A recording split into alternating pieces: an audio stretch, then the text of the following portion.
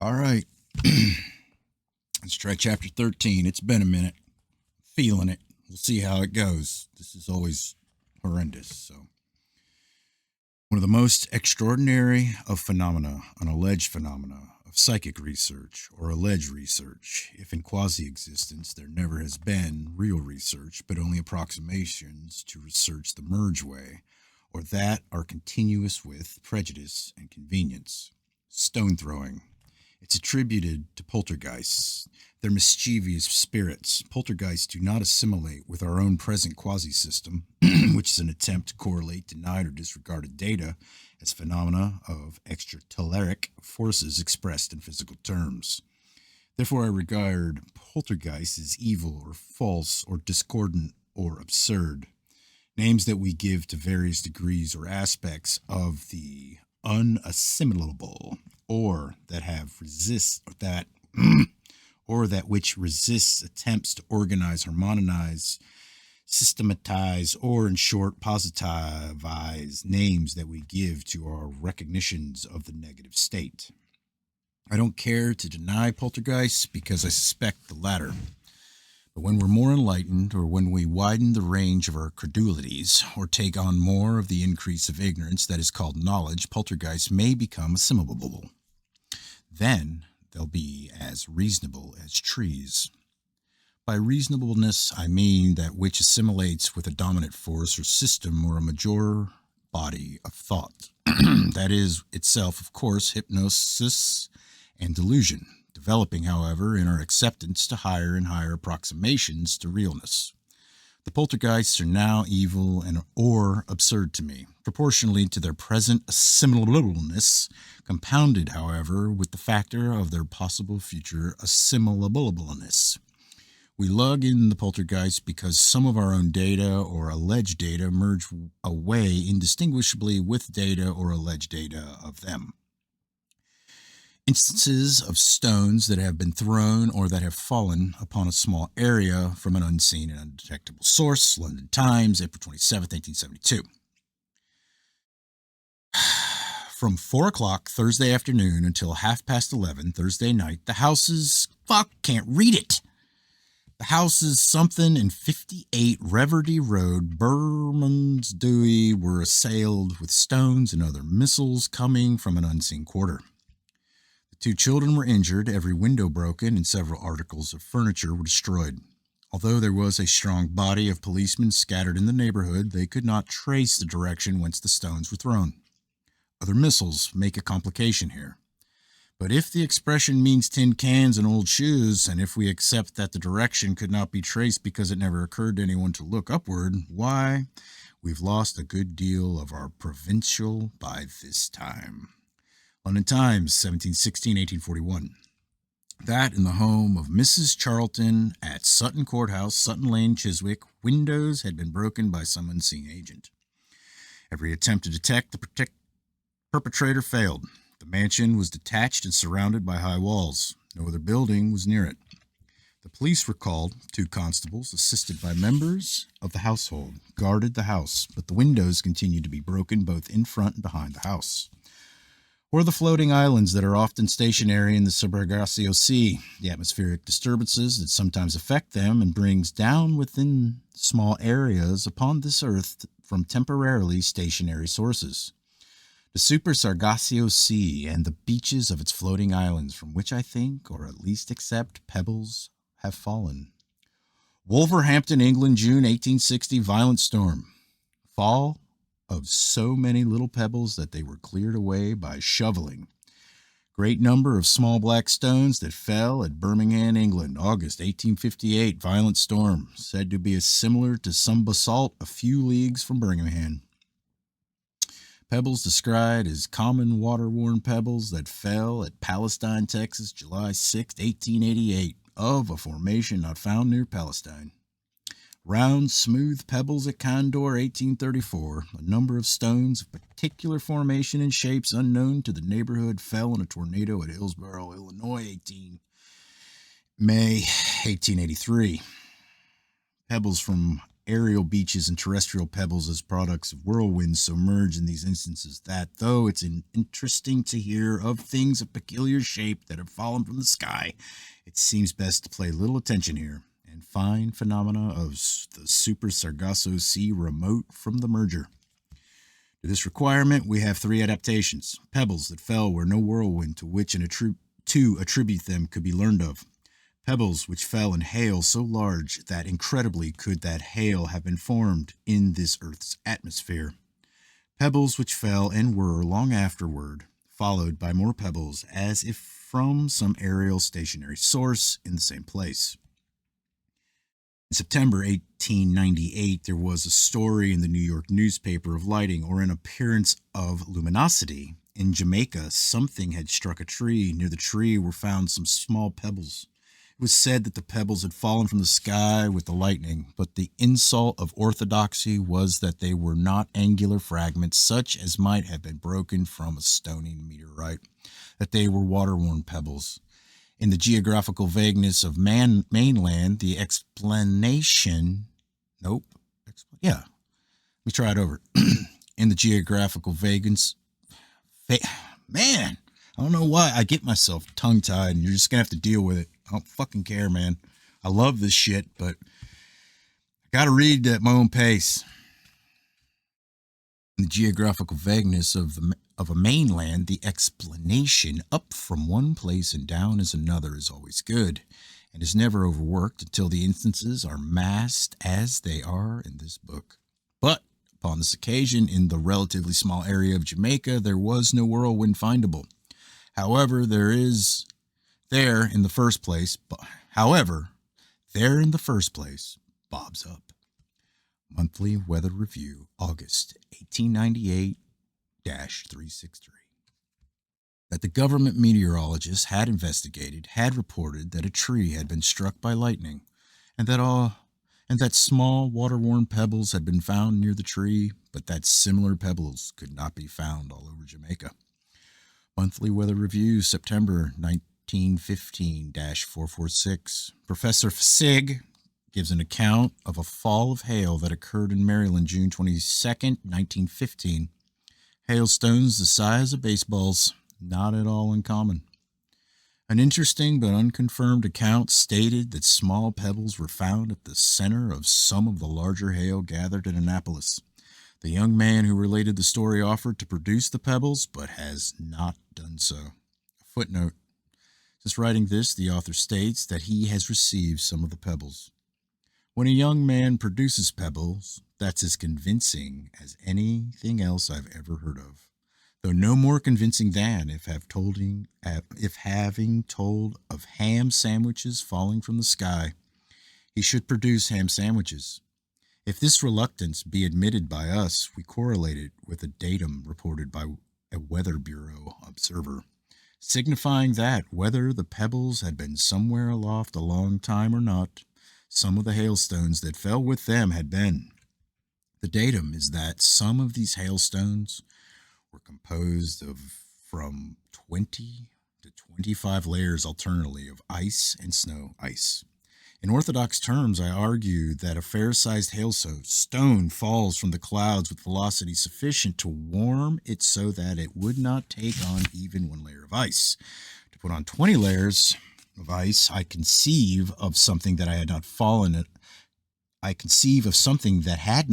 at all, but had rolled somewhere at a leisurely rate for a long time. We now have a commonplace datum that is familiar in two respects. Little systematic objects of metal that fell at Orenburg, Russia, September 1824. A second fall of these objects at Orenburg, Russia, January 25th, 1825. I now think of the disk of Tarbes. When I came upon these data, I was impressed only with reoccurrence because the objects of Orenburg were described as crystals of pyrates or sulfate of iron. I had no notion of metallic objects that might have been shaped or molded by means other than crystallization until I came to Argot's account of these occurrences. Here, the analysis gives 70% red oxide of iron of sulfur and loss by ignition 5%. It seems to me acceptable that iron with considerably less than 5% sulfur in it is not iron pyrites. Then little rusty iron objects shaped by some other means have fallen 4 months apart at the same place. Mr. Argot expresses astonishment at this phenomenon of reoccurrence so familiar to us. Altogether, I find opening before us vistas of heresies to which I, for one, must shut my eyes. I have always been in sympathy with the dogmatists and exclusionists. That is plain in our opening lines. That to seem to be is falsely and arbitrarily and dogmatically to exclude. It is only that exclusionists who are good in the 19th century are evil in the 20th century. Constantly we feel merging away into infinitude. But that this book shall approximate to form, or that our data shall approximate to organization, or that we shall approximate to intelligibility, we have to call ourselves back constantly from wandering off into infinitude. The thing that we do, however, is to make our own outline, or the difference between what we include and what we exclude, vague. The crux here, and the limit beyond which we may not go very much, is acceptance that there is a region that we call the Super Sargasso Sea, not yet fully accepted, but a provisional position that has received a great deal of support. But is it a part of this earth? And does it revolve with and over this earth? Or does it flatly overlie this earth, not revolving with and over this earth? That this earth does not revolve and is not round or roundish at all, but is continuous with the rest of its system, so that if one could break away from the traditions of the geographers, one might walk and come to Mars, and then find Mars continuous with Jupiter. I suppose someday with such queries will sound absurd, the thing will be so obvious, because it is very difficult for me to conceive of little metallic objects hanging precisely over a small town in Russia for 4 months in revolving unattached with the revolving earth. It may be that something aimed at that town and then latter took another shot. These are speculations that seem to me to be evil relatively to these early years in the 20th century. Just now I accept that this earth is not round, of course, that is very old-fashioned, but round-ish, or at least that it has what is called form of its own and does not revolve upon its axis and in an orbit around the sun. I only accept these old traditional notions, and that above it are regions of suspension that revolve with it, from which objects fall by disturbances of various kinds and then later fall again in the same place. Monthly Weather Review, May 1884-134. Report from the Signal Service Observer at Bismarck, Dakota.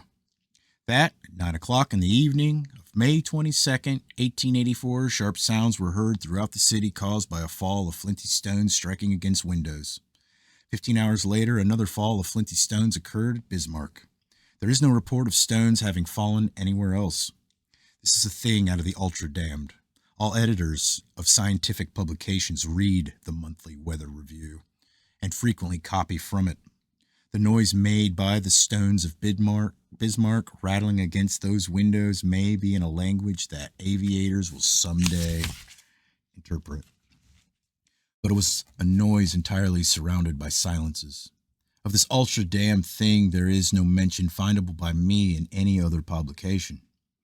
The size of some hailstones has worried many meteorologists, but not textbook meteorologists. I know of no more serene occupation than that of writing textbooks, though writing for the war cry of the Salvation Army may be equally unadventurous. In the drowsy tranquility of a textbook, we easily and unintelligently read of dust particles around which icy rain forms, hailstones in their fall, then increasingly by accretion, by accretion. But in the meteorological journals, we read often of airspaces nucleating hailstorms. But it's the size of the things. Dip a marble in icy water. Dip and dip and dip it. If you're a resolute dipper, you will, after a while, have an object the size of a baseball. But I think a thing could fall from the moon in that length of time. Also, the strata of them. The Maryland hailstones are unusual, but a dozen strata have often been counted. Farrell gives an instance of 13 strata. Such considerations led Professor Schwedeldorf to argue that some hailstones are not and cannot be generated in this Earth's atmosphere, that they come from somewhere else. Now, in a relative existence, nothing can be itself be either attractive or repulsive. Its effects are functions of its associations or implications. Many of our data have been taken from very conservative scientific sources. It was not until their discordant implications or irreconcilabilities with the system were perceived that excommunication was pronounced against them. Professor Schwedeldorf's paper was read before the British Association. The implication and its repulsiveness of the implication to the snug and tight little exclusionists of 1882, though we hold out that they were functioning well and ably relatively to 1882. There is water, oceans or lakes and ponds of rivers of it, that there is water away from and yet not far remote from this Earth's atmosphere and gravitation. The pain of it, that the snug little system of 1882 would be ousted from its purposefulness. A whole new science to learn. The science of supergeography. And science is a turtle that says that its own shell encloses all things. So the members of the British Association, to some of the Professor Schwedeldorf's ideas were like slaps on the back of an environment-denying turtle. Some of them, his heresy was like an offering of meat, raw and dripping, to feed lambs. Some of them bleated like lambs, and some of them turtled like turtles we used to crucify, but now we ridicule, or in the loss of vigor of all progress, the spike has etherealized into the laugh. Sir William Tomlinson ridiculed the heresy with the phantomausterities of this era. That all bodies, such as hailstones, if away from this Earth's atmosphere, would have to move at planetary velocity, which would be positively reasonable if the pronouncements of Saint Isaac were anything but articles of faith. That a hailstone falling through this Earth's atmosphere with planetary velocity would perform 13,000 times as much work as would raise an equal weight of water 1 degree centigrade, and therefore never fall as a hailstone at all, be more than melted, super volatilized. These turls and these bleats of pedantry, though we insist that relatively to 1882, these turls and bleats should be regarded as respectfully as we regard rag dolls that keep infants occupied and noiseless. It is the survival of rag dolls into maturity that we object to. So these pious and native ones who believe that 13,000 times something could have, that is a quasi-existence, an exact and calculable resultant, whereas there is in quasi-existence nothing that can, except by delusion and convenience, be called a unit in the first place, whose devotions to Saint Isaac require blind belief in formulas of falling bodies. Against data that were piling up in their own time of slow-falling meteorites, milkworm, one admitted by the Farrington and Merrill, at least one icy meteorite, nowhere denied by the present orthodoxy, a datum as accessible to Thomson in 1882 as it is now to us, because it was an occurrence of 1860. Beans and needles and tacks and a magnet. Needles and tacks adhere to the systematized relativity. God, fuck. Needles and tacks adhere to the systematized relatively. I gotta get it right, dude. It sounds important. Needles and tacks adhere to and systemize relatively to a magnet. But if some beans too be caught up, they are irreconcilables to the system and drop right out of it. A member of the Salvation Army may hear over and over data that seem so memorable to an evolutionist. It seems so remarkable that they do not influence him. one finds that he cannot remember them. It is incredible that Sir William Thomson had never heard of slow-falling cold meteorites. It is simply that he had no power to remember such irreconcilabilities. And then Mr. Simmons again. Mr. Simmons was a man who probably did more for the science of meteorology than did any other man of his time. Therefore, he probably did more to hold back the science of meteorology than did any other man of his time. In Nature 41-135, Mr. Simmons says that Professor Schwedeldorf's ideas are very droll. I think that even more amusing is our own acceptance that not very far above this Earth's surface is a region that will be the subject of a whole new science, supergeography, with which all we shall immortalize ourselves in the resentments of the schoolboys of the future. How many more do I have to go? Son of a bitch. God damn it. I can't do it. I can't do it. I gotta stop. Fucking love this book. All right. I think that even more amusing is our own acceptance that very far above this Earth's surface is a region that will be the subject of a whole new science, supergeography, with which we shall immortalize ourselves in the resentments of the schoolboys of the future. Pebbles and fragments of meteors and things from Mars and Jupiter and Azuria, wedges, delayed messages, cannonballs, bricks, nails, coal and coke and charcoal and offensive old cargoes. Things that coat in ice in some regions and things that get into areas so warm that they putrefy, or that there are all the climates of geography and supergeography. I shall have to accept that floating in the sky of this earth there often are fields of ice as extensive as those on the Arctic Ocean, volumes of water in which are many fishes and frogs, tracts of a land covered with caterpillars. Aviators of the future. They fly up and up, then they get out and walk. The fishing's good, the bait's right there. They find messages from other worlds, and within 3 weeks there's a big trade worked up in forged messages. Sometimes I shall write a guidebook to the Super Sargasso Sea for aviators, but just as a present there wouldn't be much call for it. I now have more of our expression upon hail as a co-commitment.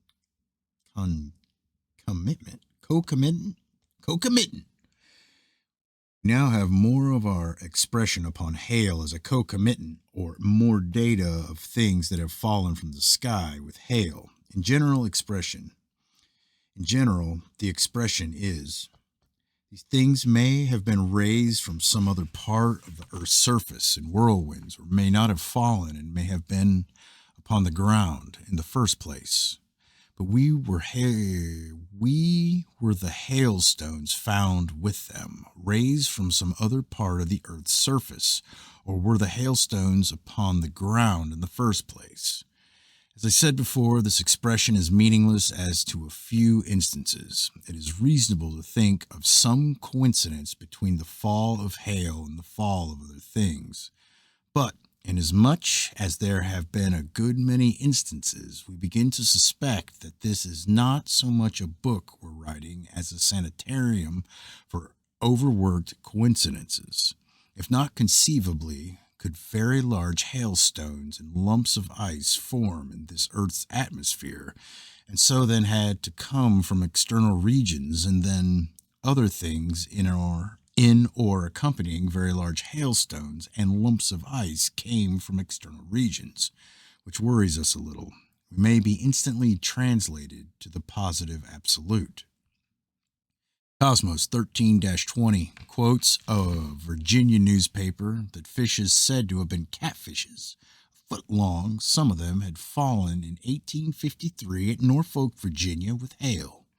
Vegetable debris, not only nuclear but frozen upon the surface of large hailstones at Toulouse, France, July 28, 1874. Description of a storm at Pontiac, Canada, July 11th, 1864, in which it is said that it was not hailstones that fell, but pieces of ice from half an inch to over 2 inches in diameter.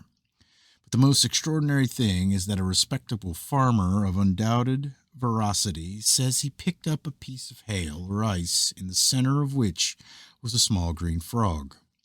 Storm at Dubuque, Iowa, June 16, 1882, in which fell hailstones and pieces of ice. The foreman of the Novelty Iron Works of this city states in 2 large hailstones melted by him were found small living frogs. But the pieces of ice that fell upon this occasion had a peculiarity that indicates, though by as bizarre an indication as any we've had yet, they had been for a long time motionless or floating somewhere. We'll take that up soon. Living age 52-186. At June 30th, 1841, fishes, of which was 10 inches long, fell at Boston. That 8 days later, fishes and ice fell at Derby. In Tim's yearbook, 1842-275, it is said that at Derby the fishes had fallen in enormous numbers, from half an inch to 2 inches long, and some considerably larger. In the Anthem, or Anthonymum, 1841-542, copied from the Sheffield Patriot, it is said that one of the fishes weighed 3 ounces. In several accounts, it is said that the fishes fell many small frogs and pieces of half-melted ice. We are told that the frogs and the fishes had been raised from some other part of the earth's surface in a whirlwind. No whirlwind specified. Nothing said as to what part of the earth's surface comes from ice. In the month of July, interests us that the ice is described as half melted. In the London Times, July 15, 1841, it is said that the fishes were sticklebacks, that they had fallen with ice and small frogs, many of which had survived the fall. Gotta get sorry, I have trouble. This text is all pushed together, and there's a lot of commas, and it all looks the same, and I keep wanting to look at the line above me. It's the only book I do that to. All right. It is said that the fishes were sticklebacks, that they had fallen with ice and small frogs, many which had survived the fall. We note that in Dunfermline, 3 months later, October 7th, 1841, fell many fishes, several inches in length, in a thunderstorm. Hailstones we don't care so much about. The fact of stratification seems significant, but we think more of the fall of lumps of ice from the sky as possible data of the Super Sargasso Sea. Lumps of ice, a foot in circumference, Derbyshire, England, May 12, 1811. Gaboidal mass, 6 inches in diameter, that fell at Birmingham 26 days later. Size of pumpkins, Bangalore, India, May 22, 1851. Masses of ice of 1.5 pounds each. New Hampshire, August 13, 1851. Masses of ice, size of a man's head, in the Delphos tornado. Large as a man's hand, killing thousands of sheep. Texas, May 3rd, 1877. Pieces of ice so large that they could not be grasped in one hand in a tornado in Colorado, June 24th, 1877. Lumps of ice 4.5 inches long, Richmond, England, August 2nd, 1879. Mass of ice 21 inches in circumference that fell with hail, Iowa, June 1881. Pieces of ice 8 inches long and 1.5 inches thick, Davenport, Iowa, August 30th, 1882. Lump of ice the size of a brick, weight 2 pounds, Chicago, July 12th, 1883. Lumps of ice that weighed 1.5 pounds each, India, May, 1883. Lump of ice weighing 4 pounds, Texas, December 6, 1893. Lumps of ice 1 pound in weight, November 14, 1901, in a tornado, Victoria. Of course, it is our acceptance that these masses not only accompanied tornadoes, but were brought down to this earth by tornadoes.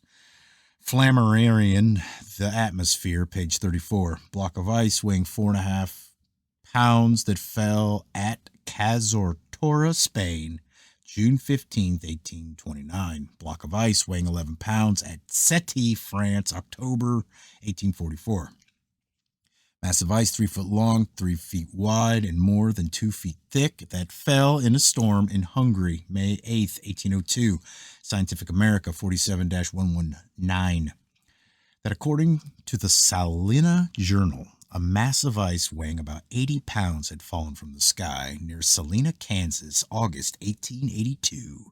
We are told that Mr. W.J. Hagler, the North Santa Fe merchant, became possessor of it and packed it in sawdust in his store. London Times, April 7th, 1860.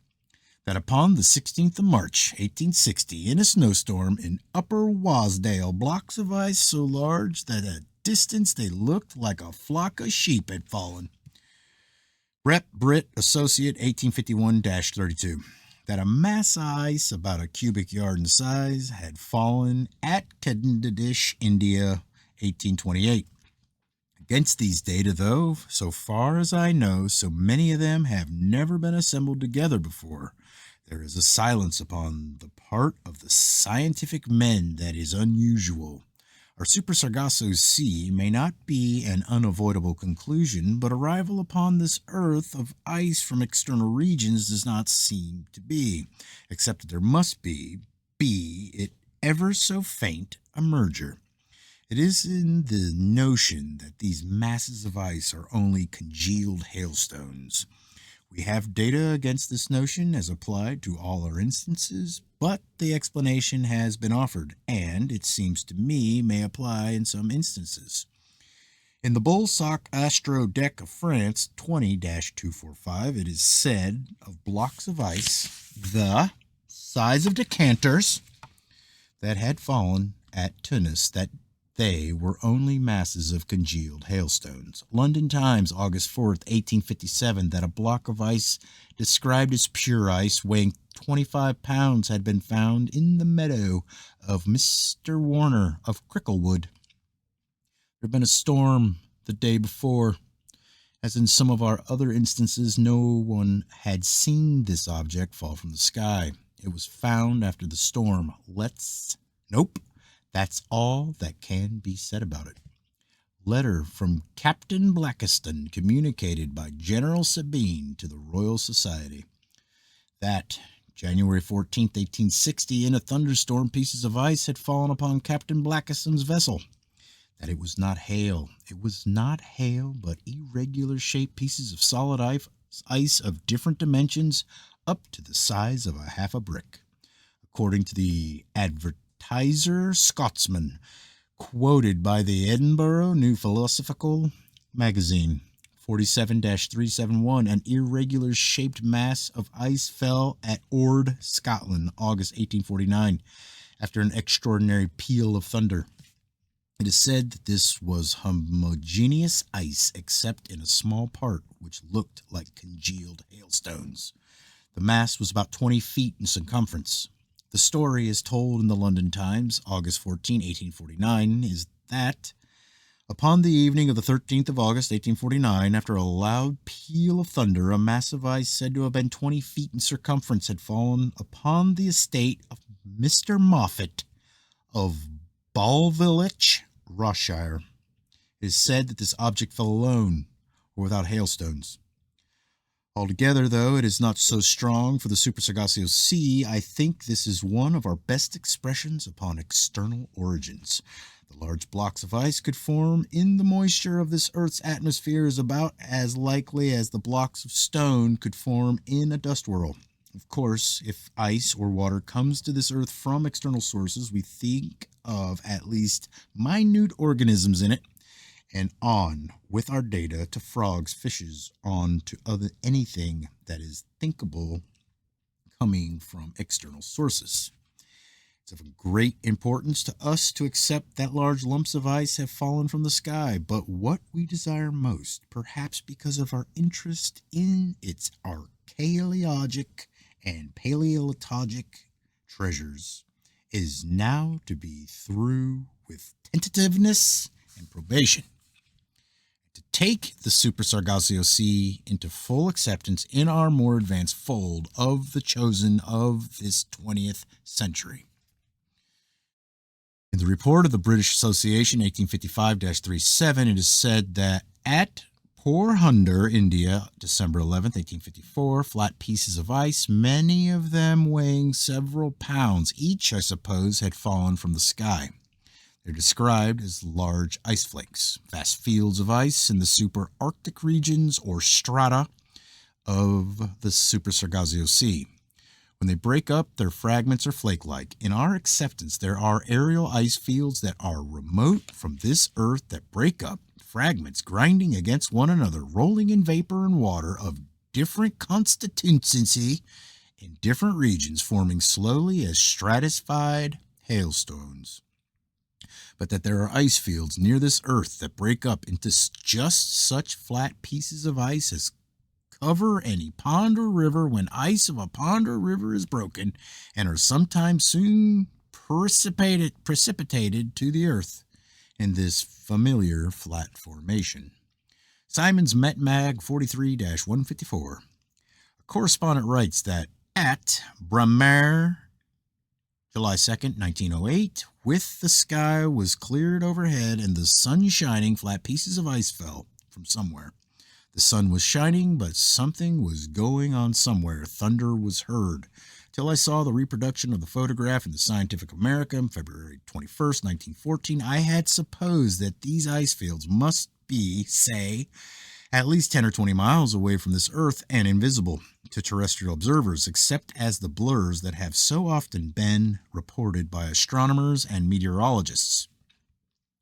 Photograph published by the Scientific American is of an aggregation supposed to be clouds, presumably not very high, so clearly detailed are they. The writer says that they look to him like a field of broken ice. Beneath is a picture of a conventional field of ice, floating ordinarily in water. The resemblance between the two pictures is striking. Nevertheless, it seems to me incredible that the first of the photographs could be of an aerial ice field, or that gravitation could cease to act at only a mile or so from the Earth's surface. Unless the exceptional, the flux and vagary of all things, or that normally this Earth's gravitation extends, say, 10 or 15 miles outward, but that gravitation must be rhythmic. Of course, in the pseudo-formulas of astronomers, gravitation as a fixed quantity is essential, except that gravitation is a variable force, and astronomers deflate with a perceptible hissing sound into the punctured condition of economists, biologists, meteorologists, and all the others of the humbler divinities who can admittedly offer only insecure approximations. We refer all who would not like to hear this hiss of escaping arrogance to Herbert Spencer's chapters upon the rhythm of all phenomena. If everything else, light from the stars, heat from the sun, the winds and the tides, forms and colors and sizes of animals, demands and supplies and prices, political opinions and chemic reactions and religious doctrines and magnetic intensities and ticking of clocks and arrival and departure of the seasons, if everything else is variable, we accept that the notion of gravitation as fixed and formulable is only another attempted positivism, doomed, like all other illusions of realness and quasi-existence. So it is intermediatism to accept that, though gravitation may approximate higher in invariability than do the winds, for instance, it must be somewhere between the absolutes of stability and instability. Here, then, we are not much impressed with the opposition of physicists and astronomers, fearing a little mournfully that their language of expiring sibilations. So then the fields of ice in the sky, and that, though usually so far away as to be mere blurs, at times they come close enough to be seen in detail. For the description of what I call a blur, see Pop Sci News, February 1884, Sky. In general, unusually clear, but near the sun, a white, slightly curdled haze, which was dazzlingly bright. We accept that sometimes fields of ice pass between the sun and the earth. That many strata of ice or very thick fields of ice or superimposed fields would obscure the sun, that there have been occasions when the sun was eclipsed by fields of ice. Flammarion, the atmosphere, page 394, that a profound darkness came upon the city of Brussels, June 18th, 1839. There fell flat pieces of ice an inch long. Intense darkness at Attican, Minnesota, April 2nd, 1889. Sand and solid chunks of ice reported to have fallen. In Simmons Meteorological Magazine 32-192 are outlined rough edge but smooth surface pieces of ice that fell at Manassas, Virginia, August 10th, 1897. They look as much like the roughly broken fragments of a smooth sheet of ice as ever have roughly broken fragments of smooth sheet of ice looked. About 2 inches across and 1 inch thick. In Cosmos 3-116, it is said that at Rowan, July 5th, 1853, fell irregular-shaped pieces of ice about the size of a hand, described as looking as if all had been broken from one enormous block of ice. That, I think, was an aerial iceberg. In the awful density or almost absolute stupidity of the 19th century, it never occurred to anybody to look for traces of polar bears or of seals upon these fragments. Of course, seeing what we want to see, having been able to gather these data only because they are in agreement with notions formed in advance, we are not so respectful to our own notions as to a similar impression forced upon an observer who had no theory or acceptance to support. In general, our prejudices see and our prejudices investigate, but this should not be taken as an absolute. Monthly Weather Review, July 1894. That from the Weather Bureau of Portland, Oregon, a tornado of June 3rd, 1894 was reported. Fragments of ice fell from the sky. They averaged 3 or 4 inches square and about an inch thick. In length and breadth, they had the smooth surfaces required by our acceptance, and, according to the writer in the review, gave the impression of a vast field of ice suspended in the atmosphere and subtly broken in the fragments about the size of the palm of the hand.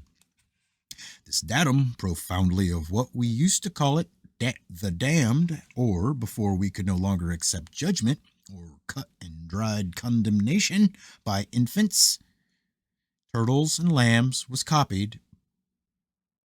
but without comment, in the Scientific American 71-371. Our theology is something like this. Of course, we ought to be damned, but we revolt against education by infants, turtles, and lambs. We now come to some remarkable data in a rather difficult department of supergeography. Vast fields of aerial ice. There's a lesson to me in the treachery of the imaginable.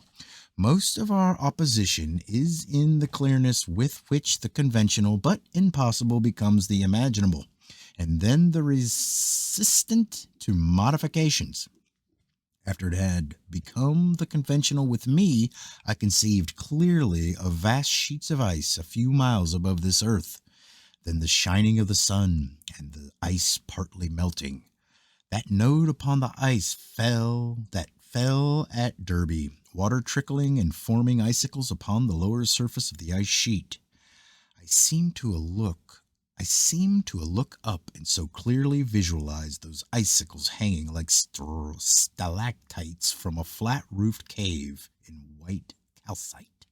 Or I looked up at the underside of an aerial ice lump and seemed to see a papillation of similar to that observed by a calf at times. But then, if icicles should form upon the underside of a sheet of aerial ice, that would be by the falling of water towards this earth. An icicle is, of course, an expression of gravitation, and if water melting from ice should fall towards this earth, why not the ice itself fall before an icicle could have time to form? Of course, In quasi-existence, where everything is a paradox, one might argue that the water falls, but the ice does not, because the ice is heavier, that is, in masses. That notion, I think, belongs in a more advanced course than we are taking at present. Our expression upon icicles. Vast field of aerial ice. It is inert to this Earth's gravitation by ununiversal flux and variation, but of it sags closer to this Earth and is susceptible to gravitation. By cohesion with the main mass, this part does not fall, but water melting from it does fall and forms icicles. Then, by various disturbances, this part sometimes falls in fragments that are protrusive with icicles. Of the ice that fell, some of it enclosing living frogs at Dubuque, Iowa, June 16th, 1882, it is said that there were pieces from 1 to 17 inches in circumference, the largest weighing 1 pound and 3/4, that upon some of them were icicles half an inch in length. We emphasize that these objects were not hailstones. The only merger is that of knobby hailstones or of large hailstones with protuberances wrought by crystallization, but that is no merger with terrestrial phenomena, and such formations are uncountable to orthodoxy, or it is incredible that hail could so crystallize, not forming by what is that word? Why do you do this to me? Not forming by accretion, accretion, in the fall of a few seconds. For an account of such hailstones, see Nature 61-594. Note the size. Some of them the size of turkey eggs. It is our expression that sometimes the icicles themselves have fallen as if by concussion, or as if something had swept against the underside of an aerial ice floe, detaching its papillations. Monthly Weather Review, June 1889, that at Oswego, New York, June 11th, 1889, according to the Turin, New York Leader, there fell in a thunderstorm pieces of ice that resembled the fragments of icicles. Monthly Weather Review, 29-506, that in Florence Island, St. Lawrence River, August 8th, 1901, with ordinary hail, fell pieces of ice formed like icicles, the size and shape of lead pencils that had been cut into sections about 3/8 of an inch in length. So are data of the Super Sargasso Sea and its Arctic region, and for weeks at a time, an ice field may hang motionless over a part of this Earth's surface. The sun has some effect upon it, but not much until late in the afternoon. I should say part of it has sagged, but it is held up by cohesion with the main mass, whereupon we have such an occurrence as would have been a little uncanny to us once upon a time, or fall of water from a cloudless sky day after day in one small part of this Earth's surface, late in the afternoon when the sun's rays had time for their effects. Monthly Weather Review, October 1886, that according to the Charlotte Chronicle, October 21st, 1886, 3 weeks there had been a fall of water from the sky in Charlotte, North Carolina, localized in a particular spot every afternoon about 3 o'clock. That, whether the sky was cloudy or cloudless, the water or rain fell upon a small patch of land between 2 trees and nowhere else.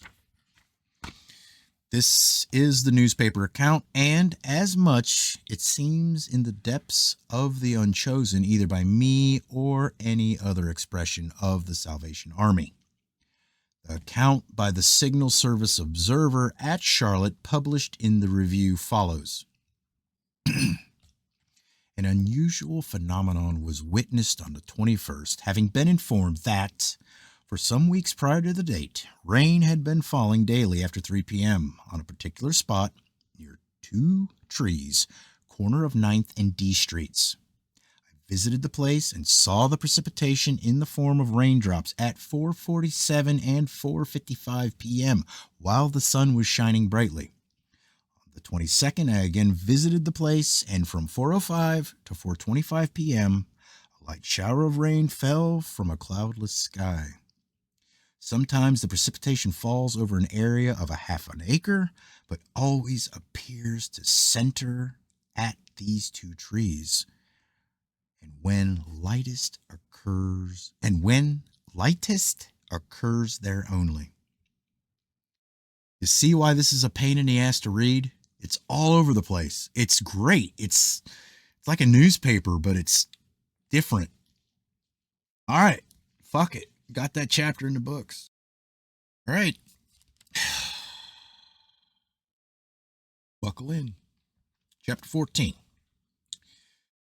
see, conventionally, it is not only that we think and act and speak and dress alike, but of our surrender to social attempt at entity in which we are only supercellular, we see that it is proper that we should see.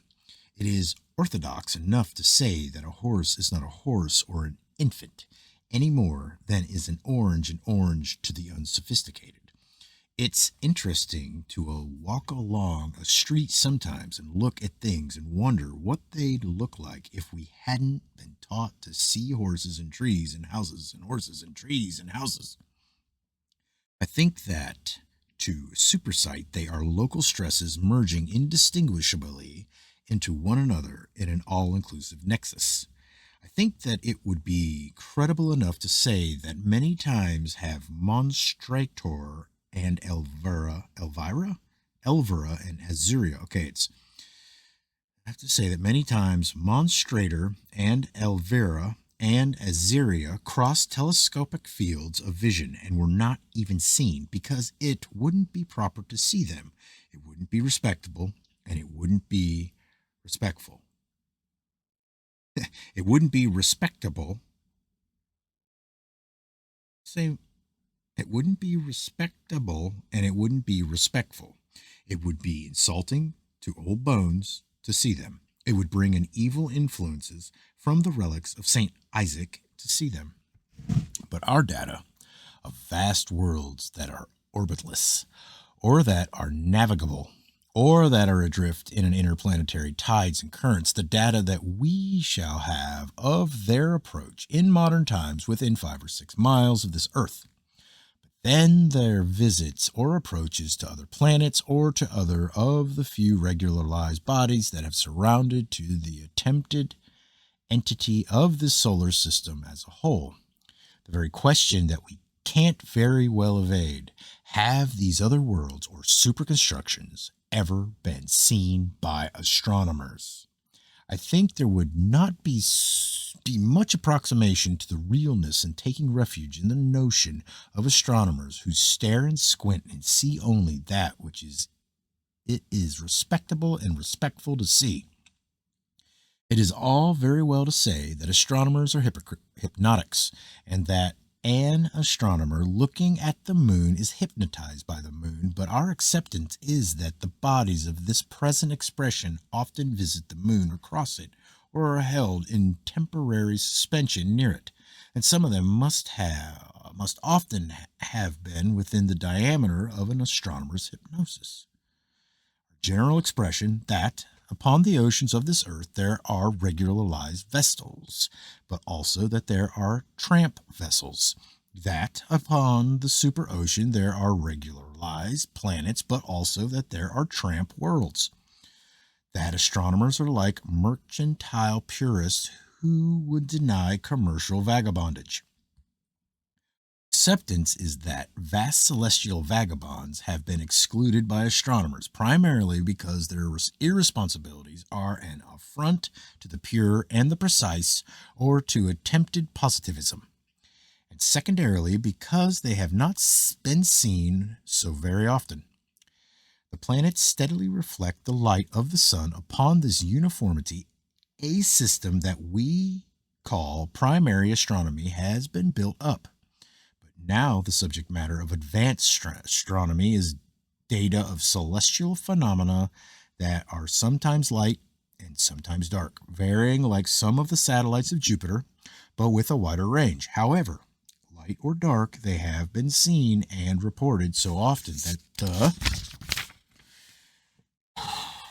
only important reason for their exclusion is that they don't fit in.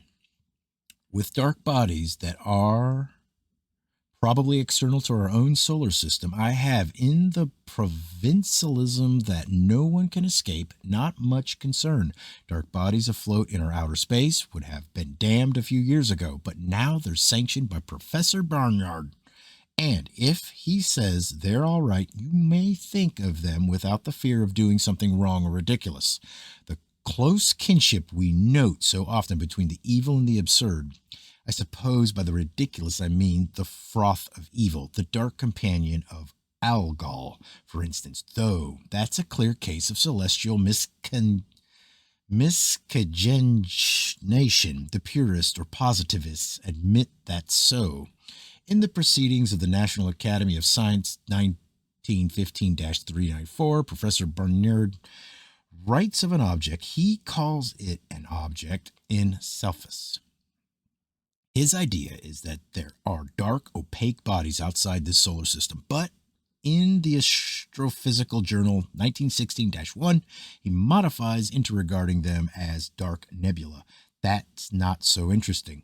We accept that Venus, for instance, has often been visited by other worlds or by superconstructions from which some cinders and coke and coal, that sometimes these things have reflected light and have been seen from this earth by professional astronomers.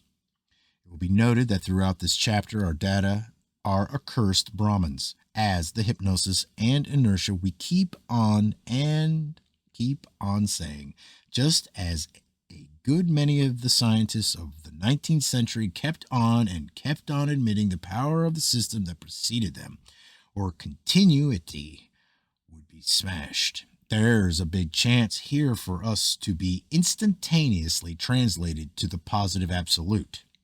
Oh well. What I emphasize here is that our damn data are observations by astronomers of the highest standing, excommunicated by the astronomers of similar standing, but backed up by the dominant spirit of their era, to which all minds had to equilibrate or be negligible, unheard, submerged. It would seem sometimes in this book as if our revolts were against the dogmatisms and pontifications of single scientists of eminence.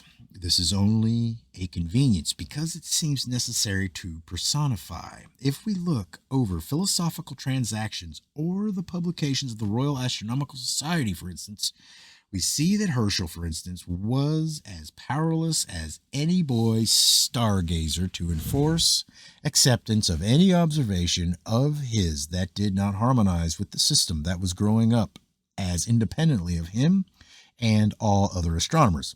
As a phase in the development of an embryo compels all cells to take on appearances concordingly with the design and the predetermined progress and schedule of the whole. Visitors of Venus. Evans, Way of the Planets, page 140. That in 1645, a large body enough to look like a satellite was seen near Venus. 4 times in the first half of the 18th century, a similar observation was reported. The last report occurred in 1767. A large body has been seen 7 times, according to the Science Gossip 1886-178 near Venus. At least one astronomer, Hauzu, accepted these observations and named the world planet superconstruction Neth. His views are mentioned in passing but without endorsement in the Trans New York Academy 5-249. Hauzu, or someone writing for the magazine section of the Sunday newspaper, outer darkness for both alike. A new satellite in this solar system might be a little disturbing, though the formulas of Laplace, which were considered final in his day, have survived the admittance of 500 or 600 bodies not included in those formulas. A satellite to Venus might be a little disturbing, but would be explained. But a large body approaching a planet, staying a while, going away, coming back some other time, anchoring as it were. Azuria is pretty bad, but Azuria is no worse than Neth. Astrophysical Journal 1-127. A light-reflecting body or a bright spot near Mars seen November 25, 1894 by Professor Pickering and others at the Lowell Observatory above an unilluminated part of Mars, self-luminous. It would seem thought to have been a cloud, but estimated to have been about 20 miles away from the planet. Luminous spot seen moving across the disk of Mercury in 1799 by Harding and Schroeder. The first bulletin issued by the Lowell Observatory in 1903, Professor Lowell describes a body that was seen on the terminator of Mars, May 20th, 1903. On May 27th, it was suspected. If still there, it had moved, we're told, about 300 miles, probably a dust cloud. Very conspicuous and brilliant spots seen on the disk of Mars, October and November 1911. So one of them accepted 6 or 7 observations that were in agreement, except that they could not be regularized upon the world. Planet, satellite, he gave it a name. He named it Neath. Monstrator and Elvira, and Azuria and Super Romanius, or heresy and orthodoxy and the oneness of all quasiness, and our ways and means and methods are the very same. Or, if we name things that may not be, we are not of lonely guilt in the nomenclature of absences. But now Leverrier and Vulcan. Leverrier again. Or to demonstrate the collapsibility of the froth, stick a pin in the largest bubble of it, astronomy and inflation. And by inflation, we mean expansion of the attenuated. Or that the science of astronomy is a phantom film distended with myth stuff, but always our acceptance that it approximates higher to substantiality than did the system that preceded it. So Leverrier and the planet Vulcan. And we repeat, and it will do us small good to repeat, if you be of the masses, that the astronomers have hypnotized, being themselves hypnotized, or they could not hypnotize others, or that the hypnotist's control is not the masterful power that it is popularity supposed to be, but only transference of state from one hypnotic to another. If you be of the masses that the astronomers have hypnotized, you will not be able even to remember. 10 pages from here, and Leverrier and the planet Vulcan will have fallen from your mind like beans from a magnet, or like data of cold meteorites from the mind of a Thompson. Leverrier and the planet Vulcan, and much the good it will do us to repeat it. But at least temporarily we shall have an impression of a historic fiasco such as, in our acceptance, could occur only in the quasi-existence. In 1859, Dr. Lescarbault, an amateur astronomer of Orgères, France, announced that upon March 26th of that year, he had seen a body of planetary size cross the sun. We are in the subject that is now as unholy to the present system as ever were its own subjects to the system that preceded it, or as ever were the slanders against miracles to the preceding system. Nevertheless, few textbooks go so far as quite to disregard this tragedy. The method of the systematists is slightingly to give a few instances of the unholy and dispose of the few. If it were desirable to them to deny that there are mountains upon this earth, they would record a few observations upon some slight eminences near Orange, New Jersey, but say that commuters, though estimable persons in several ways, are likely to have their observations mixed. The textbooks casually mention a few of the supposed observations upon Vulcan, and then pass on. Dr. Lescarbault wrote to Leverrier, who has hastened to Orgères, because this announcement assimilated with his own calculations upon a planet between Mercury and the Sun, because his solar system itself has never attained positiveness in the aspect of regularity. There are to Mercury, as there are to Neptune, phenomena irreconcilable with the formulas or motions that betray influence by something else.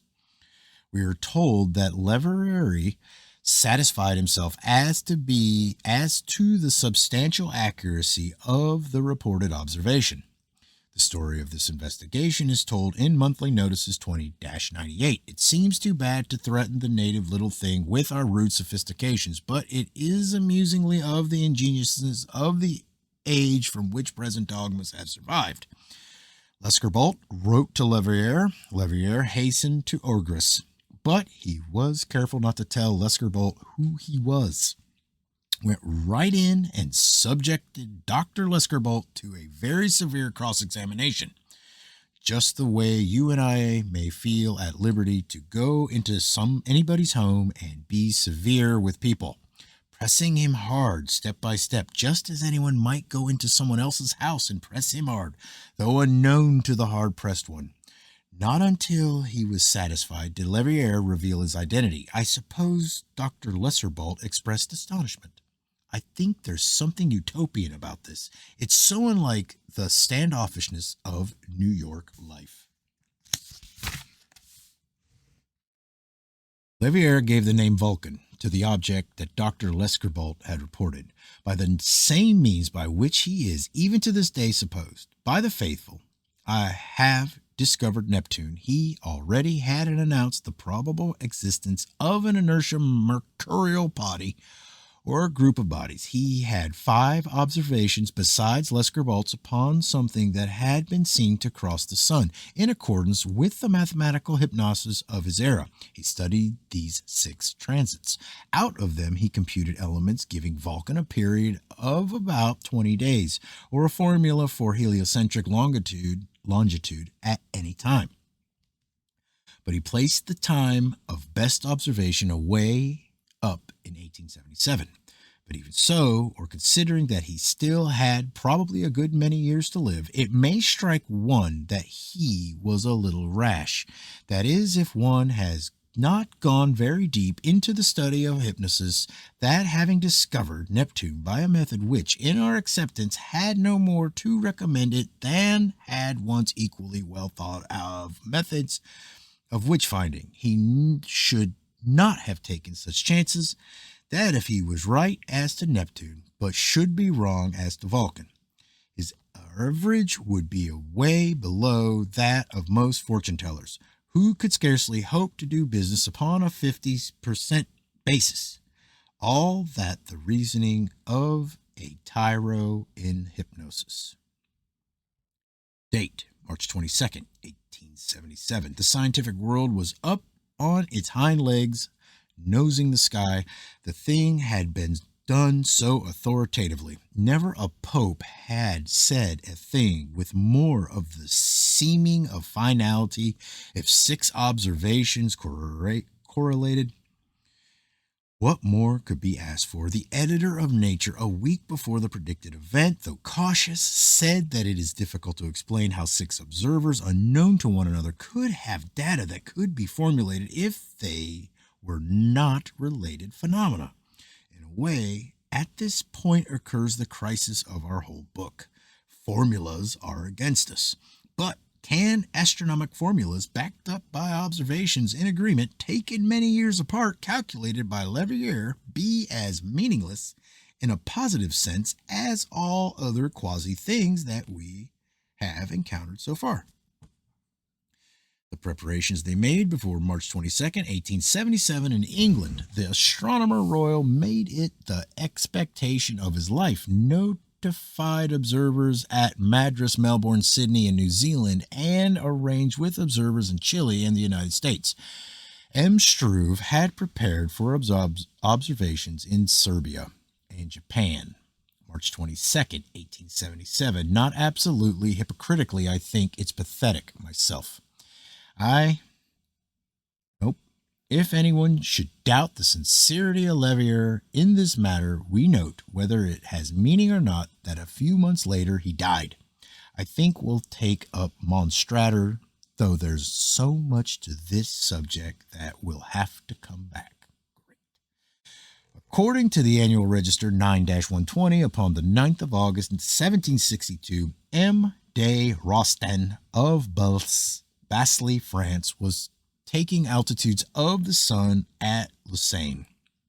He saw a vast spindle-shaped body about 3 of the sun's digits in breadth and 9 in length advancing slowly across the disk of the sun, or at no more than half the velocity with which the ordinary solar spots move.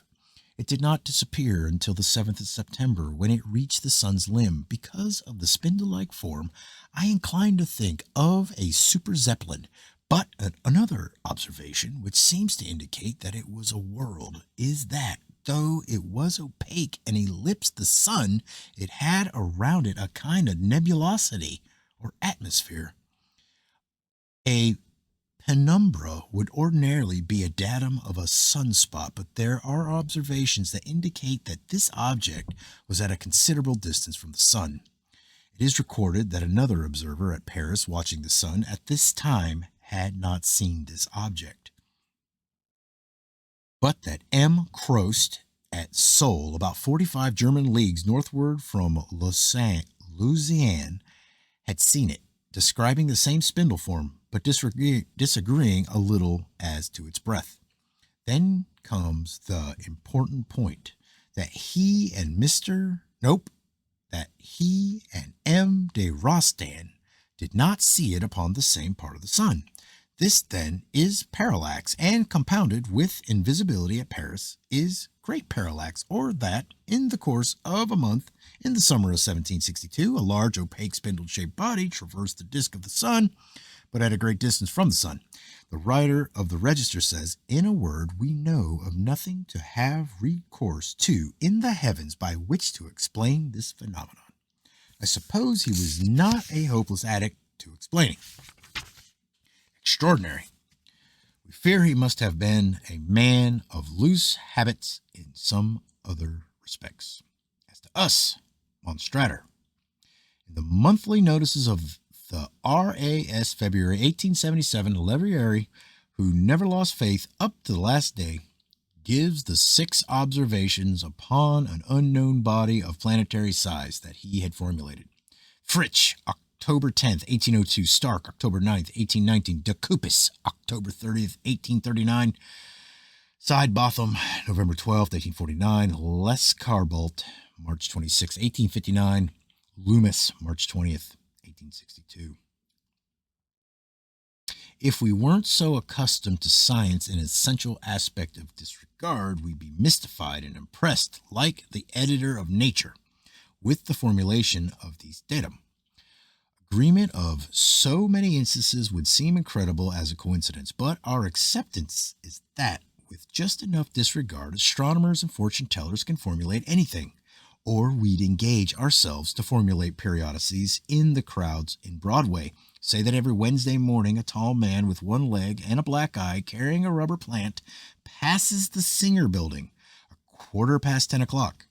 Of course, it couldn't really be done unless such a man did have such periodicity, but if some Wednesday mornings it should be a small child lugging a barrel or a fat negress with a week's wash, by ordinary disregard, that would be prediction good enough for the kind of quasi-existence we're in.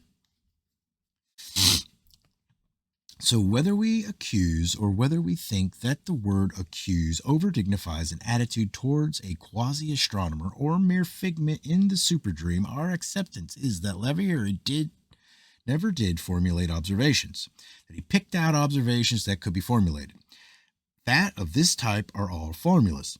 That if Leverrier had not been himself helplessly hypnotized, or if he had had in him more than a tincture of realness, never could he have been beguiled by such quasi-process, but that he was hypnotized, and so extended or transferred his condition to others, that upon March 22nd, 1877, he had this earth bristling with telescopes, with the rigid and almost inanimate forms of astronomers behind him.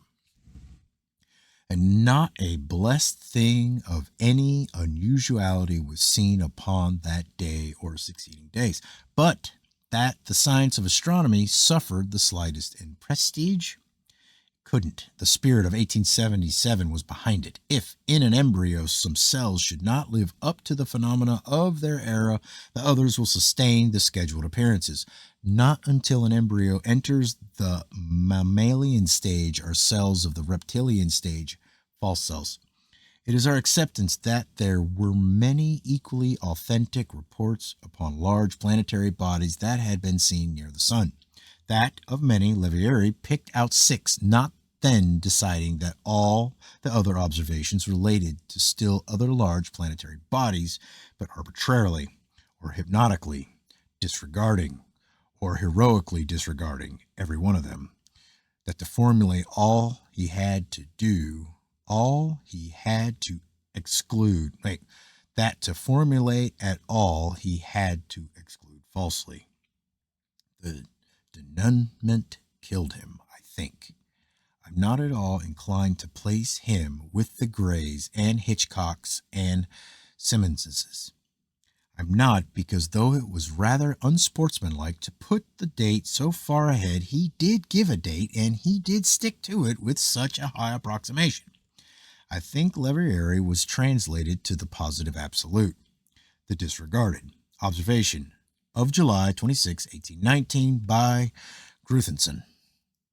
That was of 2 bodies that crossed the sun altogether. Nature 14-469.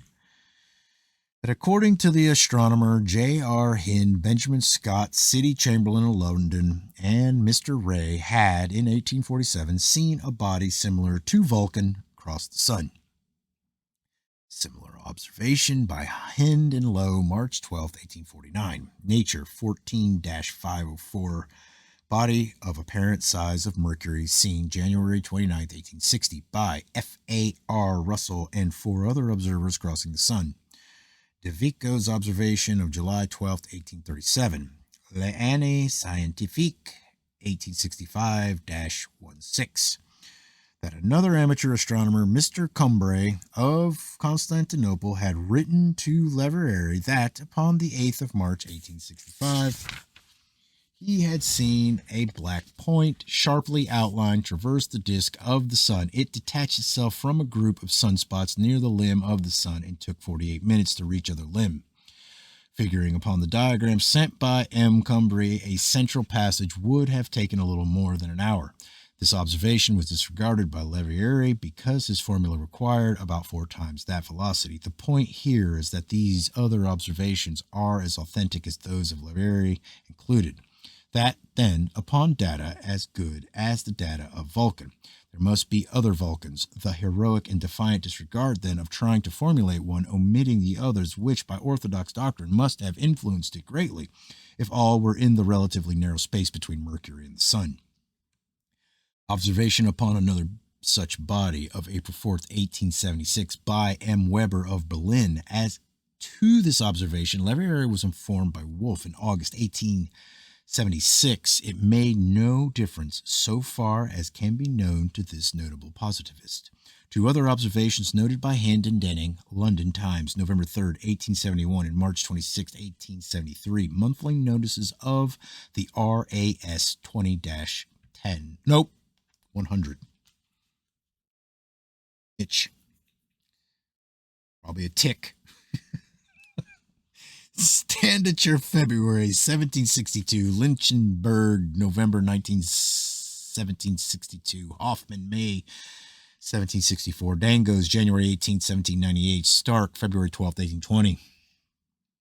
An observation by Schmidt, October 11th, 1847, is said to be doubtful, but upon page 192 it is said that this doubt had arisen because of a mistaken translation, and 2 other observations by Schmidt are given, October 14th, 1849 and February 18th, 1850.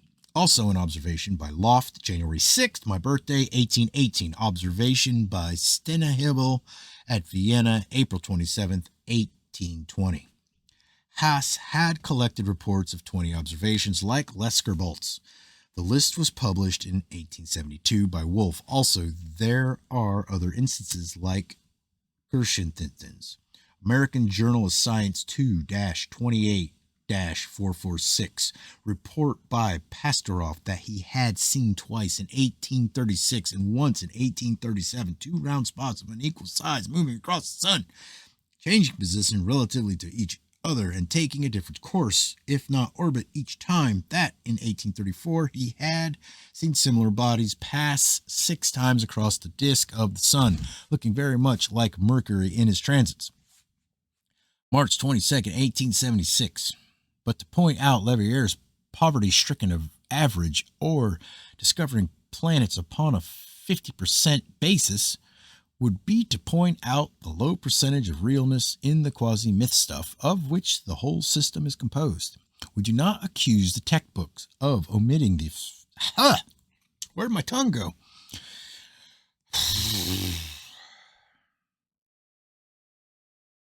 Just give me a second. I had to burp. Excuse me. We do not accuse the textbooks omitting this fiasco, but we do note that theirs is the conventional adaptation here of all beguilers who are in difficulties. By diverting of attention, it wouldn't be possible in real existence with real mentality to deal with, but I suppose it's good enough for the quasi-intellects that stupefy themselves with the textbooks. Trick here is to gloss over Leverrier's mistake and blame Lescarbault. He was only an amateur, had delusions. The reader's attention is led against Lescarbault by a report from M. Lais, director of the Brazilian Coast Survey, who, at the time of Lescarbault's supposed observation, had been watching the sun in Brazil and, instead of seeing even ordinary sunspots, had noted that the region of the supposed transit was of uniform intensity. But the meaninglessness of all utterances in quasi-existence. Uniform intensity turns our way as much as against us, or someday some brain will conceive of a way of beating Newton's third law. If every reaction or resistance is or can be interpretable as stimulus instead of resistance, if this could be done in mechanics, there's a way open here for someone to own the world, specifically in this matter. Uniform intensity means that Lescarbault saw no ordinary sunspot just as much as it means that no spot at all was seen upon the sun. Continue the interpretation of a resistance as an assistance, which can always be done with mental forces, making us wonder what applications could be made with steam and electric forces. We point out that invisibility in Brazil means parallax quite as truly as it means absence. And inasmuch as Vulcan was supposed to be distant from the sun, we interpret denial as corroboration, method, of course, of every scientist, politician, theologian, high school debater.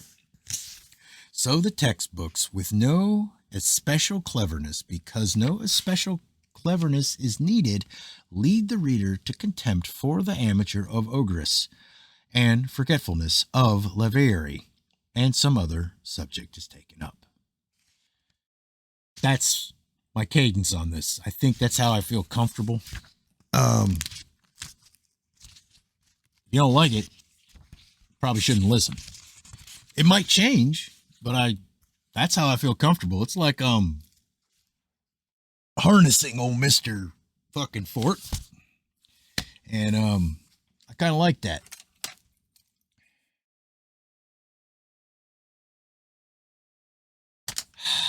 Let's keep going. But our own acceptance that these data are as good as ever they were. That if someone of eminence should predict an earthquake, and if there should be no earthquake at the predicted time, that would discredit the prophet, but data of past earthquakes would remain as good as ever they had been. It is easy enough to smile at the illusion of a single amateur. That's it. Got a chicken fence to build. All right. The mass formation: Fritsch, Stark, De Cuppus, Side-Botham, Lescarbault, Loomis, Gruthenson, De Vico, Scott, Ray Russell, Hindlow, Cumbry, Weber, Steinstier, Lichtenberg, Dangos, Hoffman, Schmidt, Loft, Steinhebel, Pasteroff. These are only the observations conventionally listed relatively to an intramercurial planet. They are formidable enough to prevent our being diverted as if it were all the dream of a lonely amateur. But they're a mere advance guard. From now on, other data of large celestial bodies, some dark and some reflecting light, will pass and keep on passing, so that some of us will remember a thing or two after the procession's over, possibly. Picking up only one of the listed observations of our impression that the discrediting of Leverrier has nothing to do with the acceptability of these data. In the London Times, January 10th, 1860, is Benjamin Scott's account of his observation that in the summer of 1847 he had seen a body that had seemed to be the size of Venus crossing the sun. He says that hardly believing the evidence of his sense of sight, he had looked for someone whose hopes or ambitions would not make him so subject to illusion. He had told his little son, aged 5 years, to look through the telescope. The child had exclaimed that he had seen a little balloon crossing the sun. Scott says that he had not had sufficient self-reliance to make public announcement of his remarkable observation at the time, but that in the evening of the same day, he had told Dr. Dick, FRAS, who had cited other instances. In the Times, January 12, 1860, is published a letter from Richard Abbott Fraz that he remembered Mr. Scott's letter to him upon this observation at the time of the occurrence. I suppose that at the beginning of this chapter, one had the notion that by hard scratching through musty old records, we might rake up vague, more than doubtful data distorting into what's called evidence of unrecognized worlds or constructions of planetary size.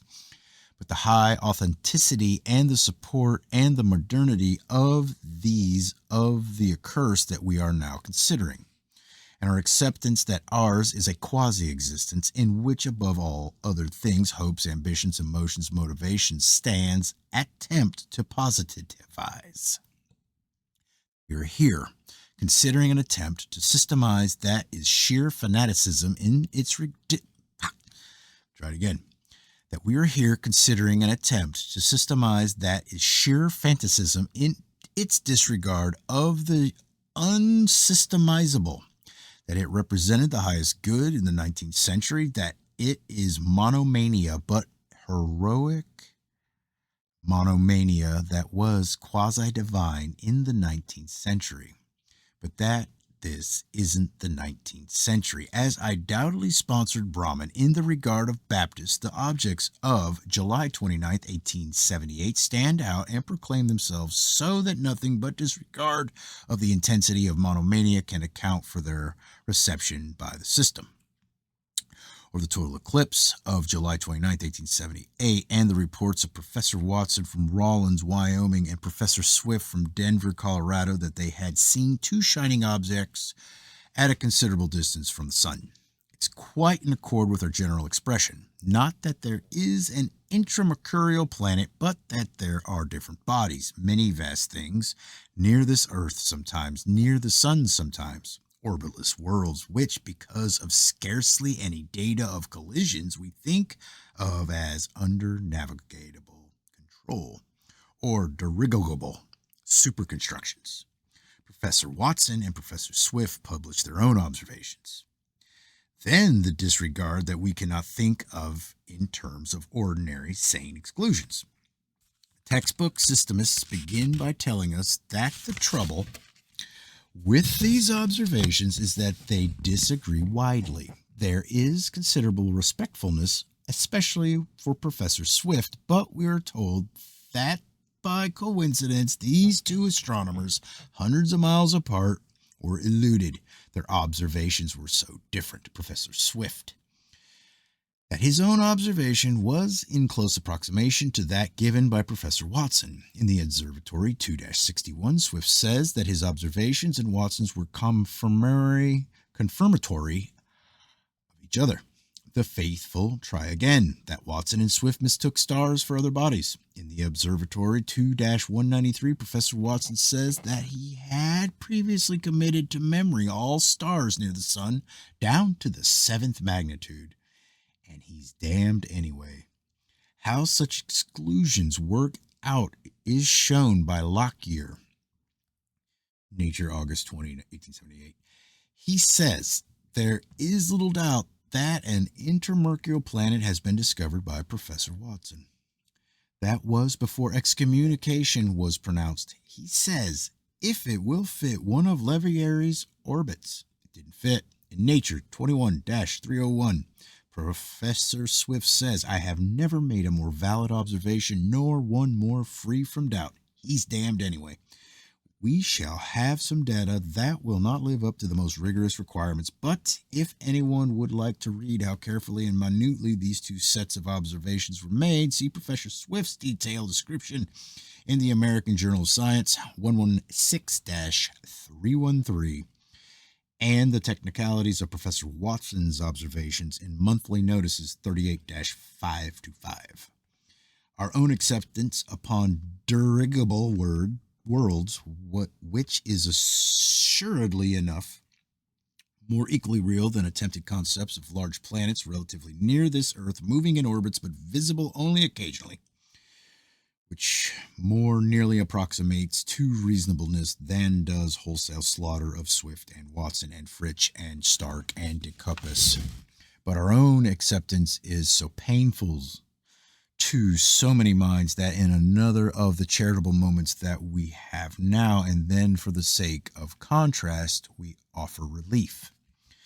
Things seen high in the sky by Swift and Watson. Well, only 2 months before, the horse and the barn. We go on with more observations by astronomers, recognizing that it is the very thing that has given them life, sustained them, held them together, that has crushed all but the quasi-gleam of independent life out of them.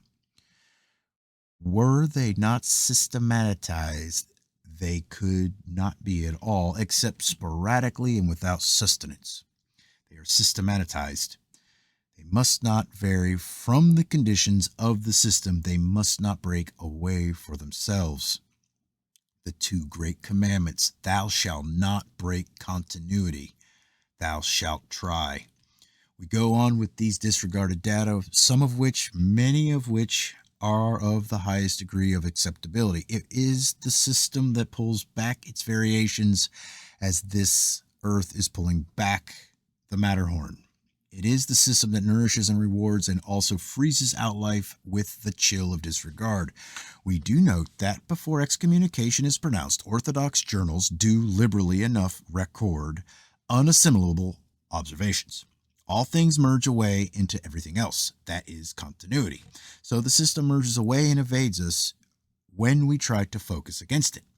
We have complained a great deal. At least we are not so dull as to have the delusion that we know just exactly what it is that we are complaining about. We speak seemingly definitely enough of the system, but we're building upon observations by members of that very system, or what we are doing. Gathering up the loose heresies of the Orthodox, of course, the system fringes and ravels away, having no real outline. A Swift will antagonize the system, and a Lockyer will call him back. But then a Lockyer will vary with a meteoric hypothesis. And a Swift will, in turn, represent the system. That state is to us typical of all intermediate phenomena, or that not conceivably is anything, really anything, if its parts are likely to be their own opposites at any time. We speak of astronomers as if they were real astronomers, but who have lost their identity in a system, as if it were a real system, but behind that system is plainly a rapport or loss of identity in the spirit of an era.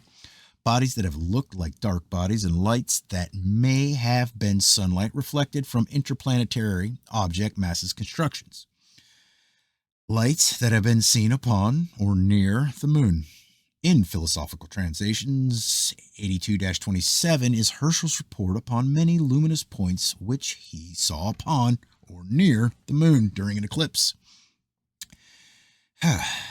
Why they should be luminous, whereas the moon itself was dark, would get us into a lot of trouble, except that latter we shall, or we shan't, except that many times have luminous objects been seen close to this earth at night.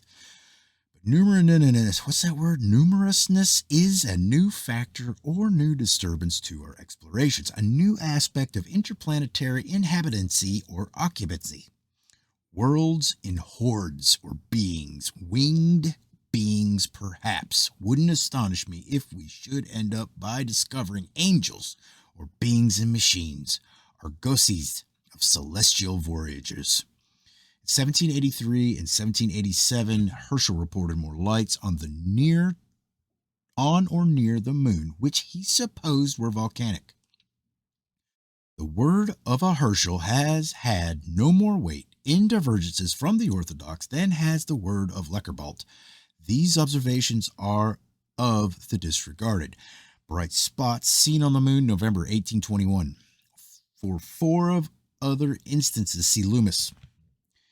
A moving light is reported in Phil Trans 84-429. To the writer, it looked like a star passing over the moon, which, on the next moment's consideration, I know to be impossible. It was fixed, steady light upon the dark part of the moon. I supposed fixed applies to luster. In the report of the British Association, 1847-18, there is an observation by Rankine upon luminous points seen on the shaded part of the moon during an eclipse. They seem to this observer like reflections of stars. It's not very reasonable. However, we have in the Annual Register 1821-687 a light not referable to a star because it is moved with the moon. Was seen 3 nights in succession, reported by Captain Cater, see Quarter Journal Royal Inst. 12-133, Phil Trans 112-237. Report from the Cape Town Observatory. A whitish spot on the dark part of the moon's limb. 3 smaller lights were seen. The call of positiveness in its aspects of singleness or homogeny or oneness or completeness. In data now coming, I feel it myself as Leverrier studied more than 20 observations. The inclination is irresistible to think that they all relate to one phenomenon. It is an expression of cosmic inclination. Most of the observations are so irreconcilable with any acceptance other than of orbitless dirigible worlds that he shuts his eyes to more than 2/3 of them. Picks out 6 that can give him the illusion of completeness, or of all relating to one planet. Or let it be that we have data of many dark bodies, still do we incline almost irresistibly to think of one of them as the dark body in chief. Dark bodies floating and navigating in interplanetary space, and I conceive of one that's the prince of dark bodies, Melanesius. Vast dark thing with the wings of a super bat or jet black super construction, most likely one of the spores of the evil one. The extraordinary year was 1883, London Times, December 17th, 1883. Extract from a letter from Hicks Pashaw, that in Egypt, September 24th, 1883. He had seen through glasses an immense black spot upon the lower part of the sun. Sunspot, maybe. One night, an astronomer was looking up at the sky when something obscured a star for 3.5 seconds. A meteor had been seen nearby, but its train had been only momentarily visible. Dr. Wolf was the astronomer. The next datum is one of the most sensational we have, except that there is very little to it. A dark object that was seen by Professor Heese for 11 degrees of arc, moving slowly across the Milky Way. One of our quasi-reasons for accepting that orbitless worlds are dirigible is the almost complete absence of data of collisions. Of course, though, in defiance of gravitation, they may, without direction, like human direction, adjust to another in the way of vortex rings of smoke. A very human-like way, that is. But in Knowledge, February 1894, there are two photographs of Brooks' comet that are shown as evidence of its seeming collision with a dark object, October 1893. Our own wording is that it struck against something. Professor Barnard's is that it had entered some dense medium which shattered it. For all I know, it had knocked against merely a field of ice. Melanasius. That upon the wings of a super bat he broods over this earth and over other worlds, perhaps deriving something from them, hovers on wings or wing-like appendages or planes that are hundreds of miles from tip to tip, a super evil thing that is exploiting us. By evil I mean that which makes us useful. He obscures a star. He shoves a comet. I think he's a vast black brooding vampire. Science, July 31st, 1896. That according to a newspaper account, Mr. W.R. Brooks, director of the Smith Observatory, had seen a dark round object pass rather slowly across the moon in a horizontal direction. In Mr. Brooks' opinion, it was a dark meteor. In Science, September 14th, 1896, a correspondent writes that, in his opinion, it may have been a bird. We shall have no trouble with the meteor and bird mergers if we have observations of long duration and estimates of size up to hundreds of miles. As to the body that was seen by Brooks, there is a note from the Dutch astronomer Muller, the Scientific American 75-251, that upon April 4th, 1892, he had seen a similar phenomenon. Science Gossip NS 3-135 are more details of the Brooks object. Apparent diameter about 1/13 of the moon's disk crossed in 3 or 4 seconds. The writer in Science Gossip says that on June 27, 1896, at 1 o'clock in the morning, he was looking at the moon with a 2-inch achromatic power 44 when a long black object sailed past from west to east in transit, occupying 3 or 4 seconds. He believed this object to be a bird. There was, however, no fluttering motion observable in it. In the Astronomisch Nachrichten, number 3477, Dr. Brendel of Griswold, Pomeranian, writes that Postmaster Ziegler and other observers had seen a body about 6 feet in diameter crossing the sun's disk. The duration here indicates something far from the Earth and also far from the sun. This thing was seen a quarter of an hour before it had reached the sun. Time in crossing the sun was about an hour. After leaving the sun, it was visible an hour. I think he's a vast black vampire and sometimes broods over this earth and other bodies. Communication from Dr. F.B. Harris. Popular Astronomy 20-398. That upon the evening of January 27th, 1912, Dr. Harris saw upon the moon an intensely black object. He estimated it to be 250 miles long and 50 miles wide. The object resembled a crow poised as near as anything else. Clouds then cut off observation. Dr. Harris writes, I cannot but think that a very interesting and curious phenomenon happened. Chapter 16. Angels. Hordes upon hordes of them. Beings massed like the clouds of souls, or the commingling whiffs of spirituality, or the exaltations of souls that Doré pictured so often. It may be that the Milky Way is a composition of stiff, frozen, finally static, absolute angels. We shall have data of little Milky Ways moving swiftly, or data of hosts of angels, not absolute or still dynamic. I suspect myself that the fixed stars are really fixed, and that the minute motions said to have been detected in them are illusions. I think that the fixed stars are absolutes. Their twinkling is only the interpretation by an intermediate state of them. I think that soon after Leverrier died, a new fixed star was discovered. That, if Dr. Gray had struck to his story of the thousands of fishes from one pail of water, had written upon it, lectured upon it, taken to the street corners to convince the world that, whether conceivable or not, his explanation was the only true explanation, had thought of nothing but this last thing at night and first thing in the morning, his obituary, another nova reported in monthly notices. I think the Milky Ways of an inferior or dynamic order have often been seen by astronomers. Of course, it may be that the phenomena that we shall now consider are not angels at all. We are simply feeling around trying to find out what we can accept. Some of our data indicate hosts of rotund and complacent tourists in interplanetary space, within the data of long, lean, hungry ones. I think that there are out in interplanetary space super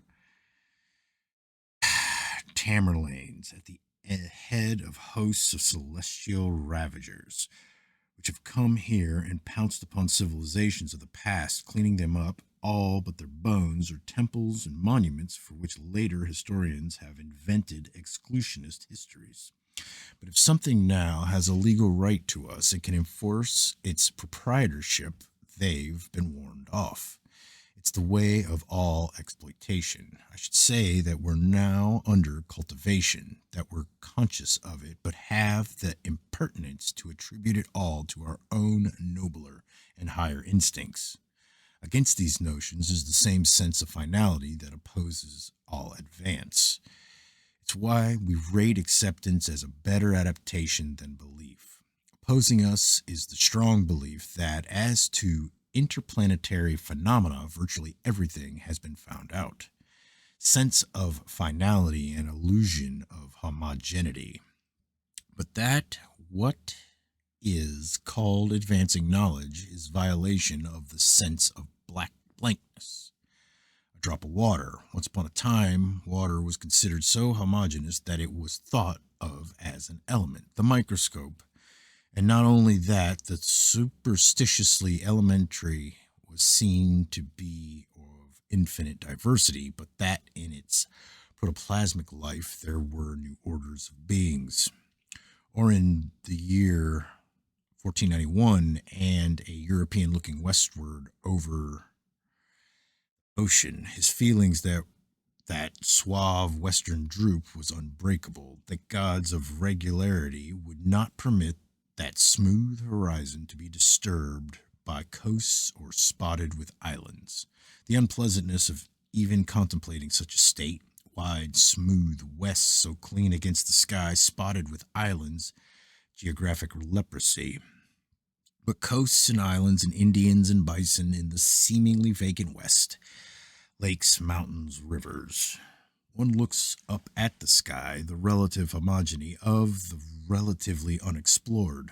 One thinks of only a few kinds of phenomena. But the acceptance is forced upon me that there are modes and modes and modes of interplanetary existence, things as different from planets and comets and meteors as Indians are from bison and prairie dogs, a supergeography or celestiography of vast stagnant regions, but also of super Niagaras and ultra Mississippis, and a super sociology, voyagers and tourists and ravagers, the hunted and the hunting, the super mercantile, the super piratic, the super evangelical. Sense of homogeny, or our positive illusion of the unknown, and the fate of all positivism. Astronomy and the academic, ethics and the abstract, the universal attempt to formulate or to regularize, an attempt that can be made only by disregarding or denying. Or all things disregarded or deny that which will eventually invade and destroy them, until comes the day when some one thing shall say and enforce upon infinitude, thus far shalt thou go, here is absolute demarcation, the final utterance. There is only I. In the monthly notices of the RAS 1148, there is a letter from the Reverend W. Reed.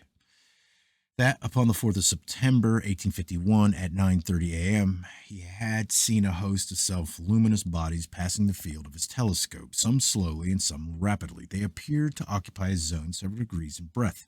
The direction of most of them was due east to west, but some moved from north to south. The numbers were tremendous. They were observed for 6 hours. Editor's note: may not these appearances be attributed to an abnormal state of the optic nerves of the observer? In the monthly notices 11 38, Mr. Reed answers that he had been a diligent observer with instruments of a superior order for about 28 years, but I have never witnessed such an appearance before. As to illusion, he says that two other members of his family had seen the objects. The editor withdraws his suggestion. We know what to expect almost absolutely in an existence that is essentially Hibernarian. We can predict the past, that is, look over something of this kind written in 1851 and know what to expect from the exclusionists later. If Mr. Reed saw a migration of dissatisfied angels numbering millions, they must merge away, at least subjectively, with commonplace terrestrial phenomena.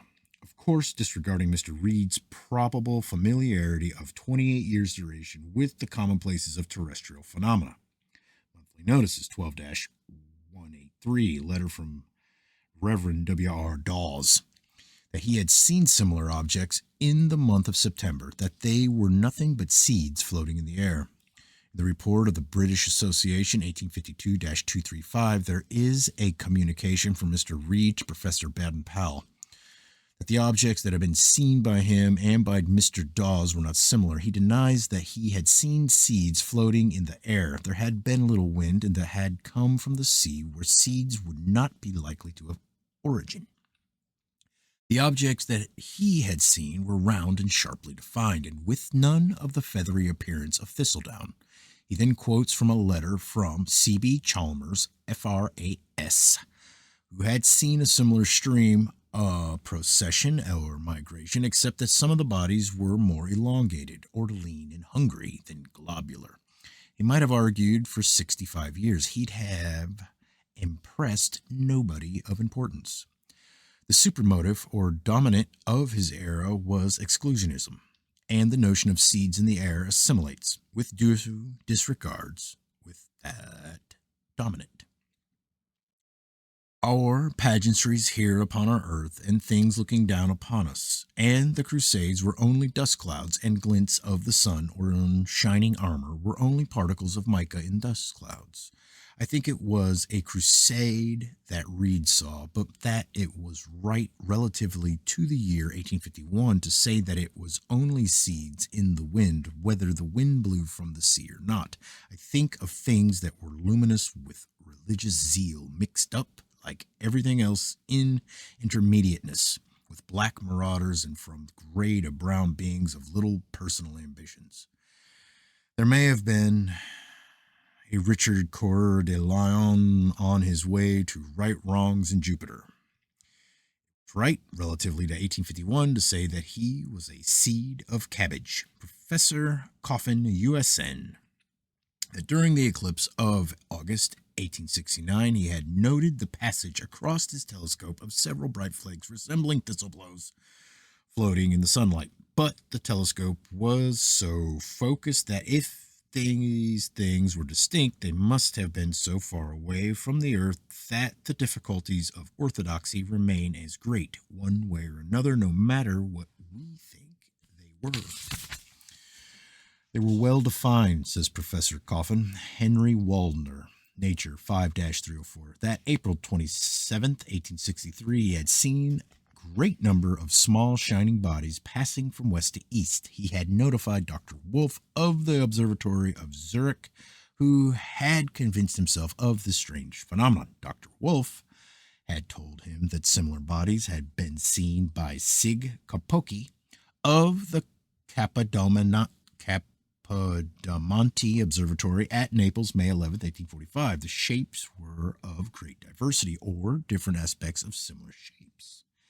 Appendages were seen upon some of them. We are told that some were star-shaped with transparent appendages. I think myself it was a Mohammed and his Hegeria may have been only his harem, astonishing sensation, afloat in space with 10 million wives around one. Anyway, it would seem that we have considerable advantage here, inasmuch as seeds are not in season in April, but the pulling back to earth, the bedraggling by those sincere but dull ones of some time ago. We have the same stupidity, necessary functioning stupidity of attribution of something that was so rare that an astronomer notes only one instance between 1845 and 1863 to an everyday occurrence, or Mr. Waldner's assimilative opinion that he had only seen ice crystals, whether they were not very exclusive veils of a super harem or planes of a very light material. We have an impression of star-shaped things with transparent appendages that have been seen in the sky. Hosts of small bodies, black this time, that were seen by the astronomers Herrick, Bois-Ballet, and de Cuppis. Something. Scientific 1860-25. Vast numbers of bodies that were seen by M. Lamy to cross the moon. Another instance of dark ones. Prodigious number of dark spherical bodies reported by Messier, June 17, 1777.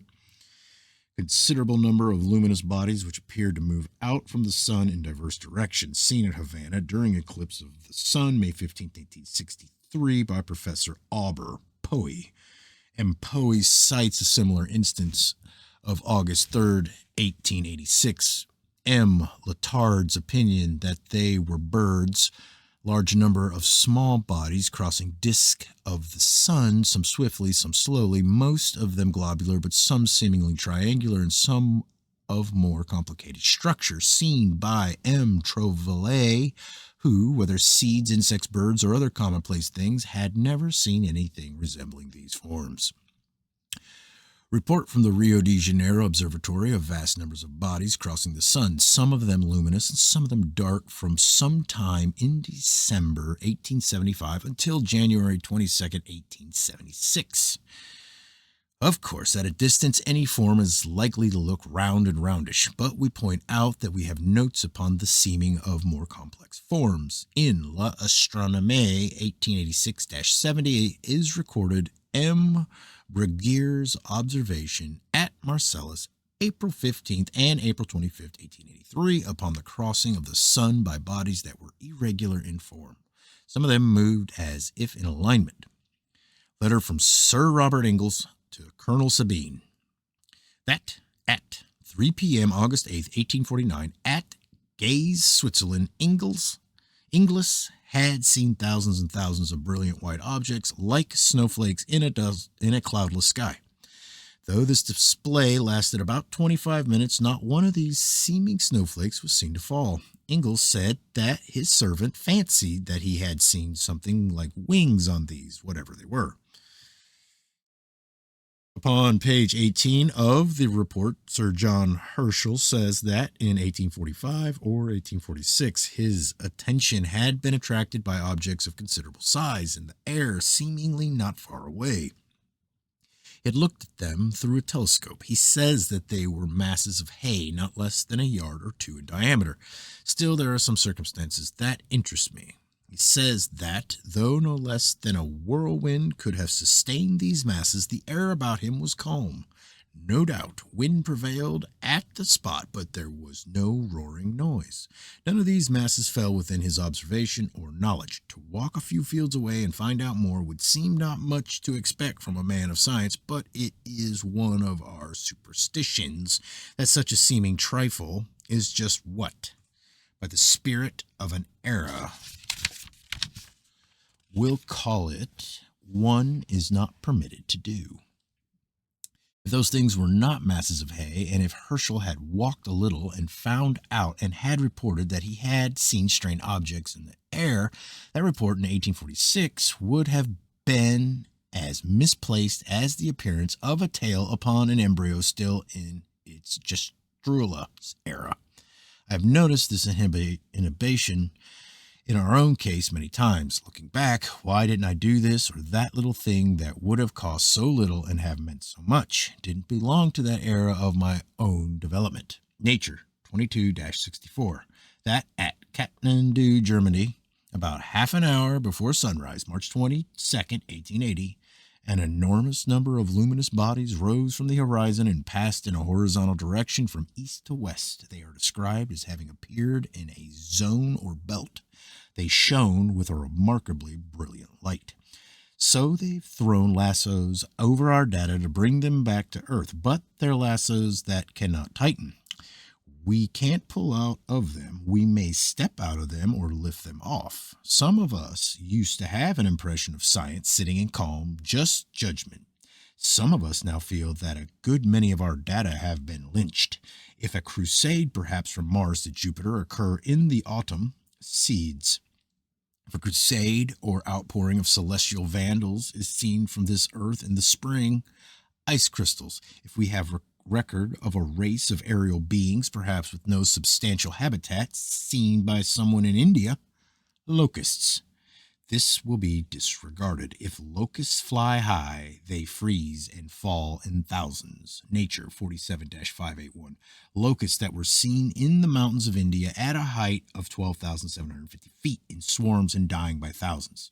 But no matter whether they fly high or fly low, no one ever wonders what's in the air when locusts are passing overhead because of the falling of stragglers. I have especially looked this material up. No mystery when locusts are flying overhead, constant falling of stragglers. Monthly notices 30-135. An unusual phenomenon noticed by Lieutenant Herschel October 17th and 18th, 1870, while observing the sun at Bangalore, India. Lieutenant Herschel had noticed dark shadows crossing the sun, but away from the sun there were luminous moving images. For 2 days, bodies passed in a continuous stream varying in size and velocity. The lieutenant tries to explain, as we shall see, but he says, as it was the continuous flight for 2 whole days in such numbers in the upper regions of the air of beasts that left no stragglers is a wonder of natural history, if not of astronomy. He tried different focus and he saw wings, perhaps he saw planes. He says that he saw upon the objects either wings or phantom-like appendages. Then he saw something that was so bizarre that in the fullness of his 19th centuryness, he writes, no longer doubt they were locusts or flies of some sort. One of them had paused. It had hovered. Then it had whisked off. The editor says that at the time, countless locusts had descended upon certain parts of India. We now have an instance that is extraordinary in several respects. Super voyagers or super ravagers, angels, ragamuffins, crusaders, immigrants, aeronauts, or aerial elephants, or bison, or dinosaurs, except that I think the thing had planes or wings. One of them has been photographed. It may be that in the history of photography, no more extraordinary picture than this has ever been taken. L'Astronomie 1885-347, that at the observatory of Zacatecas, Mexico, August 12, 1883, about 2,500 meters above sea level, were seen a large number of small luminous bodies entering upon the disk of the sun. M. Manila telegraphed to the observatories of the city of Mexico and of Puebla. Word came back that the bodies were not visible there. Because of this parallax, M. Manila placed the bodies relatively near the Earth. But when we find out what he called relatively near the Earth, birds or bugs or hosts of a super Tamerlane or army of celestial Richard Coeur de Lion, our heresies rejoice anyways. His estimate is less distant than the moon. It was quoted. One of them was photographed. See L'Astronomie 1885-349. The photograph shows a long body surrounded by indefinite structures or by the haze of wings or planes in motion. L'Astronomie 1887-66. Senor Rico of the Observatory of Palermo writes that November 30th, 1880, at 8:30 o'clock in the morning, he was watching the sun when he saw, slowly traversing its disk, bodies in two long parallel lines and a shorter parallel line. The bodies looked winged to him, but so large were they that he had to think of large birds. He thought of cranes. He consulted ornithologists and learned that the configuration of parallel lines agrees with the flight formation of cranes. This was in 1880. Anybody now living in New York City, for instance, would tell him that also it is a familiar formation of airplanes. But because of data of focus and subtended angles, these beings or objects must have been high. Senor Rico argues that condors have been known to fly 3 or 4 miles high, and that heights reached by other birds have been estimated at 2 or 3 miles. He says that cranes have been known to fly so high that they have been lost to view.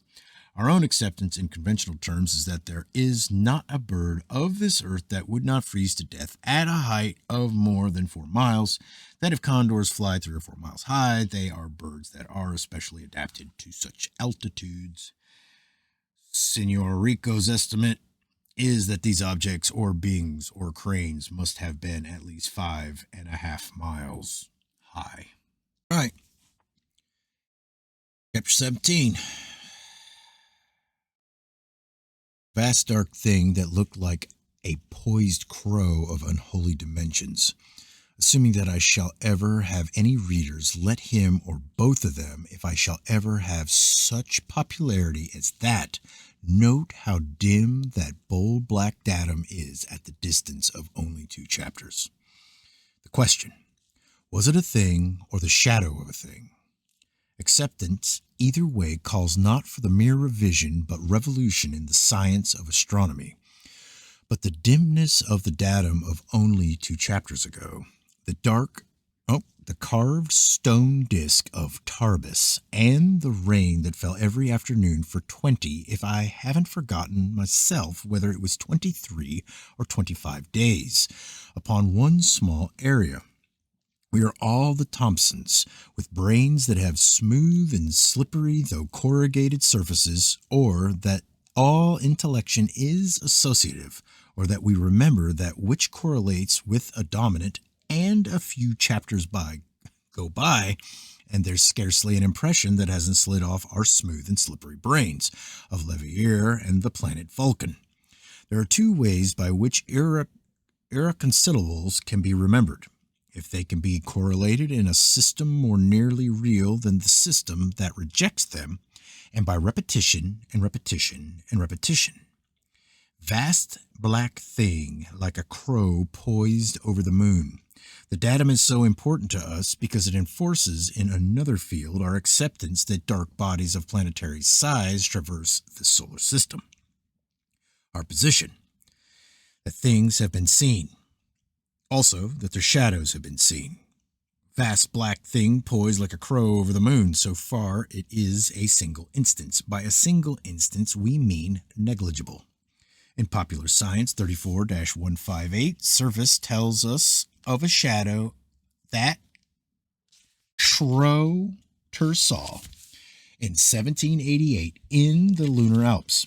First, he saw a light, but then when this region was illuminated, he saw a round shadow where the light had been. Our own expression. That he saw a luminous object near the moon. That the part of the moon became illuminated and the object was lost to view, but that then its shadow underneath was seen. Service explains, of course, otherwise he'd not be Professor Service. It's a little contest in relative approximations to realness.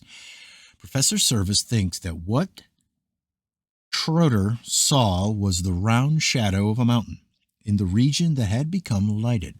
He assumes that Schroeter never looked again to see whether the shadow could be attributed to a mountain. That's the crux. Conceivably, a mountain could cast a round, and that means detached shadow in the lighted part of the moon. Professor Service could, of course, explain why he disregards the light in the first place. Maybe it had always been there in the first place. If he couldn't explain, he'd still be an amateur. We have another datum, I think it is more extraordinary than vast thing black and poised like a crow over the moon, but only because it's more circumstantial and because it has corroboration do I think it's more extraordinary than vast poised thing black as a crow over the moon. Mr. H.C. Russell, who was usually as orthodox as anybody, I suppose, at least he wrote FRAS after his name, tells in the Observatory 2-374 one of the wickedest or most preposterous stories that we have so far exhumed. That he and another astronomer, J.D. Hurst, were in the Blue Mountains of Sydney, NSW, and Mr. Hurst was looking at the moon. He saw on the moon what Russell calls one of those remarkable facts which, being seen, should be recorded, although no explanation can at present be offered. That may be so. It is vast. It is very rarely done. Our own expression upon evolution by successive dominants and their correlates is against it. On the other hand, we express that every era records a few observations out of harmony with it, but adumbratory or preparatory to the spirit of eras still to come. Very rarely done. Lashed by the phantom scourge of a now passing era, the world of astronomers is in a state of terrorism, though of the highly attenuated, modernized, devitalized kind. Let an astronomer see something that is not of the conventional celestial sights, or something that is improper to see. His very dignity is in danger. Some one of the corralled and scourged may stick a smile into his back. He'll be thought of unkindly.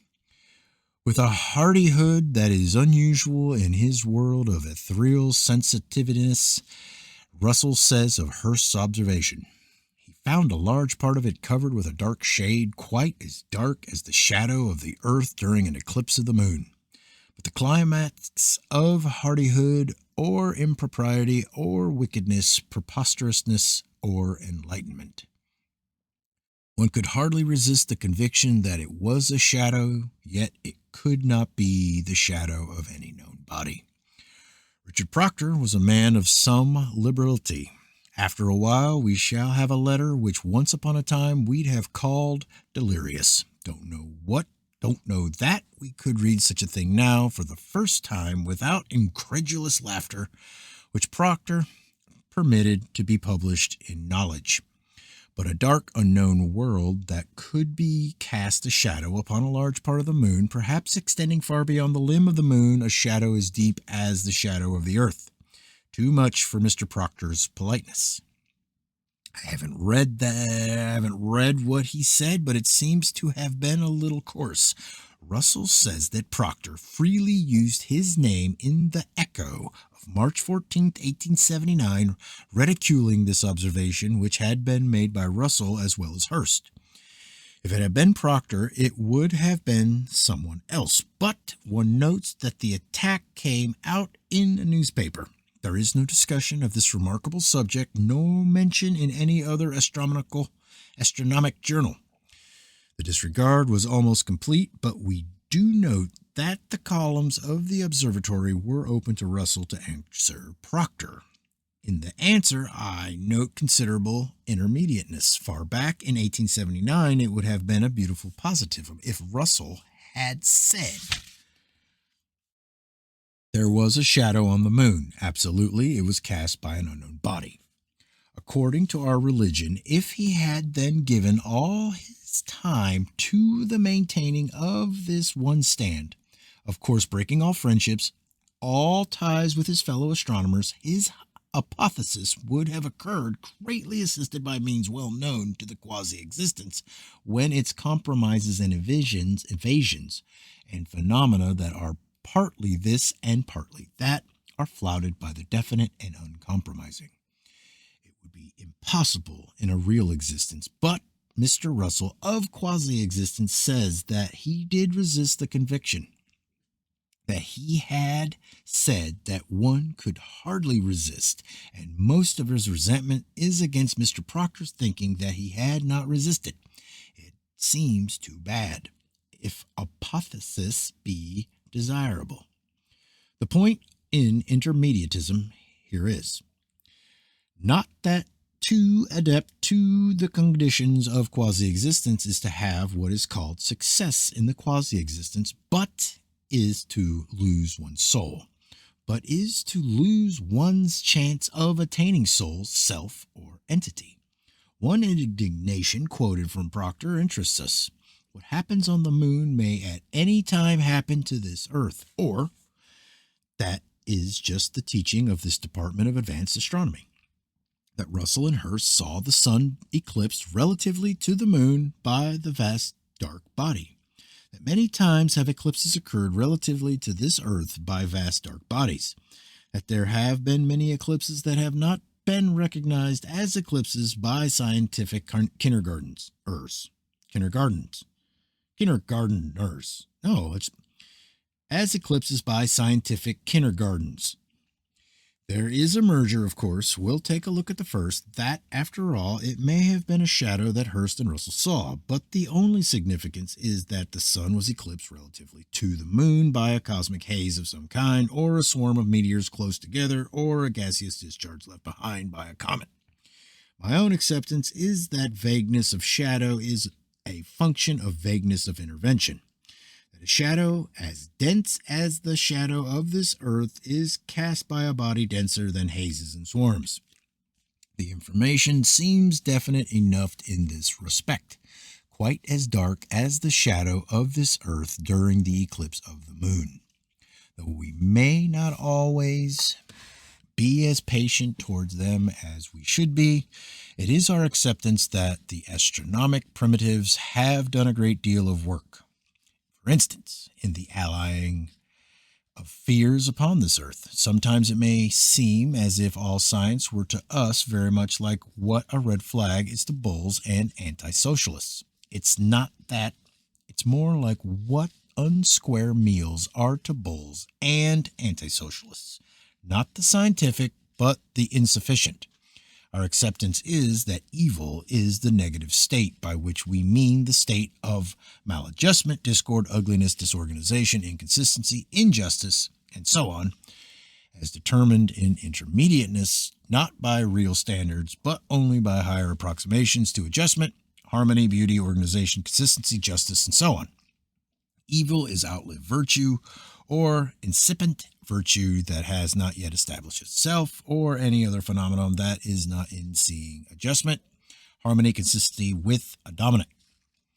Astronomers have functioned bravely in the past. They have good for business. They've been good for business. The big interests think kindly, if at all, of them. It's bad for trade to have an intense darkness come upon an unaware community and frighten people out of their purchasing values. But if an obscuration be foretold, and if it then occur, may seem a little uncanny, only a shadow, and no one who was about to buy a pair of shoes runs home panic-stricken and saves the money.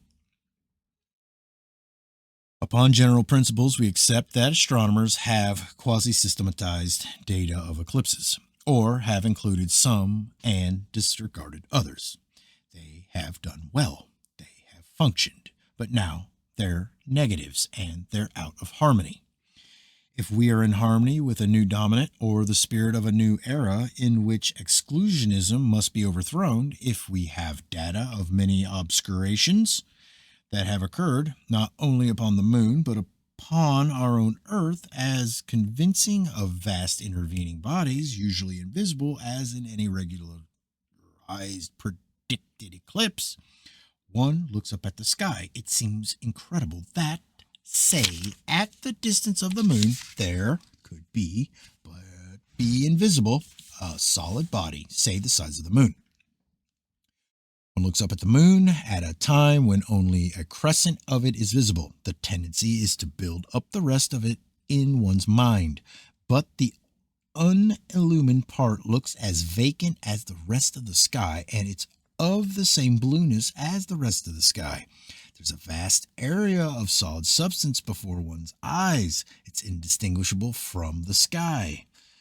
In some of our little lessons upon the beauties of modesty and humility, we have picked out basic arrogances: tail of a peacock, horns of a stag, dollars of a capitalist, eclipses of astronomers.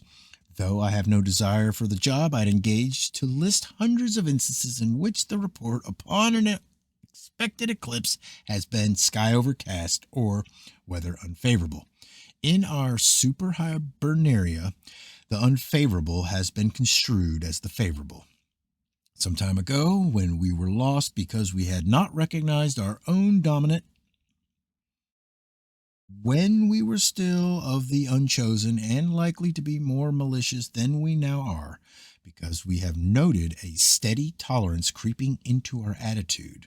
If astronomers are not to blame, but are only correlates to a dominant, we advertised a predicted eclipse that did not occur at all. Now, without any special feeling, except that of recognition of the fate of all attempted absolutism, we give the instance, noting that, though such an evil thing to orthodoxy, it was orthodoxy that recorded the non-event. Monthly notices of the RAS 8-132, remarkable appearances during the total eclipse of the moon on March 19th, 1848. In an extract from a letter from Mr. Foster of Burgess, or Bourgeois, whatever, it is said that, according to the writer's observations, at the time of the predicted total eclipse, the moon shone with about 3 times the intensity of the mean illumination of an eclipsed lunar disk. That the British consul at Ghent, who did not know of the predicted eclipse, had written inquiring as to the blood red color of the moon. This is not very satisfactory to what used to be our malices, but there follows another letter from another astronomer, Walke, who had made observations at Kleist St. Lawrence, that instead of an eclipse, the moon became, as is printed in italics, most beautifully illuminated, rather tinged with a deep red, the moon being as perfect with light as if there had been no eclipse whatever. I note that Chambers, in his work upon eclipses, gives Foster's letter in full, and not a mention of Walke's letter. There is no attempt in monthly notices to explain upon the notion of greater distance of the moon and the earth's shadow falling short, which would make as much trouble for astronomers if that were not foreseen as no eclipse at all. Also, there is no refuge in saying that virtually never, even in total eclipses, is the moon totally dark, as perfect with light as if there had been no eclipse whatever. It is said that at the time there had been an aurora borealis, which might have caused the luminosity, without a datum that such an effect by an aurora had ever been observed upon the moon. But single instances, so an observation by Scott in the Antarctic. The force of this datum lies in my own acceptance, based upon especially looking up to this point, that an eclipse 9/10 of totality has great effect, even though the sky be clouded. Scott.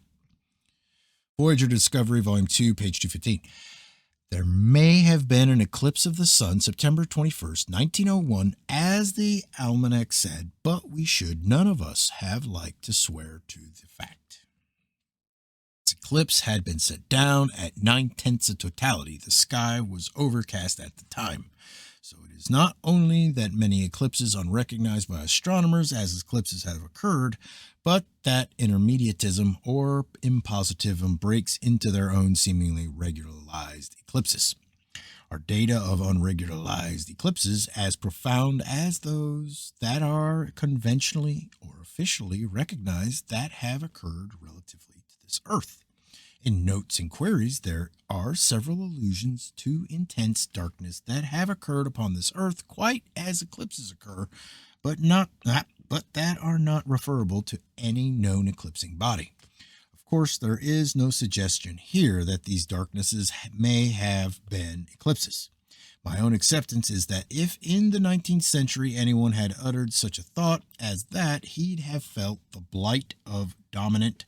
The materialistic science was a jealous god, excluding as works of the devil all utterances against the seemingly uninformed, regular periodic, that to defy him would have brought on weathering by ridicule, shrinking away by publishers, contempt of friends and family, justifiable grounds for divorce, that one who would so defy would feel what unbelievers and relics of saints felt in an earlier age, what befell virgins who forgot to keep fires burning in a still earlier age, but that if he'd almost absolutely hold out, just the same, new fixed star reported in monthly notices.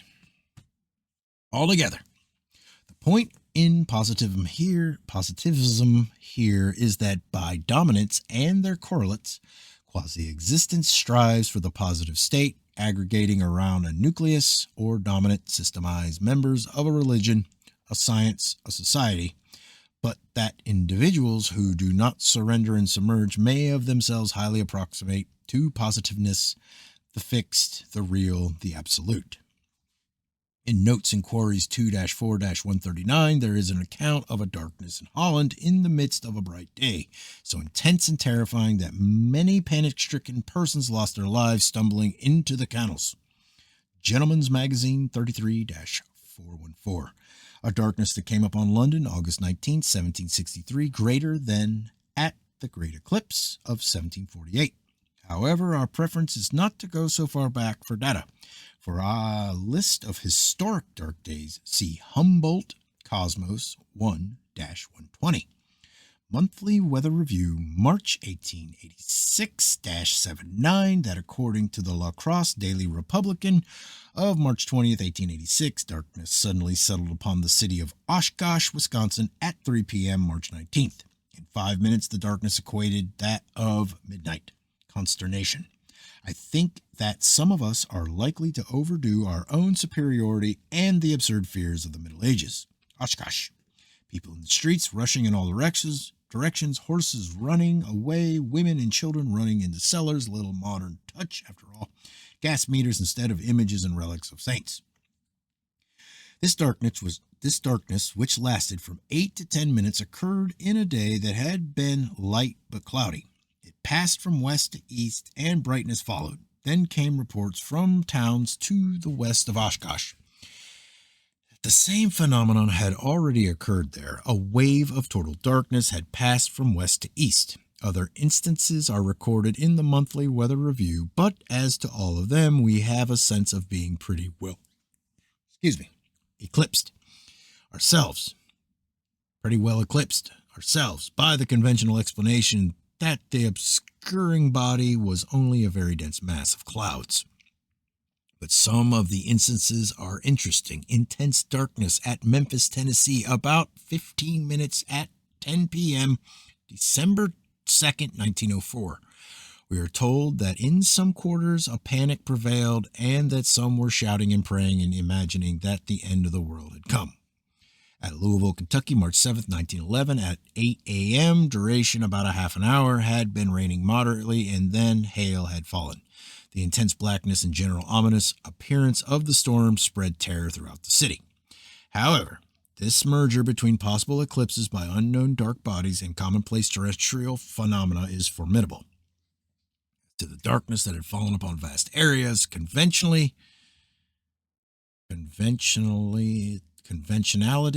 is smoke from forest fires. In the U.S. Forest Service Bulletin, number 117, F.G. Plummer gives a list of 18 darkness that have occurred in the United States and Canada. Darknesses. He is one of the primitives, but I should say that his dogmatism is shaken by vibrations from the new dominant. His difficulty, which he acknowledges, but which he have disregarded had he written a decade or so earlier, is the profundity of some of these obscurations. He says that mere smokiness cannot account for such awe-inspiring dark days. So he conceives of eddies in the air concentrating the smoke from the forest fires. Then, in the inconsistency or discord of all quasi-intellection that is striving for consistency of harmony, he tells us the vastness of some of these darknesses. Of course, Mr. Plummer did not really think upon this subject, but one does feel that he might have approximated higher to real thinking than by speaking of concentration and then listing data of enormous area, or the opposite of circumstances of concentration. Because of his 19 instances, 9 are set down as covering all New England. In quasi-existence, everything generates or is part of its own opposite. Every attempt at peace prepares the way for war.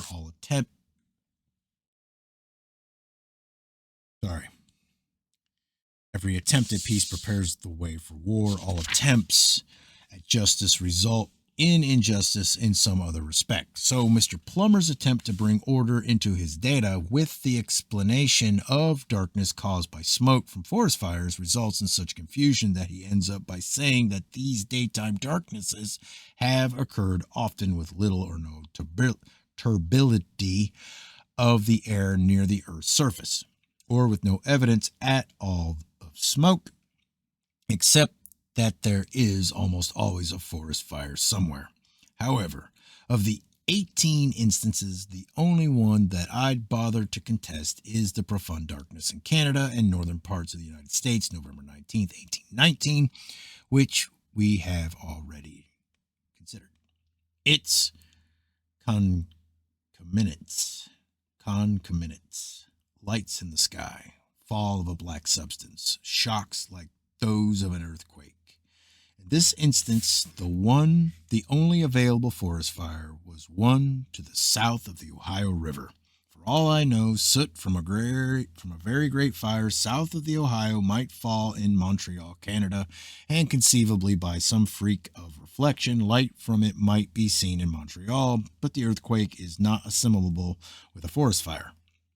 On the other hand, it will soon be our expression that profound darkness, fall of matter from the sky, lights in the sky, and earthquakes are phenomena of the near approach of other worlds to this world. It is such comprehensiveness as contrasted with inclusion of a few factors and disregard for the rest that we call higher approximation to realness or universalness.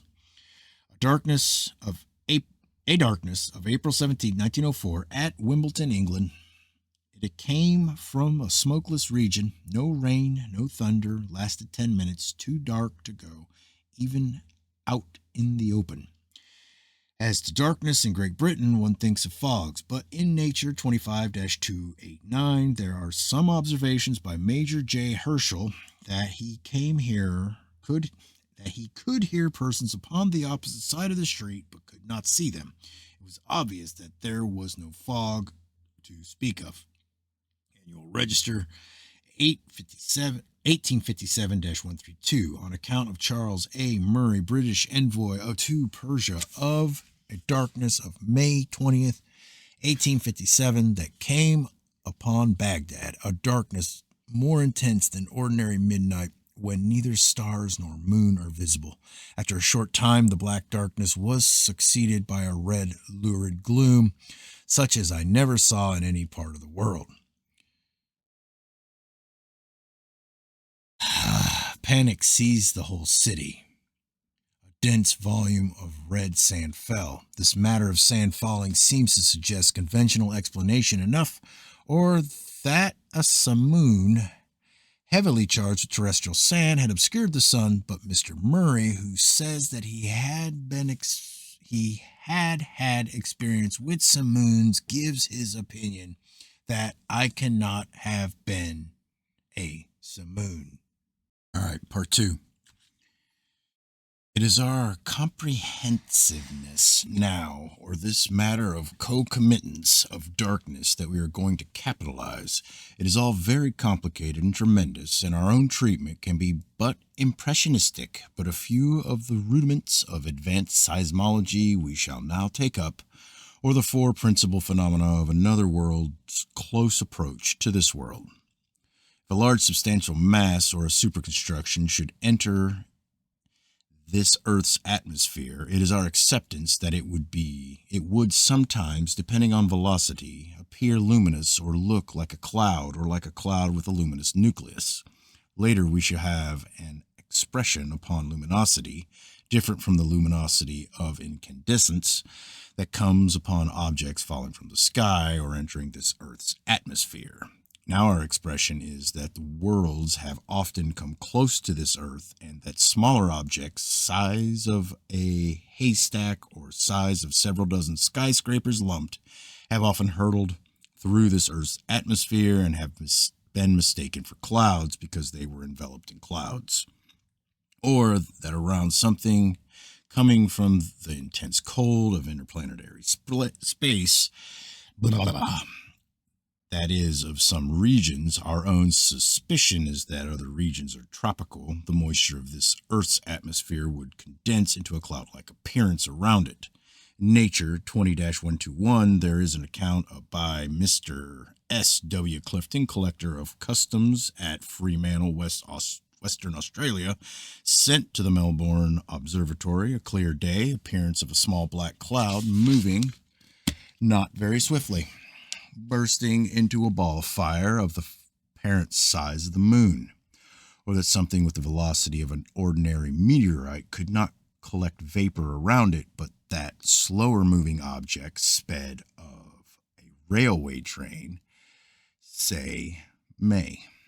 The clouds of tornadoes have so often been described as if they were solid objects that I now accept that sometimes they are, that some so-called tornadoes are objects hurtling through this Earth's atmosphere, not only generating disturbances by their suctions, but crushing with their bulk all things in their way, rising and falling and finally disappearing, demonstrating that gravitation is not the power that the primitives think it is. If an object moving at relatively low velocity be not pulled to this Earth, or being so momentarily affected, bounds away. In Finley's reports on the character of 600 tornadoes, very suggestive bits of description occur. Cloud bounded along the Earth like a ball, or that it was no meteorological phenomenon, but something very much like a huge solid ball that was bounding along, crushing and carrying with it everything within its field. Cloud bounded along, coming to Earth every 800 or 1,000 yards. Here's an interesting bit that I got somewhere else. I offer it as a datum in superbiology, which, however, is a branch of advanced science that I'll not take up, restricting to things indefinitely called objects. The tornado came wriggling, jumping, whirling like a great green snake, darting out a score of glistening fangs. Though it's interesting, I think that's sensational myself. It may be that fast green snakes sometimes rush past this Earth, taking a swift bite wherever they can, but as I say, that's a super biologic phenomenon. Finley gives dozens of instances of tornado clouds that seem to me more like solid things swathed in clouds than clouds. He notes that in a tornado at Americus, Georgia, July 18, 1881, a strange sulfurous vapor was emitted from the cloud. In many instances, objects or meteoric stones have come from this Earth's externality, have had a sulfurous odor. Why a wind effect should be sulfurous is not clear. That a vast object from external regions should be sulfurous is in line with many data. This phenomenon is described in the Monthly Weather Review, July 1881, as a strange sulfurous vapor, burning and sickening all who approached close enough to breathe it. The conventional explanation of tornadoes as wind effects, which we do not deny in some instances, is so strong in the United States that it is better to look elsewhere for an account of an object that has hurtled through this Earth's atmosphere, rising and falling and defying this Earth's gravitation. Nature 7-112. That, according to the correspondent of the Birmingham Morning News, the people living near King Sutton, Banbury, saw about 1 o'clock, December 7th, 1872, something like a haycock hurtling through the air. Like a meteor, it was accompanied by fire and a dense smoke and made a noise like that of a railway train. It was sometimes high in the air and sometimes near the ground. The effect was tornado-like. Trees and walls were knocked down. It's a late day now to try to verify this story, but a list is given of persons whose property was injured. We are told that this thing then disappeared all at once. These are the smaller objects which may be derailed railway trains or big green snakes for all I know, but our expression upon approach is this earth by vast dark bodies. That likely they'd be made luminous, would envelop in clouds perhaps, or would have their own clouds, but they'd quake and that they'd affect this earth with quakes, and that then would occur a fall of matter from such a world or rise of matter from this earth to a nearby world, or both fall and rise or exchange of matter, process known to advanced seismology as celestiometastasis.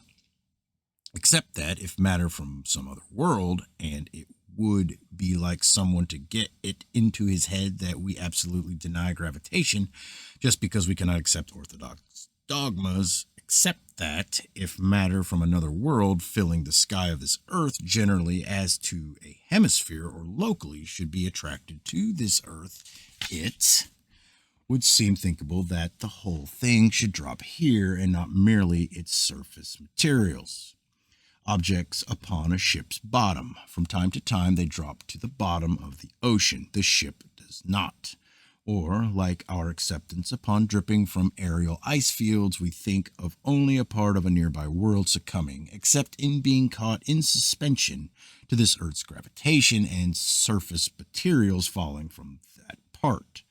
Explain or express or accept, and what does it matter? Our attitude is, here are the data, see for yourself. What does it matter what my notions may be? Here are the data. But think for yourself or think for myself, all mixed up we must be, as long time must go by before we can know Florida from Long Island. So we've had data of fishes that have fallen from our now established and respectabilized Super Sargasso Sea, which we've almost forgotten. It's now so respectable. But we shall have data of fishes that have fallen during earthquakes. These we accept were dragged down from ponds or other worlds that have been quaked when only a few miles away by this earth, some other world also quaking this earth.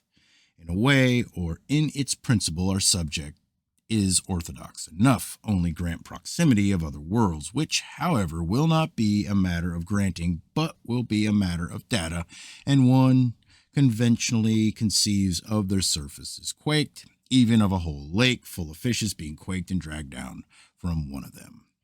The lake full of fishes may cause a little pain to some minds, but the fall of sand and stones is pleasantly enough thought of. More scientific persons, or more faithful hypnotics than we, have taken up this subject unpainfully relatively to the moon. For instance, Perry has gone over 15,000 records of earthquakes, and he has correlated many with proximities of the moon, or has attributed many to the pull of the moon when nearest the earth. Also, there is a paper upon this subject in the Proc Royal Society of Cornwall, 1845, or theoretically, when at its closest to this earth, the moon quakes the face of this earth and itself quaked, but does not itself fall to this earth. As to showers of matter that may have come from the moon at such times, one can go over old records and find what one pleases. That is what we now shall do. Our expressions are for acceptance only. Our data. We take them from 4 classes of phenomena that have preceded or accompanied earthquakes: unusual clouds, darkness profound, luminous appearances in the sky, and falls of substances and objects, whether commonly called meteoric or not. Not one of these occurrences fits in with principles of primitive or primary seismology, and every one of them is a datum of quaked body passing close to this earth or suspended over it. To the primitives, there is not a reason in the world why a convulsion of this Earth's surface should be accompanied by unusual sights in the sky, by darkness, or by the fall of substances or objects from the sky. As to phenomena like these, or storms preceding earthquakes, the irreconcilability is still greater. It was before 1860 that Perret made his great complication. We take most of our data from lists compiled long ago. Only the safe and unpainful have been published in recent years, at least in ambitious, voluminous form. The restraining hand of the system, as we call it, whether it has any real existence or not, is tied upon the sciences of today. The uncanniest aspect of our quasi-existence that I know of is that everything that seems to have one identity has also as high a seeming of everything else. In this oneness of allness or continuity, the protecting hand strangles, the paternal stifles. Love is inseparable from phenomena of hate. There's only continuity. That is, in quasi-existence. Nature, at least in its correspondence column, still evades this protective strangulation, and the monthly weather review is still a rich field of unfaithful observation. But in looking over other long-established periodicals, I have noted their glimmers of quasi-individuality fade gradually. After about 1860 and the surrender of their attempted identities to a higher attempted organization. Some of them expressing intermediateness, wide endeavor to localize the universal or to localize self, soul, identity, entity, or positiveness or realness held out until as far as 1880, traces findable up until 1890, and then expressing the universal process, except that here and there in the world's history there may have been successful approximations of positiveness by individuals who only then became individuals and attained to themselves or souls of their own, surrendered, submitted, became parts of a higher organization's attempt to individualize or systematize into a complete thing, or to localize the universal or the attributes of the universal. After the death of Richard Proctor, whose occasional illiberalities I'd not like to emphasize too much, all succeeding volumes of knowledge have yielded scarcely an unconventionality. Note the greater number of times that the American Journal of Science and the report of the British Association are quoted. Note that, after, say, 1885, they're scarcely mentioned in these inspired but illicit pages, as by hypnosis and inertia we kept on saying about 1880, throttle and disregard. But the coercion could not be positive, and many of the excommunicated continue to creep in, or, even to this day, some of the strangled are faintly breathing. Some of our data have been hard to find. We could tell stories of great labor and fruitless quest that would, though perhaps imperceptibly, stir the sympathy of Mr. Simmons, but in this matter of occurrence of earthquakes with aerial phenomena which are as unassociable with earthquakes, if internally caused, as falls of sand on convulsed small boys full of sour apples, the abundance of so-called evidence is so great that we can only sketchily go over the data, beginning with Robert Mallet's catalog, omitting some extraordinary instances because they occurred before the 18th century. Earthquake preceded by a violent tempest. England, January 8th, 1704. Preceded by a brilliant meteor. Switzerland, November 4th, 1704. Luminous cloud moving at high velocity, disappearing behind the horizon. Florence, December 9th. 1731, thick mists in the air through which a dim light was seen several weeks before the shock. Globes of light had been seen in the air. Swabia, May 22nd, 1732, reign of earth. Capenetras, France, October 18th, 1737, a black cloud. London, March 19th, 1750, violent storm and a strange star of octagonal shape. Slavange, Norway, April 15th, 1752, balls of fire from a streak in the sky. Augermanland, 1752. Numerous meteorites. Lisbon, October 15th, 1755. Terrible tempests over and over. Falls of hail and brilliant meteors. Instance after instance. An immense globe. Switzerland, November 2nd, 1761. Oblong sulphurous cloud. Germany, April 1767. Extraordinary mass of vapor, Boulogne, April 1780. Heavens obscured by a dark mist, Grenada, August 7th, 1804. Strange howling noises in the air and large spots obscuring the sun. Palmero, Italy, April 16th, 1817. Luminous meteor moving in the same direction as the shock. Naples, November 22nd, 1821. Fireball appearing in the sky, apparent size of the moon. Thuringwald, November 29th, 1831. And unless you be polarized by the new dominant, which is calling for recognition of multiplicities of external things as a dominant, dawning new over Europe in 1492, called the recognition of terrestrial externality to Europe, unless you have this contact with the new, you have no affinity for these data, beings that drop from a magnet, irreconcilables that glide from the mind of a Thompson. For my own acceptance that we do not really think at all, that we correlate around supermagnets that I call dominants, a spiritual dominant in one age, and responsively to it upsprings monasteries, and the stake and the cross are its symbols. A materialist dominant and upspring laboratories and microscopes and telescopes and crucibles are its icons. That were nothing but iron filings relatively to a succession of magnets that displace preceding magnets.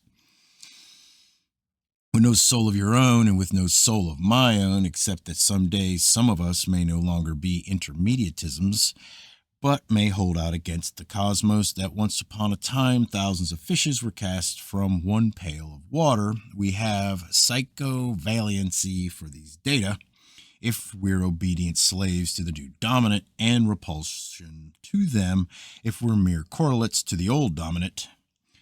I'm a soulless and selfless correlate to the new dominant myself. I see what I have to see. The only inducement I can hold out in my attempt to rake up disciples is that someday the new will be fashionable. The new correlates will sneer at the old correlates. After all, there is some inducement to that. I am not altogether sure it's desirable to end up as a fixed star. As a correlate to the new dominant, I am very much impressed with some of these data. The luminous object had moved in the same direction as an earthquake. It seems very acceptable that a quake followed this thing as it passed near this Earth's surface. The streak that was seen in the sky, or only a streak that was visible of another world, and objects or meteorites that were taken down from it. The quake at Carpentras, France, and that above Carpentras was a smaller world, more violently quaked, so that Earth was shaken down from it. But I like best the superwolves that were seen to cross the sun during the earthquake of Palermo. They howled, or the loves of the worlds, the call they feel for one another. They try to move closer and howl when they get there. The howls of the planets. I have discovered a new unintelligibility. In the Edinburgh New Philosophical Journal, have to go way back to 1841, days of less efficient strangulation, Sir David Milne lists phenomena of quakes in Great Britain.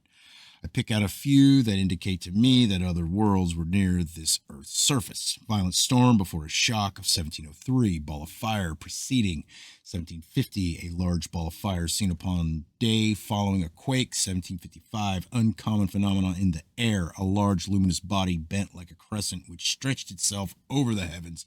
1816. Vast ball of fire. 1750, black rains and black snows. 1755, numerous instances of upward projection or upward attraction during quakes preceded by a cloud, very black and lowering. 1795, fall of black powder preceding a quake by 6 hours. 1837.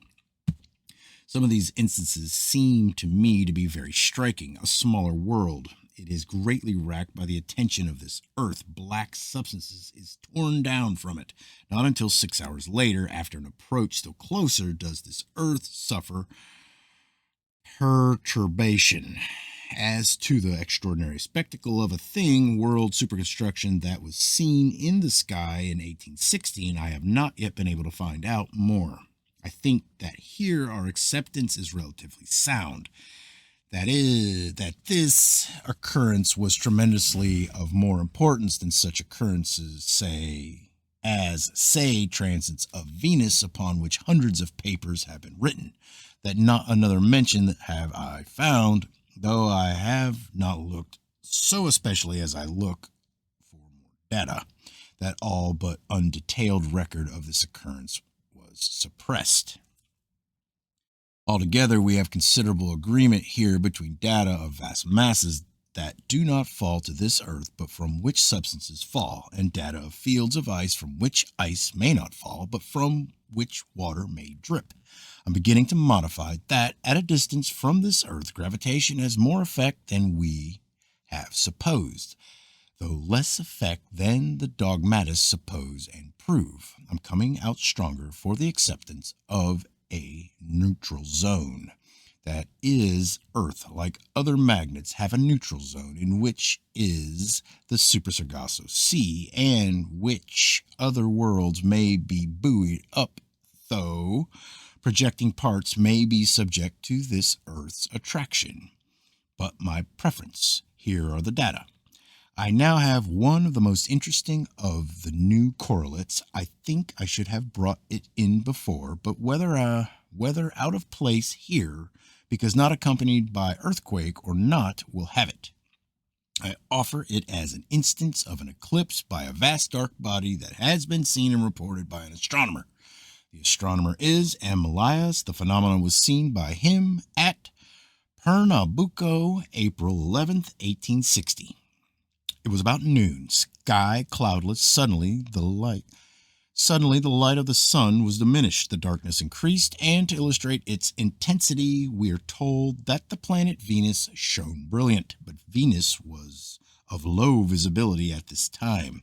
The observation that burns incense to the new dominant is that around the sun appeared a corona. There are many other instances that indicate proximity of other worlds during earthquakes. I note a few. Quake and an object in the sky called a large luminous meteor. Luminous body in the sky, earthquake, and fall of sand, Italy, February 12th and 13th, 1870.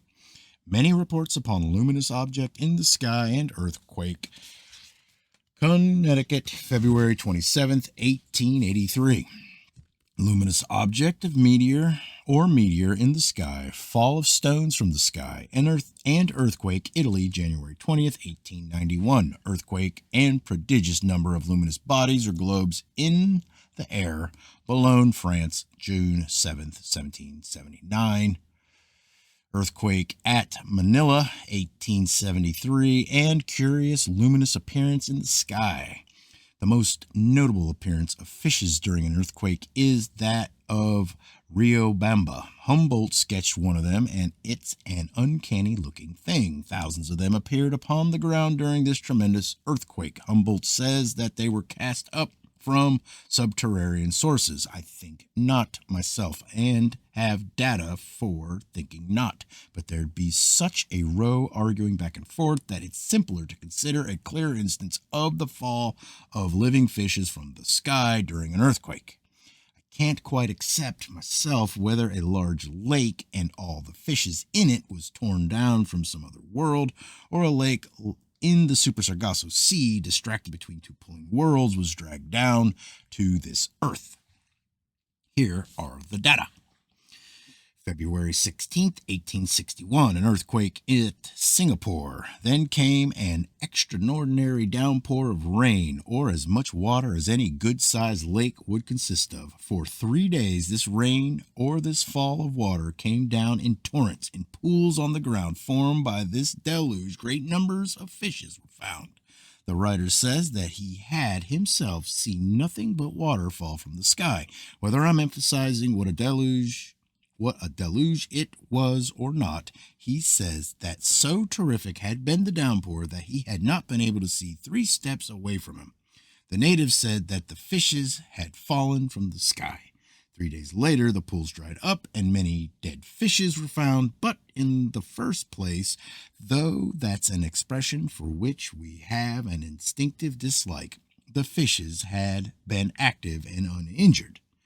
Then follows material for another of our little studies in the phenomena of disregard.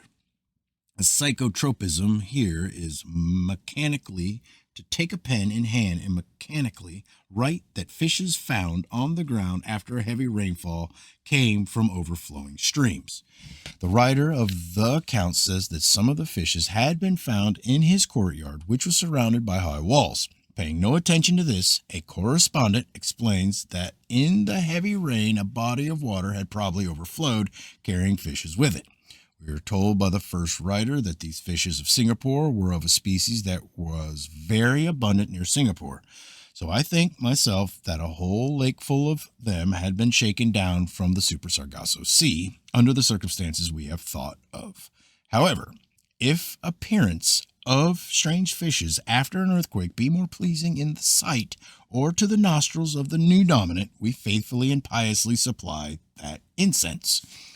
On account of the occurrence at Singapore was read by M. de Castelnau before the French Academy. M. de Castelnau recalled that upon a former association he had submitted to the Academy the circumstance that fishes of a new species had appeared at the Cape of Good Hope after an earthquake.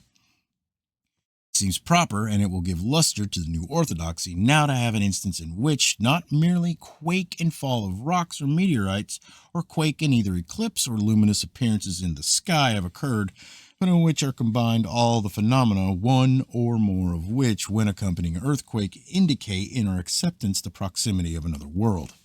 This time, a longer duration is indicated than in other instances. In the Canadian Institute Proceedings 2-7-198, there is an account by the Deputy Commissioner at Dhurmsala of the extraordinary Dhurmsala meteorite coated with ice, but the combination of events related by him is still more extraordinary. And within a few months of the fall of this meteorite, there had been a fall of live fishes at Benares, a shower of red substance at Farrukhabad, a dark spot observed on the disk of the sun, an earthquake, an unnatural darkness of some duration, and a luminous appearance in the sky that looked like an aurora borealis. But there's more to this climax. We are introduced to a new order of phenomena. Visitors.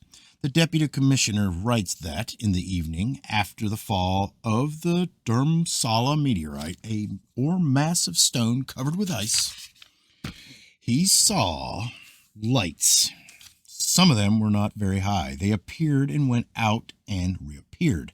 I have read many accounts of the Dhurmsala meteorite, July 28, 1860, but never in any other of them a mention of this new correlate, something as out of place in the 19th century as would have been an aeroplane, the invention of which would not, in our acceptance, have been permitted in the 19th century, though adumbrations to it were permitted. Adumbrations, I don't know that word.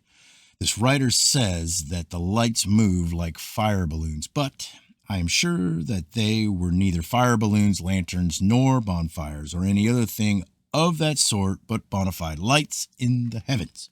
It's a subject for which we shall have to have a separate expression. Trespassers upon territory to which something else has a legal right. Perhaps someone lost a rock, and he and his friends came down looking for it in the evening, or secret agents or emissaries who had an appointment with certain esoteric ones near Durhamsala, things or beings coming down to explore and unable to stay down long. In a way, other strange occurrence during an earthquake is suggested. The ancient Chinese tradition, the marks like hoof marks in the ground. We have thought, with a low degree of acceptance, of another world that may be in secret communication with certain esoteric ones of this earth's inhabitants, and of messages and symbols like hoof marks that are sent to some receptor or special hill upon this earth, and of messages that at times miscarry. This other world comes close to this world. There are quakes, but advantage of proximity is taken to send a message. The message, designed for a receptor in India, perhaps, or in Central Europe, miscarries all the way to England. Marks like the marks of the Chinese tradition are found upon a beach in Cornwall after an earthquake. Quake of July 15, 1757, upon the sands of Penzance, Cornwall, in an area of more than 100 square yards, were found marks like hoofprints, except that they were not crescentic. We see a similarity, but note an arbitrary disregard of our own this time. It seems to us that marks described as little cones surrounded by basins of equal diameter would be like hoofprints if hoofs printed complete circles. Other disregards are that there were black specks on the tops of cones, as if something perhaps gaseous had issued from them, that from one of these formations came a gush of water as thick as a man's wrist. Of course, the opening of springs is common in earthquakes, but we suspect, myself, that the negative absolute is compelling us to put in this datum and its disorders. There's another matter in which the negative absolute seems to work against us. Though to superchemistry we have introduced the principle of celestio-metathesis, we have no good data of exchange of substances during proximities. The data are all of falls and not of upward translations. Of course, upward impulses are common during earthquakes, but I haven't a datum upon a tree or a fish or a brick or a man that ever did go up and stay up and that never did come down again. Our classic of the horse and barn occurred in what was called a whirlwind. It is said that in an earthquake in Calabria, paving stones shot up far in the air. The writer doesn't specifically say that they came down again, but something seems to tell me they did. The corpses of Riobamba. Humboldt reported that in the earthquake of Riobamba, bodies were torn upward from graves, that the vertical motion was so strong that bodies were tossed several hundred feet in the air.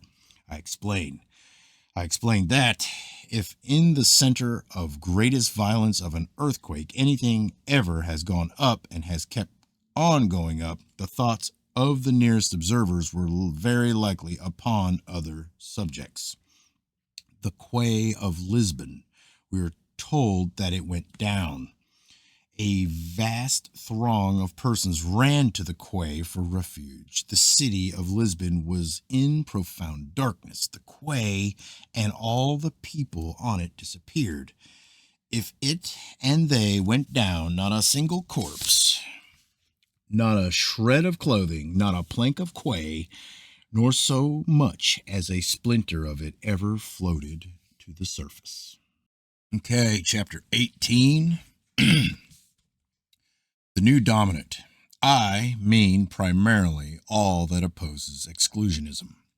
The development or progress of evolution is attempt to positivize and is a mechanism by which a positive existence is recruited.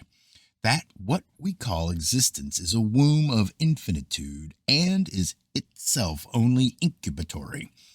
That eventually all attempts are broken down by the falsely excluded. Subjectively, the breaking down is aided by our own sense of false and narrow limitations. So the classic and academic artists wrought positive paintings and expressed the only ideal that I am conscious of, though we so often hear of ideals instead of different manifestations artistically, scientifically, theologically, politically. of the one ideal. They sought to satisfy, in the artistic aspect, cosmic craving for unity or completeness, sometimes called harmony, called beauty in some aspects. By disregard, they sought completeness. But the light effects that they disregarded and their narrow confinement to standardized subjects brought on the revolt of the Impressionists.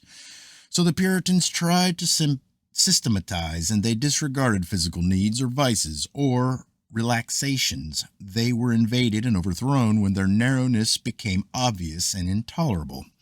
All things strive for positiveness for themselves or for quasi systems of which they are parts. Formality and the mathematic, the regular and the uniform are aspects of the positive state, but the positive is the universal. So the attempted positiveness that seems to satisfy in the aspects of formality and regularity sooner or later disqualifies in the aspect of wideness or universalness. So there is a revolt against the science of today, because the formulated utterances that were regarded as final truths in the past generation are now seen to be insufficiencies.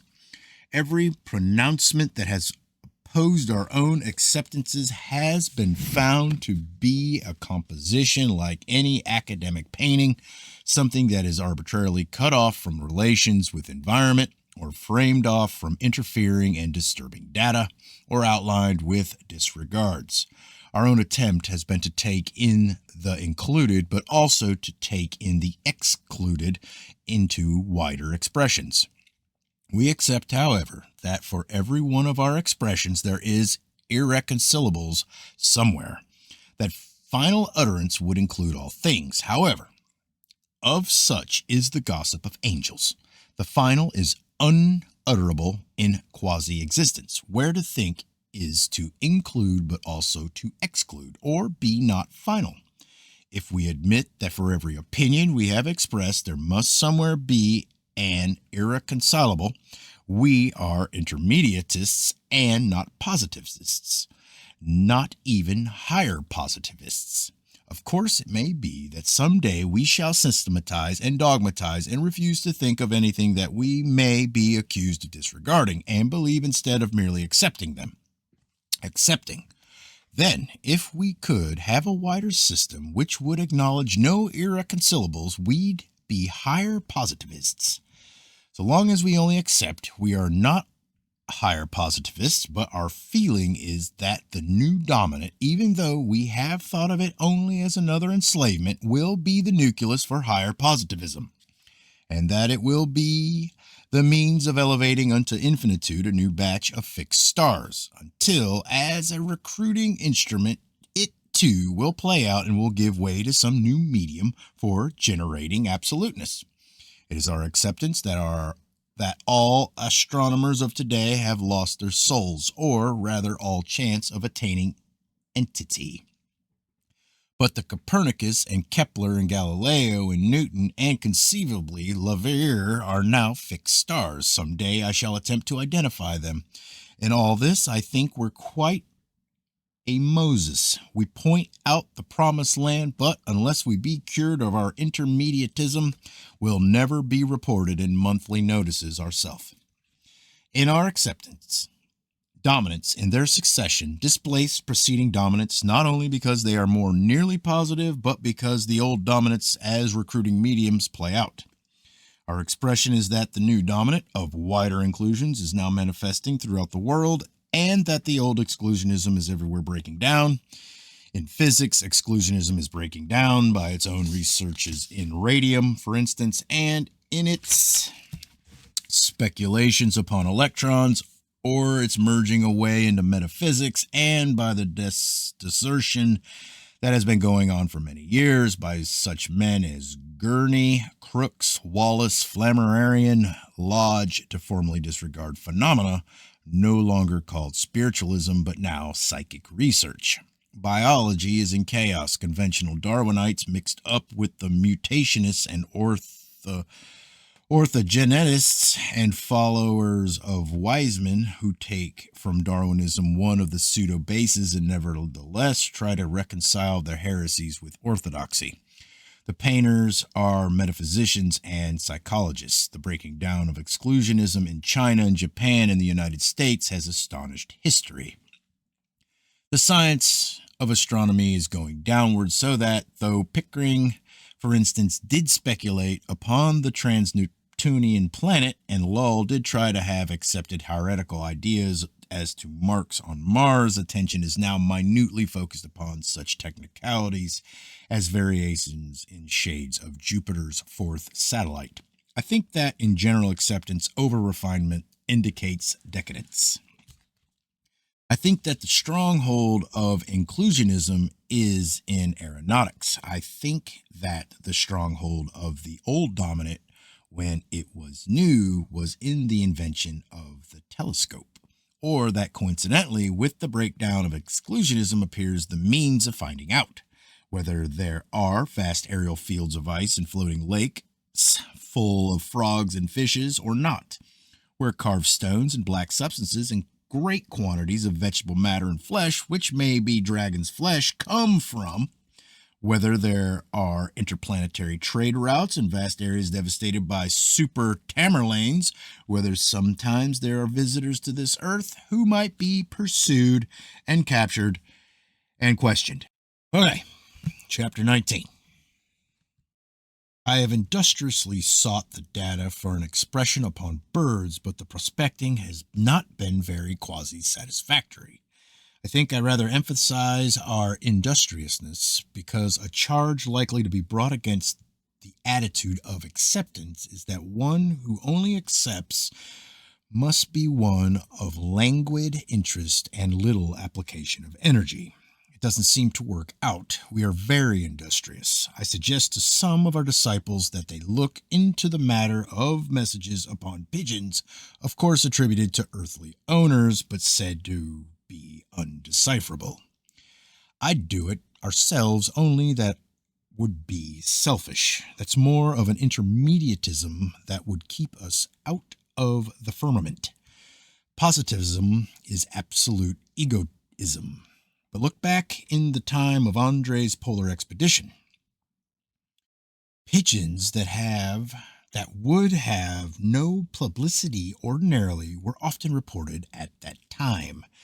In the Zoologist 3-18-21 is recorded an instance of a bird, puffin, that had fallen to the ground with a fractured head. Interesting, but mere speculation. But what solid object high in the air had the bird struck against? Tremendous red rain in France, October 16th and 17th, 1846.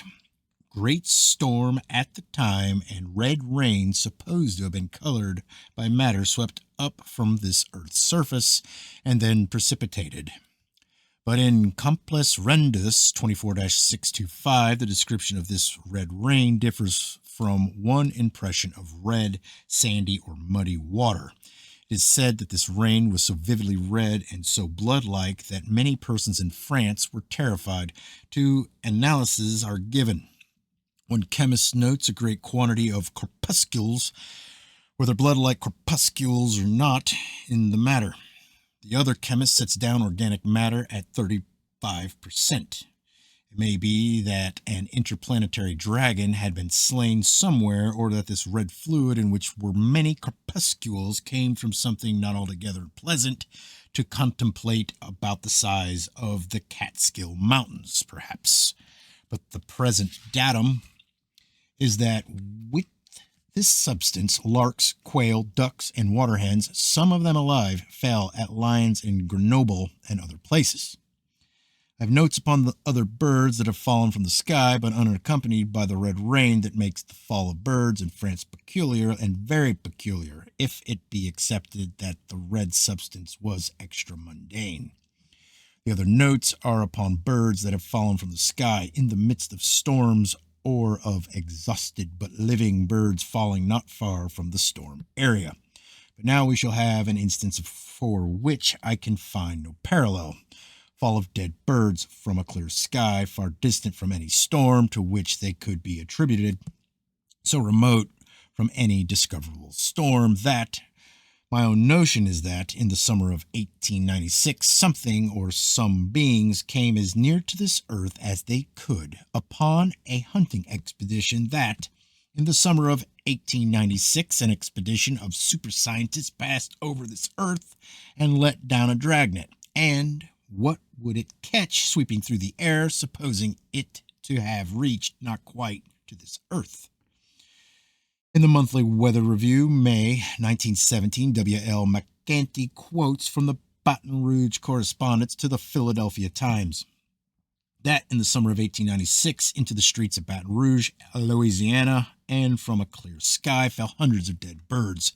There were wild ducks and catbirds, woodpeckers, and many birds of strange plumage, some of them resembling canaries. Usually one does not have to look very far from any place to learn of a storm, but the best that could be done in this instance was to say there had been a storm on the coast of Florida. And unless he have psychokinemic repulsion for the explanation, the reader feels only momentary astonishment that dead birds from a storm in Florida should fall from an unstormy sky in Louisiana, and with his intellect greased like the plumage of a wild duck, the datum then drops off. Our greasy, shiny brains, that they may be of some use, after all, that other modes of existence place a high value upon them as lubricants that were hunted for them. A hunting expedition to this earth, the newspapers report a tornado. If from a clear sky, or a sky in which there were no driven clouds, or other evidences of still continued wind power, or if from a storm in Florida, it could be accepted that hundreds of birds had fallen far away. In Louisiana, I conceive, conventionally, of heavier objects having fallen in Alabama, say, and of the fall of still heavier objects still nearer the origin in Florida. The sources of information of the Weather Bureau are widespread. It has no records of such falls. So a dragnet that was let down from above somewhere, or something that I learned from the most scientific of the investigators of psychic phenomena. The reader begins their works with prejudice against telepathy and everything else in psychic phenomena. The writers deny spiritual communication and say that the seeming data are data of only telepathy. Astonishing instances of seeming clairvoyance, only telepathy. After a while, the reader finds himself agreeing that it's only telepathy, which at first had been intolerable to him.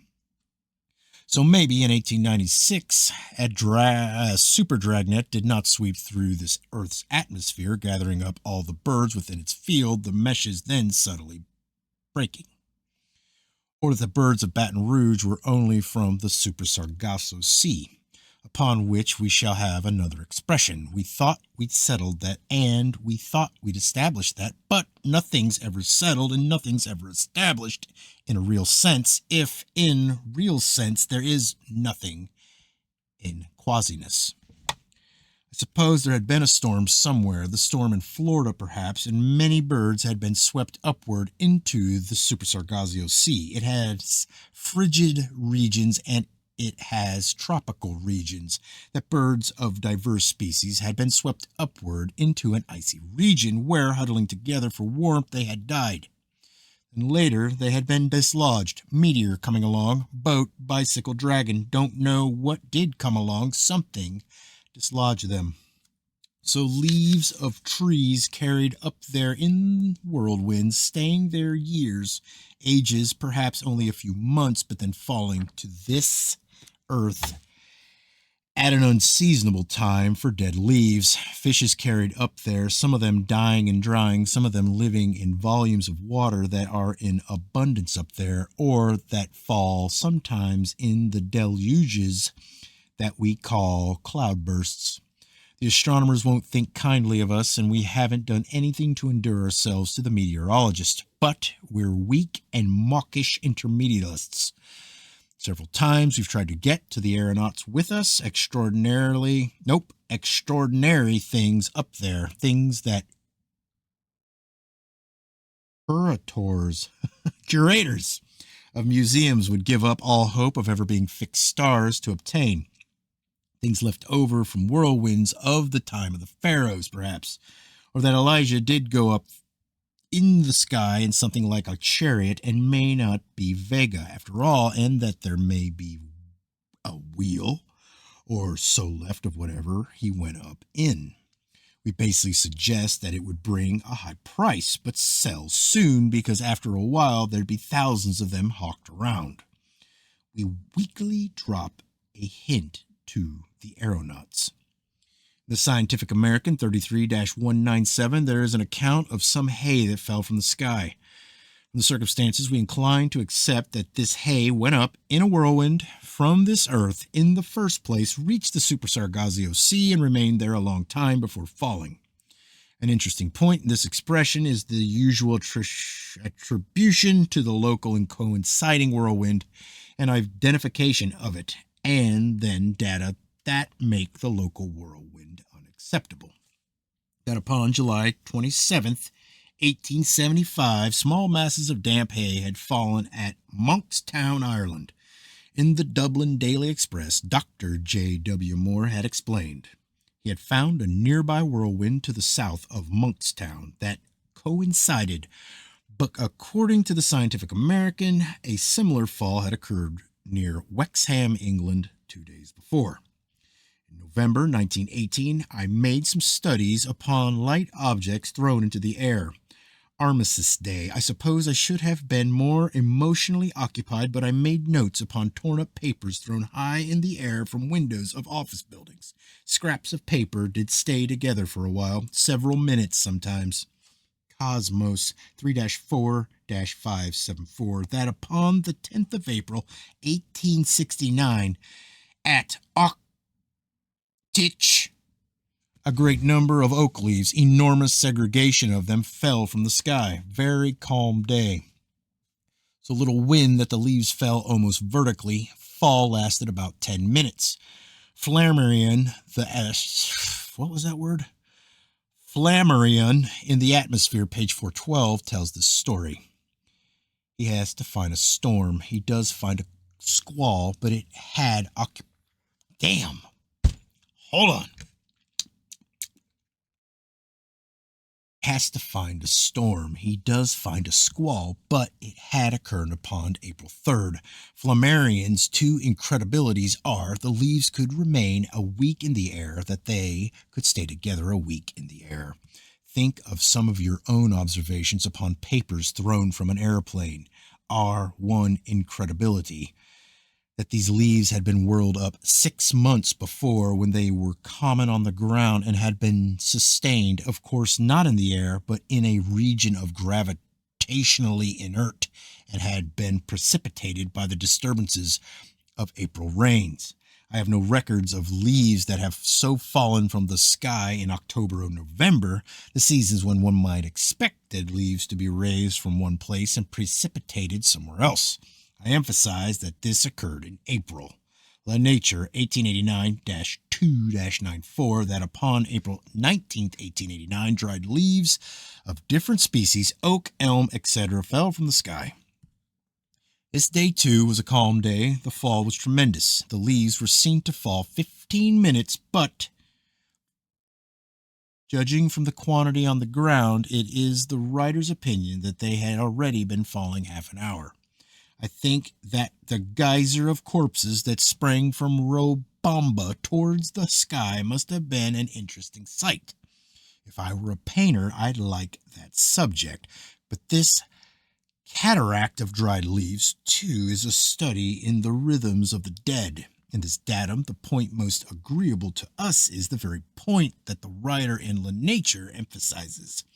Windlessness. He says that the surface of the Loire was absolutely smooth. The river was strewn with leaves as far as he could see. L'Astronomie 1894-194, that upon the 7th of April 1894, dried leaves fell at Clairvaux and Outre-Aube, France. The fall is described as prodigious. Half an hour. Then upon the 11th, a fall of dried leaves occurred at Pontcarré. It is in this reoccurrence that we found some of our opposition to the conventional explanation. The editor, Flammarion, explains, He says that the leaves had been caught up in a cyclone which had expanded its force, that the heavier leaves had fallen first. We think that that was all right for 1894, and that it was quite good enough for 1894. But in these more exacting days, we want to know how wind power insufficient to hold some leaves in the air could sustain others 4 days. Factors in this expression are unseasonableness, not for dried leaves, but for prodigious numbers of dried leaves, direct fall, windlessness, month of April, and localization in France. The factor of localization is interesting. Note, not a note have I upon fall of leaves from the sky except these notes. Were the conventional explanation or old correlate acceptable, it would seem that similar occurrences in other regions should be as frequent as in France. The indication is that there may be quasi-permanent undulations in the Super Sargasso Sea or a pronounced inclination towards France. Inspiration. There may be a nearby world complementary to this world, where autumn occurs at the same time that is springtime here.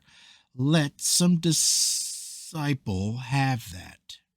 But there may be a dip towards France, so the leaves that are borne high there are more likely to be held in suspension than high-flying leaves elsewhere. Some other time I shall take up supergeography and be guilty of charts. I think now that the Super Sargasso Sea is an oblique belt with changing ramifications over Great Britain, France, Italy, and on to India. Relatively to the United States, I am not very clear, but think especially of the southern states.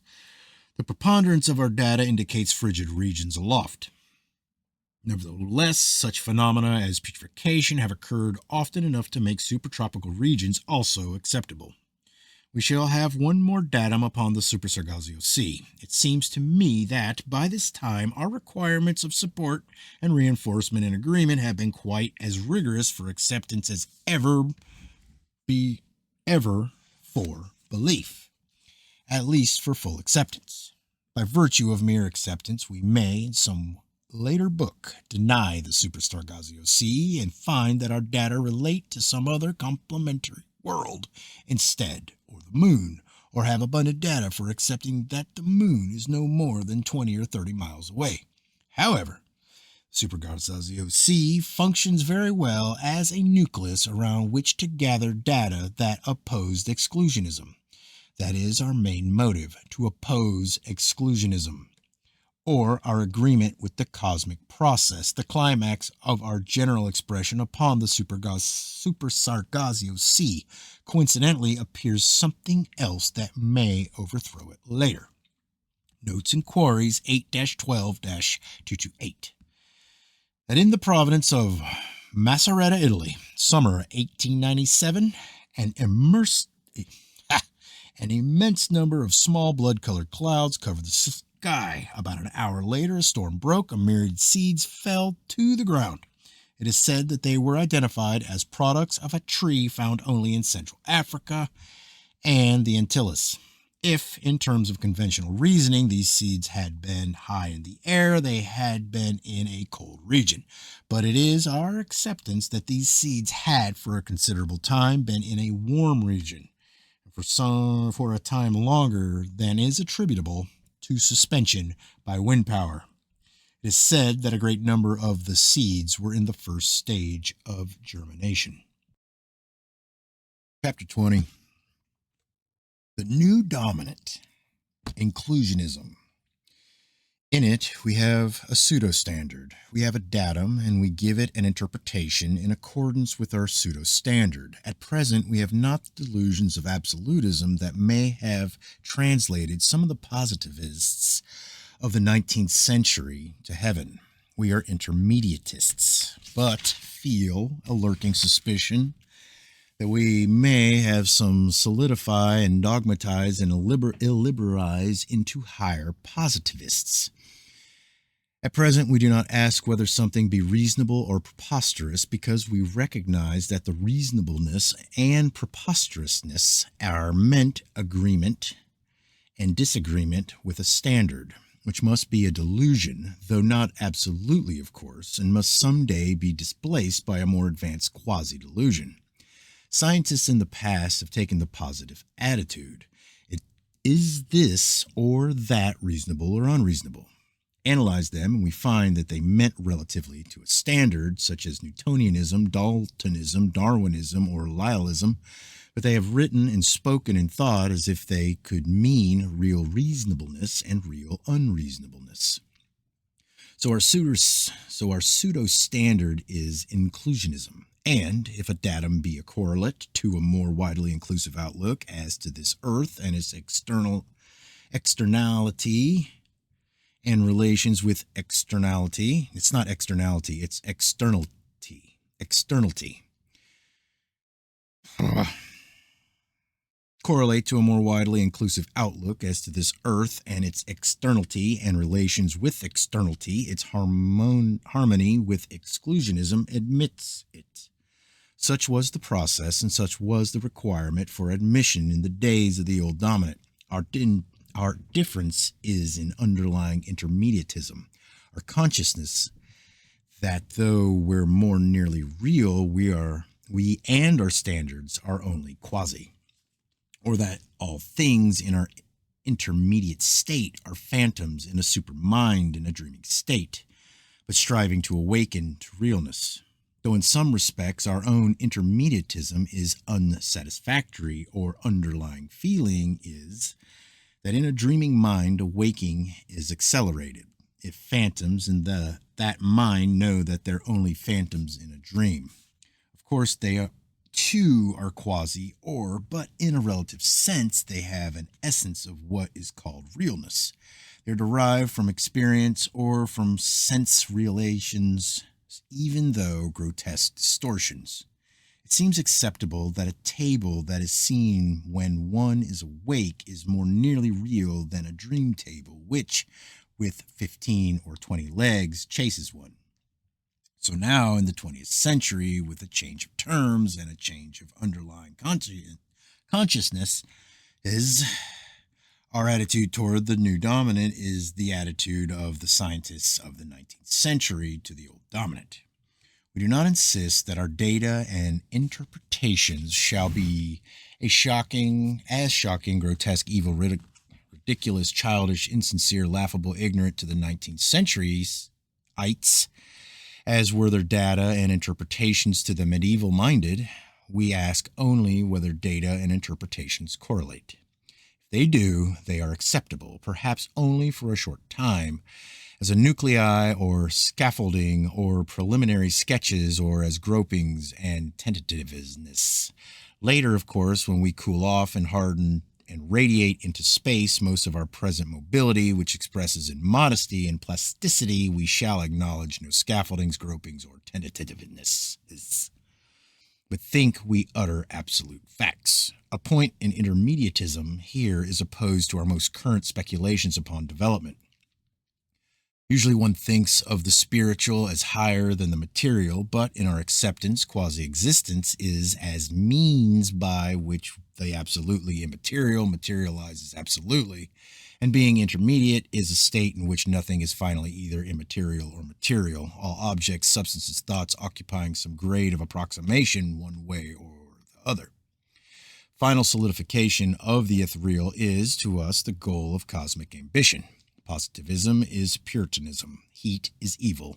Final good is absolute frigidity. An Arctic winter is very beautiful, but I think that an interest in monkeys chattering in palm trees accounts for our own intermediatism. Visitors. Our confusion here, out of which we are attempting to make quasi-order, is as great as it has been throughout this book, because we have not the positivist's delusion of homogeneity. Positivist would gather all data that seem to relate to one kind of visitors and coldly disregard all other data. I think of as many different kinds of visitors to this earth as there are visitors to New York, to a jail, to a church. Some persons go to church to pick pockets, for instance. My own acceptance is that either a world or a vast superconstruction, or a world if red substances and fishes fell from it, hovered over India in the summer of 1860. Something then fell from somewhere July 17, 1860, at Dharmasla. Whatever it was, it is so persistently alluded to as a meteorite that I look back and see that I adopted this convention myself. But in the London Times, December 26, 1860, Syed Abdullah, professor of Hindustani, University College London, writes that he had sent to a friend in Dharmasla for an account of the stones that had fallen at the place. The answer: divers forms and sizes, many of which bore great resemblance to ordinary cannonballs just discharged from engines of war. It's in addition to our data of spherical objects that have arrived upon this earth. Note that they are spherical stone objects, and in the evening of this same day that something took a shot at Dharmasla or sent objects upon which they may be decipherable markings. Lights were seen in the air. I think myself of a number of things, beings, whatever they were, trying to get down but resisted, like balloonists at a certain altitude trying to get farther up but resisted. Not in the least, except to good positivists or the homogeneous minded, does this speculation infer with the concept of some other world that is in successful communication with certain esoteric ones upon this earth by a code of symbols that print in rock, like symbols of telephotographers in selenium. I think that sometimes in favorable circumstances, emissaries have come to this earth, secret meetings. Of course it sounds, but secret meetings, emissaries, esoteric ones in Europe before the war broke out. Those suggested that such phenomena could be. However, as to the most of our data, I think of super things that have passed close to this earth with no more interest in this earth than have passengers upon a steamship in the bottom of the sea. Or passengers may have a keen interest, but circumstances of schedules and commercial requirements forbid investigation of the bottom of the sea. On the other hand, we may have data of superscientific attempts to investigate phenomena of this earth from above, perhaps by beings from so far away that they had never even heard that something somewhere asserts a legal right to this earth. Altogether, we're good intermediatists, but we can't be very good hypnotists. Still another source of the merging away of our data. That upon general principles of continuity in supervessels or supervehicles have traversed this Earth's atmosphere, there must be mergers between them and terrestrial phenomena. Observations upon them must merge away into observations upon clouds and balloons and meteors. We shall begin with data that we cannot distinguish ourselves and work our way out of mergers in extremes. In the observatory, 35-168, it is said that according to a newspaper, March 6, 1912, residents of Warmley, England were greatly excited by something that was supposed to be a splendidly illuminated aeroplane passing over the village. The machine was apparently traveling at tremendous rate and came from the direction of Bath and went towards Gloucester. The editor says that it was a large triple-headed fireball. Tremendous indeed, he says, but we are prepared for anything nowadays. That is satisfactory. We'd not like to creep up stealthily and then jump out of a corner with our data. This editor at least is prepared to read. Nature, October 27, 1898, a correspondent writes that in the County Wicklow, Ireland, at about 6 o'clock in the evening, he had seen in the sky an object that looked like a moon in its three-quarter aspect. We note the shape which approximates to triangularity, and we note that in the color it is said to have been golden yellow. It moved slowly, and in about 5 minutes disappeared behind a mountain. The editor gives his opinion that the object may have been an escape balloon. In Nature, August 11, 1898, there is a story taken from the July number of the Canadian Weather Review by a meteorologist, F. Payne, that he had seen in the Canadian sky a large pear-shaped object sailing rapidly. At first, he supposed that the object was a balloon, its outline being sharply defined.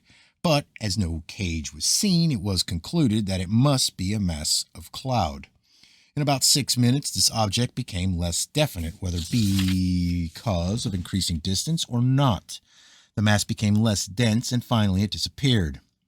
As to cyclonic formation, no whirling motion could be seen. Nature 58-294. That, upon July 8, 1898, a correspondent had seen in Kiel an object in the sky colored red by the sun which had set. It was about as broad as a rainbow and about 12 degrees high.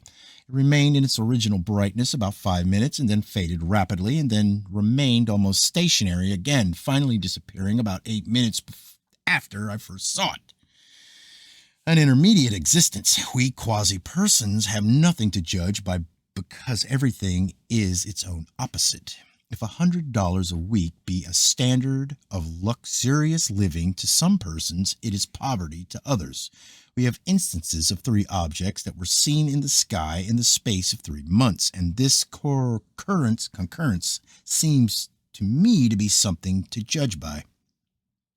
Science has been built upon concurrence. So have been most of the fallacies and fanaticisms.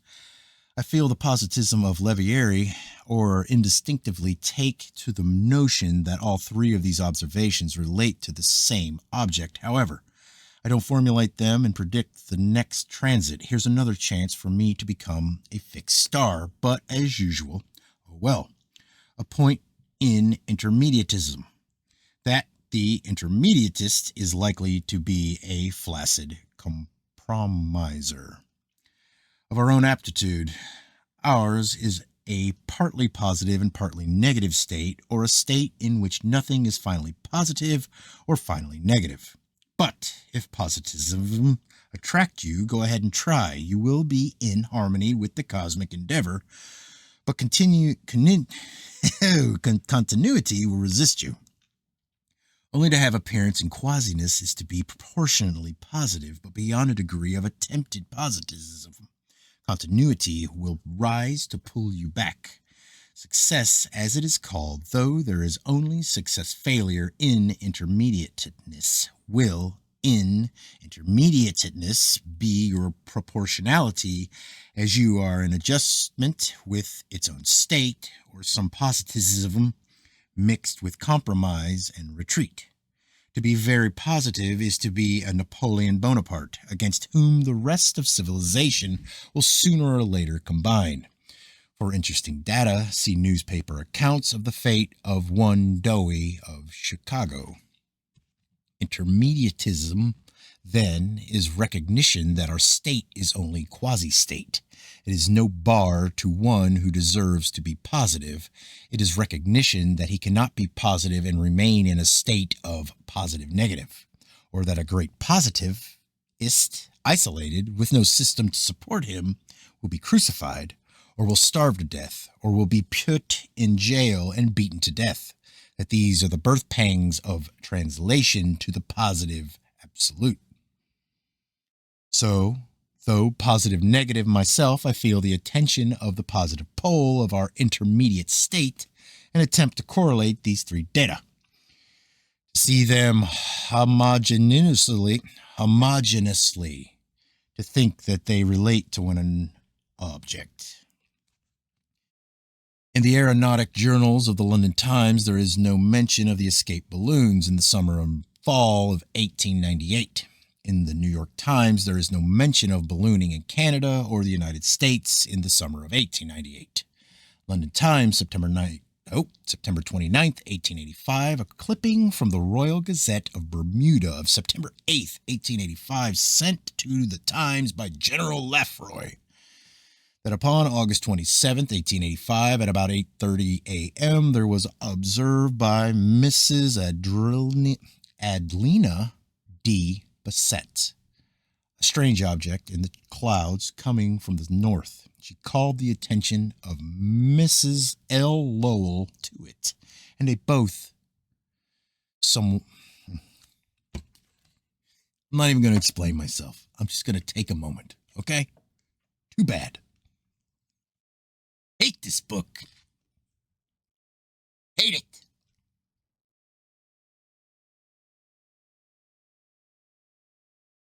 but it's so good. What the hell was I? God forbid I read something again.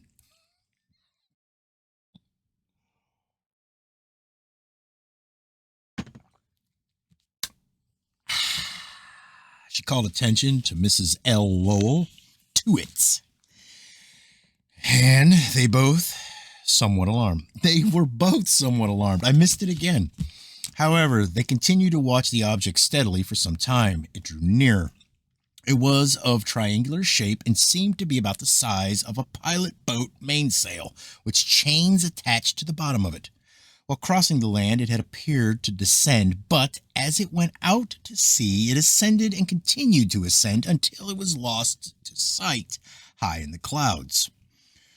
Or with such power to ascend, I don't think much myself of the notion that it was an escape balloon, partly deflated. Nevertheless, General Lefroy, correlating with exclusionism, attempts to give a terrestrial interpretation to this occurrence. He argues that the thing may have been a balloon that escaped from France or England, or the only aerial thing of terrestrial origin that, to this date of about 35 years later, has been thought to have crossed the Atlantic Ocean. He accounts for the triangular form by deflation, a shapeless bag barely able to float. My own acceptance is that great deflation does not accord with observations upon its power to ascend. In the Times, October 1st, 1885, Charles Harding, of the RMS argues that if it had been a balloon from Europe, surely it would have been seen and reported by many vessels. Whether he was as good as Britain as the general or not, he shows awareness of the United States, or that the thing may have been a partly collapsed balloon that had escaped from the United States. General Lefroy wrote to Nature about it, Nature 33-39, saying, whatever the sensitivenesses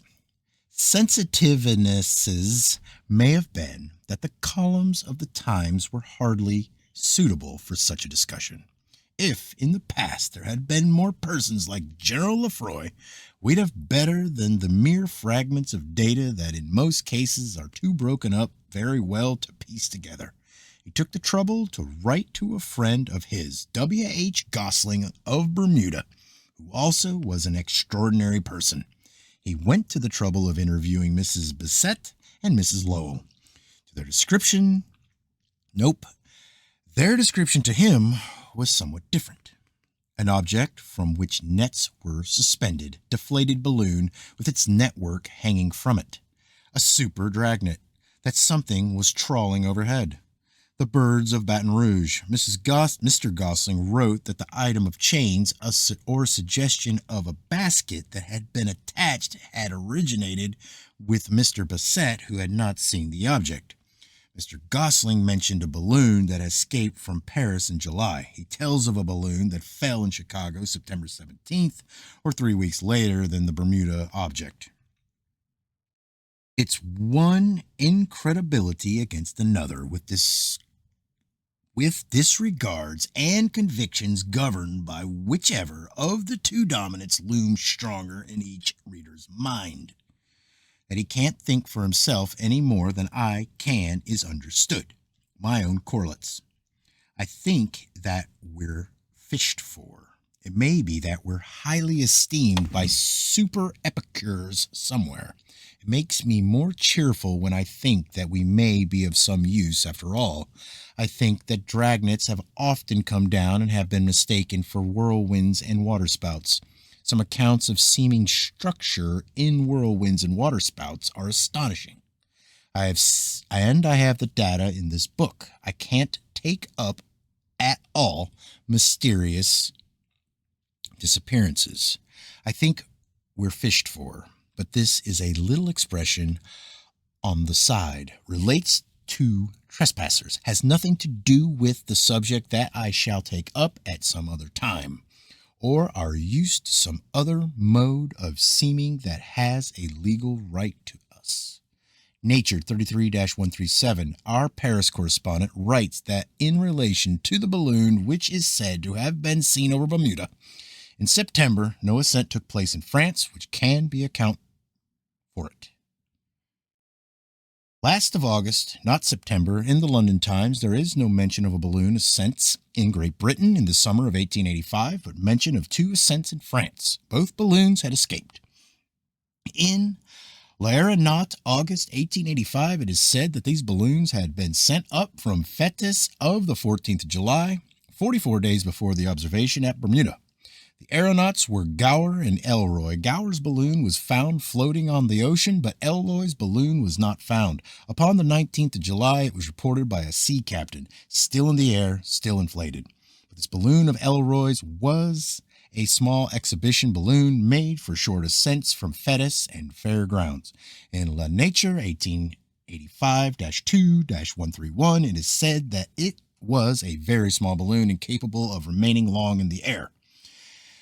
As to the contemporaneous ballooning in the United States, I find only one account. An ascent in Connecticut, July 29, 1885. Upon leaving this balloon, the aeronauts had pulled the ripcord, turning it inside out. To the intermediate, the accusation of anthropomorphism. Nope, anthropomorphism. Anthropomorphism is meaningless. There is nothing in anything that is unique or positively different. We'd be materialists if not quite as rational to express the material in terms of the immaterial as to express the immaterial in terms of the material. Oneness of allness is quasiness. I will engage to write the formula of any novel in psychokinetic terms, or draw its graph in psychomechanic terms. Hold on. I said that right. Psychokinetic terms, or draw its graph into psychomechanic terms, or write in romantic terms the circumstances and sequences of any chemic or electric or magnetic reaction, or express any historic event in algebraic terms. See Boole and Jovans for economic situations expressed algebraically. Think of the dominants as I think of persons, not meaning that they are real persons, not meaning that we are real persons, or the old dominant and its jealousy and its suppression of all things and thoughts that endangered its supremacy. In reading discussions of papers by scientific societies, I have often noted how, when they approached forbidden or irreconcilable subjects, the discussions were thrown into confusion and ramification. It's as if scientific discussions have often been led astray, as if purposefully, as if by something directive hovering over them. As if by something directive hovering over them. Of course, I mean only the spirit of all development. Just so in any embryo, cells that would tend to vary from the appearances of their era are compelled to correlate. In Nature 90-169, Charles Tilden Smith writes that at Christbury, Wiltshire, England, April 8, 1912, he saw something in the sky, unlike anything that I had ever seen before. Although I have studied the skies for many years, I have never seen anything like it. He saw 2 stationary dark patches upon the clouds. The extraordinary part, they were stationary upon the clouds that were rapidly moving. They were fan-shaped or triangular and varied in size, but kept the same position upon different clouds as cloud after cloud came along. For more than half an hour, Mr. Smith watched these dark patches. His impression as to the one that appeared first, that it was really a heavy shadow cast upon a thin veil of clouds by some unseen object away in the west, which was intercepting the sun's rays. Upon page 244 of this volume of Nature is a letter from another correspondent to the effect that similar shadows are cast by mountains upon clouds, and that, no doubt, Mr. Smith was right in attributing the appearance to some unseen object which was intercepting the sun's rays.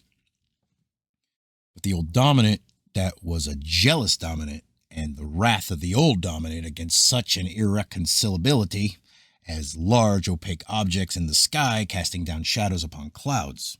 Still, the dominants are suave very often, or are not absolute gods, and the way attention was led away from this subject is interesting study in quasi-divine bamboozlement. Upon page 268, Charles J.P. Cave, the meteorologist, writes that upon April 5th and 8th at Ditcham Park, Petersfield, he had observed a similar appearance while watching some pilot balloons. But he describes something not in the least like a shadow on clouds, but a stationary cloud. The inference seems to be that the shadows at Chisbury may have been shadows of pilot balloons. Upon page 322, another correspondent writes, upon shadows cast by mountains. Upon page 348, someone else carries on the divergence by discussing this third letter.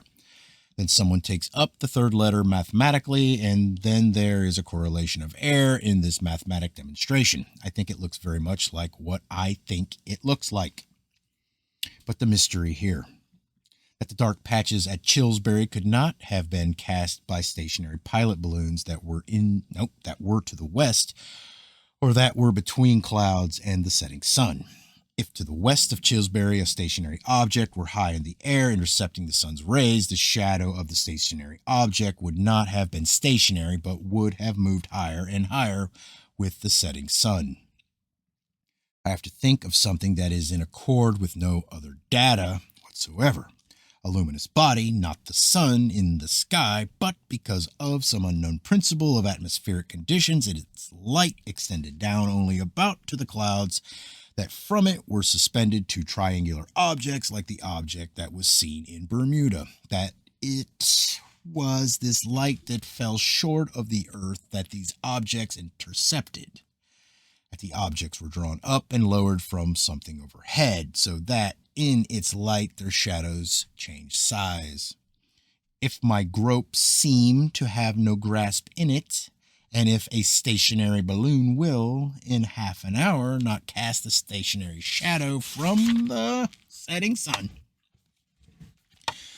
we have to think of two triangular objects that accurately maintain positions in a line between sun and clouds, and at the same time approach the receding from clouds. Whatever it may have been, it's enough to make the devout make the sign of the crucible, or whatever the devotees of the old dominant do in the presence of a new correlate. Vast black thing poised like a crow over the moon. It is our acceptance that these two shadows of Chilsbury looked from the moon like vast things, black as crows, poised over the earth. It is our acceptance that two triangular luminosities and then two triangular patches like vast black things poised like crows over the moon, and like the triangularities at Chilsbury have been seen upon or over the moon.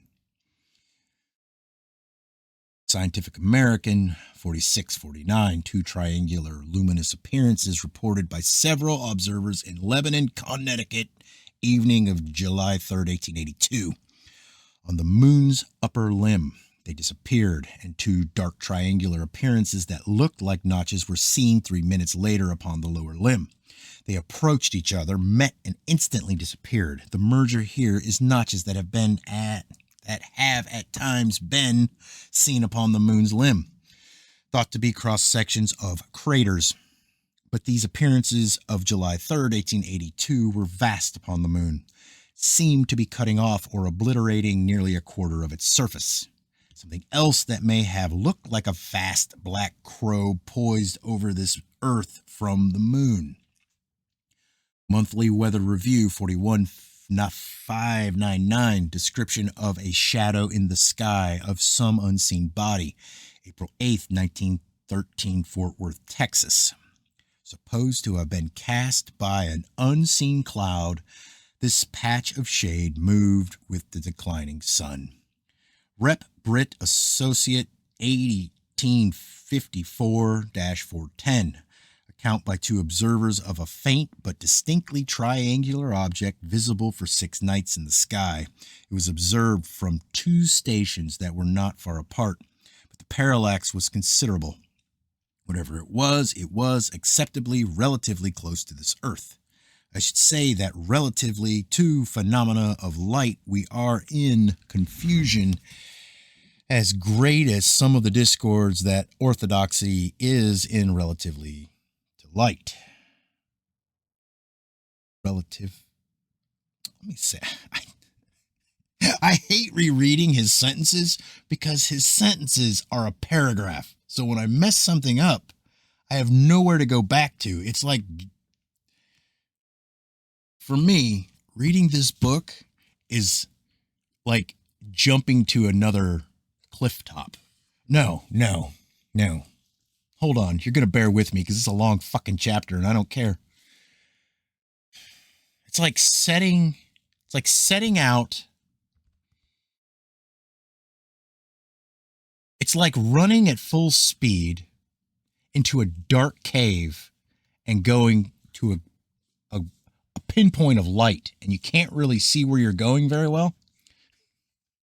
But all you can see is that point of light, and you think you're getting closer to it, but those are commas and semicolons and everything. I know you don't care. But that's how my brain is kind of like seeing this. And then I get to the period and I'm like, holy shit, I made it. And I go to the next one. I love it. Hopefully, by the time I get through this, I'll get better at it. And I don't know why. Won't matter. It's not like I'll get a fucking job doing this. All right. Where the fuck was I? Sorry if your children are listening. It's what you get. Putting this in their minds.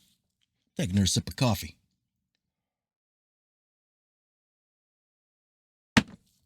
Enjoying my coffee. Let's see. Oh, shit. Yeah, relatively to light. Broadly and intermediatistically, our position is the light is not really a necessarily light, any more than is anything else really and necessarily anything, but an interpretation of a mode of force, as I suppose we have to call it, as light. At sea level, the Earth's atmosphere interprets sunlight as red or orange or yellow. High up on the mountains, the sun is blue. Very high up on the mountains, the zenith is black, or it is orthodoxy to say that in interplanetary space, where there is no air, there is no light.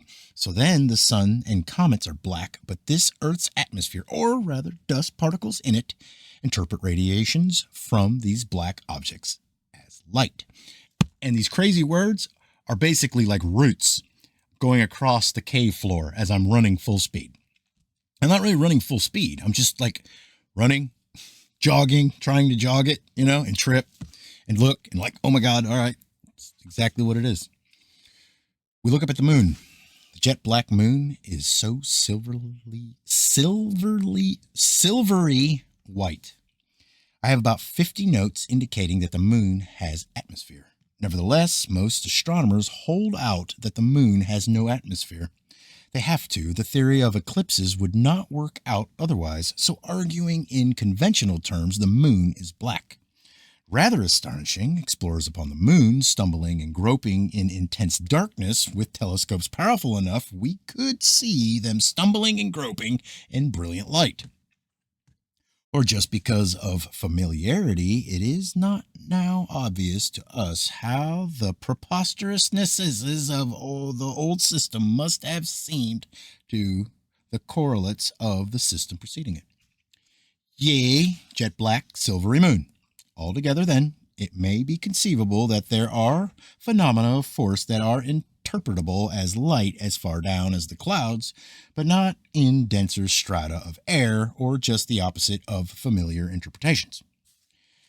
I now have some notes upon an occurrence that suggests a force not interpreted by air as light, but interpreted or reflected by the ground as light. I think of something that, for a week, was suspended over London, of an emanation that was not interpreted as light until it reached the ground. Lancet, June 1st, 1867, that every night that every night for a week a light had appeared in Woburn Square, London, upon the grass of a small park enclosed by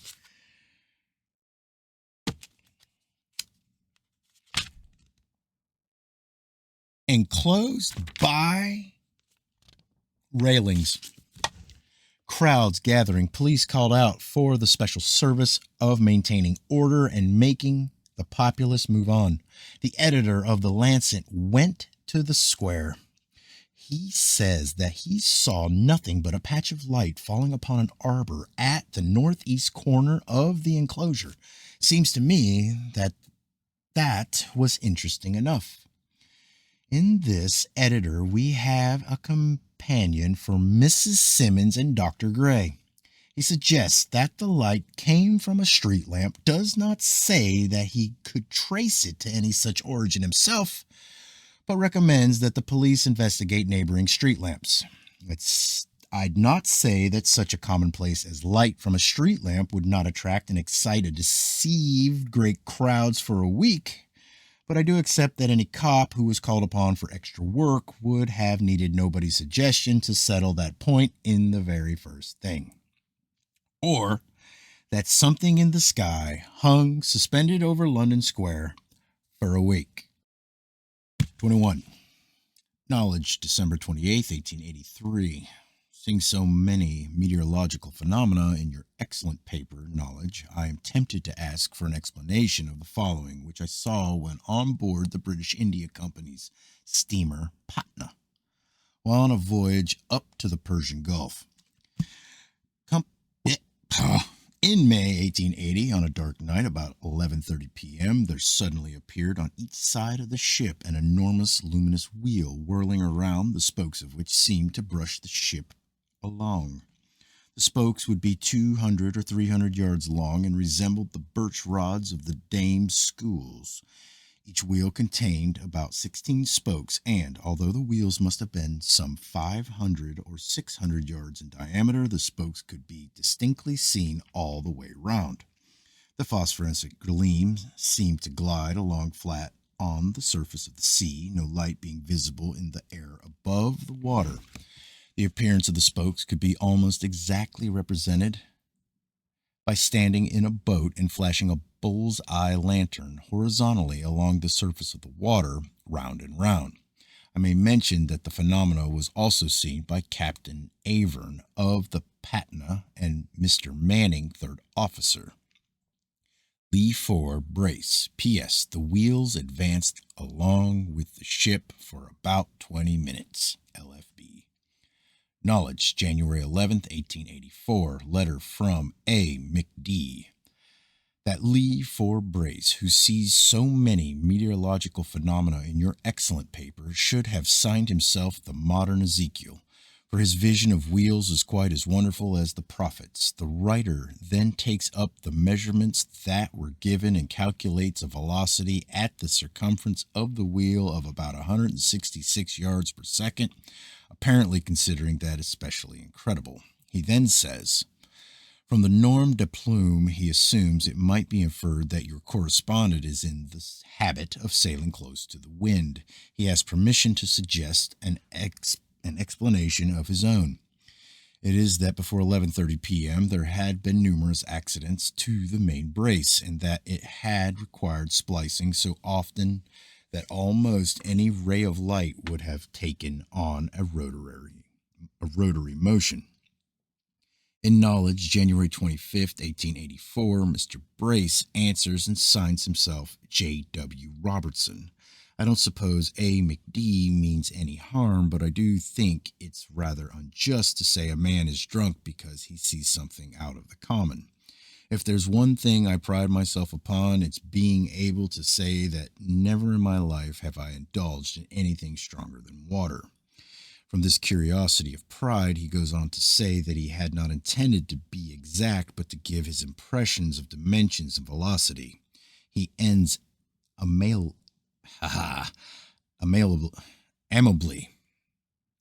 However, no offense taken where I suppose none is meant. To this letter, Mr. Proctor adds a note apologizing for the publication of A. McDee's letter, which had come about by a misunderstood instruction. Then Mr. Proctor wrote disagreeable letters himself about other persons. What else would you expect in a quasi existence? The obvious explanation of this phenomenon is that under the surface of the sea in the Persian Gulf was a vast luminous wheel, that it was the light from the submerged spokes that Mr. Robertson saw shining upward. It seems clear that this light did shine upward from origin below the surface of the sea, but at first it is not so clear how vast luminous wheels, each the size of a village, ever got under the surface of the Persian Gulf. Also, there may be some misunderstanding as to what they were doing there. A deep-sea fish and its adaptation to a dense medium. That, at least in some regions aloft, there is a medium dense even to the gelatinous. Yes. A deep-sea fish brought to the surface of the ocean in a relatively unattenuated medium. It disintegrates. Superconstructions adapted to a dense medium in interplanetary space. Sometimes by stresses of various kinds, they are driven into this Earth's thin atmosphere. Later, we shall have data to support just this. The things entering this Earth's atmosphere disintegrate and shine with a light that is not the light of incandescence, shine brilliantly even if cold. Vast wheel-like superconstructions, they enter this Earth's atmosphere and, threatened with disintegration, plunge for relief into an ocean or into a denser medium. Of course, the requirements now facing us are not only data of vast wheel-like superconstructions that have relieved their distresses in the ocean, but data of enormous wheels that have been seen in the air or entering the ocean or rising from the ocean and continuing their voyages. Very largely, we shall concern ourselves with enormous fiery objects that have either plunged into the ocean or risen from the ocean. Our acceptance is that, though disruption may intensify into incandescence, part from disruption and its probable fieriness, things that enter this Earth's atmosphere have a cold light, which would not, like light from molten matter, be instantly quenched by water. Also, it seems acceptable that a revolving wheel would, from a distance, look like a globe. That a revolving wheel seen relatively close by looks like a wheel in a few aspects. The mergers of ball lightning and meteorites are not resistances to us. Our data are of enormous bodies. So we shall interpret, and what does it matter?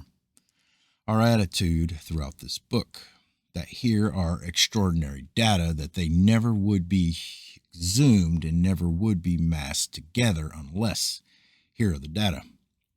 Our first datum is of something that was once seen to enter an ocean. It's from the Puritanic publication Science, which has yielded us little material, or which, like most Puritans, does not go upon a spree very often. Whatever the thing could have been, my impression is of tremendousness, or of bulk many times that of a meteorite in all museums combined.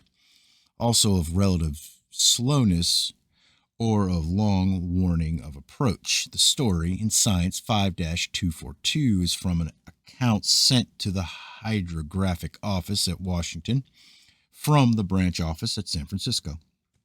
That at midnight, February 24th, 1885, latitude 37 north and longitude 170 east, or somewhere between Yokohama and Victoria, the captain of the bark Innerwich was aroused by his mate, who had seen something unusual in the sky.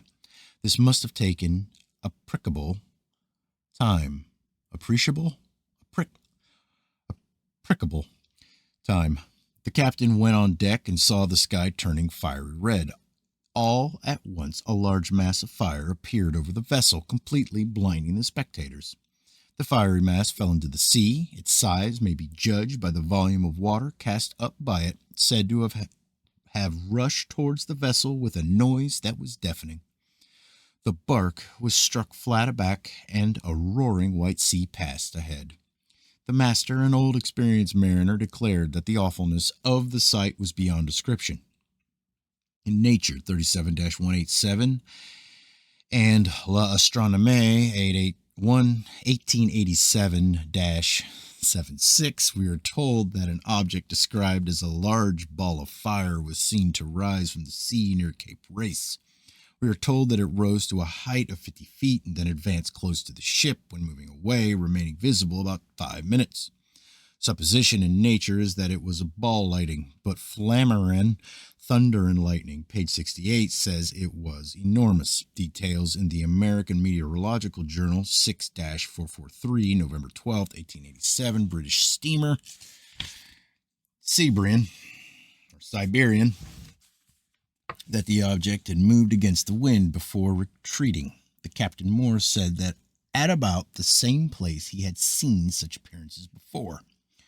Report of the British Association 1861-30, that upon June 18, 1845, according to the Malta Times, from the brig Victoria, about 900 miles east of Adelaide, the Asia Minor, 36 degrees 40, I don't know those yet. I think it's 40 foot, 56 inches, north latitude, 13 degrees, 44 foot, 36 inches, east long. 3 luminous bodies were seen to issue from the sea at about half a mile from the vessel. They were visible about 10 minutes. The story was never investigated, but other accounts that seem acceptably to be other observations upon this same sensational spectacle came in, as if of their own accord, and were published by Professor Baden-Powell. One is a letter from a correspondent at Mount Lebanon. He describes only 2 luminous bodies. Apparently, they were 5 times the size of the moon. Each had appendages, or they were connected by parts that are described as sail-like or streamer-like, looking like large flags blown out by a gentle breeze. The important point here is not only suggestion of structure, but duration. The duration of meteors is a few seconds. Duration of 15 seconds is remarkable, but I think there are records up to a half a minute. This object, if it were all one object, was visible out at Mount Lebanon about 1 hour. An interesting circumstance is that the appendages did not look like trains of meteors, which shine by their own light, but seemed to shine by light from the main bodies. About 900 miles west of the position of the Victoria is the town of Adelaide, Asia Minor. About the time of the observation reported by the captain of the Victoria, the Reverend F. Hallett, F.R.A.S., was in Adelaide. He too saw the spectacle and sent an account to Professor Baden-Powell. In his view, it was a body that appeared and then broke up. He places duration at 20 minutes to half an hour. In the report of the British Association 1860-82, the phenomenon was reported from Syria and Malta as 2 very large bodies nearly joined. Rep British Association 1860-77, that at Cherbourg, France, January 12, 1836, was seen a luminous body seemingly 2/3 the size of the moon. It seemed to rotate on an axis. Central to it, there seemed to be a dark cavity. For other accounts, all indefinite but distortable into data of wheel-like objects in the sky, see Nature 22-617. London Times, October 15, 1859. Nature 21-225. Monthly Weather Review, 1883-264. L'Astronomie, 1894-157. That upon the morning of December 20th, 1893, an appearance in the sky was seen by many persons in Virginia, North Carolina, and South Carolina. A luminous body passed overhead from west to east until about 15 degrees in the eastern horizon. It appeared to stand still for 15 or 20 minutes. According to some descriptions, it was the size of a table. To some observers, it looked like an enormous wheel. The light was a brilliant white, acceptably it was not an optical illusion. The noise of its passage through the air was heard. Having been stationary or having seemed to stand still 15 or 20 minutes, it disappeared or exploded. No sound of explosion was heard. vast wheel-like constructions. They're especially adapted to roll through a gelatinous medium from planet to planet, sometimes because of miscalculations or because the stresses of various kinds they enter this Earth's atmosphere. They're likely to explode. They have submerged in the sea. They stay in the sea a while, revolving with relative leisureliness until relieved, and then emerge, sometimes close to vessels.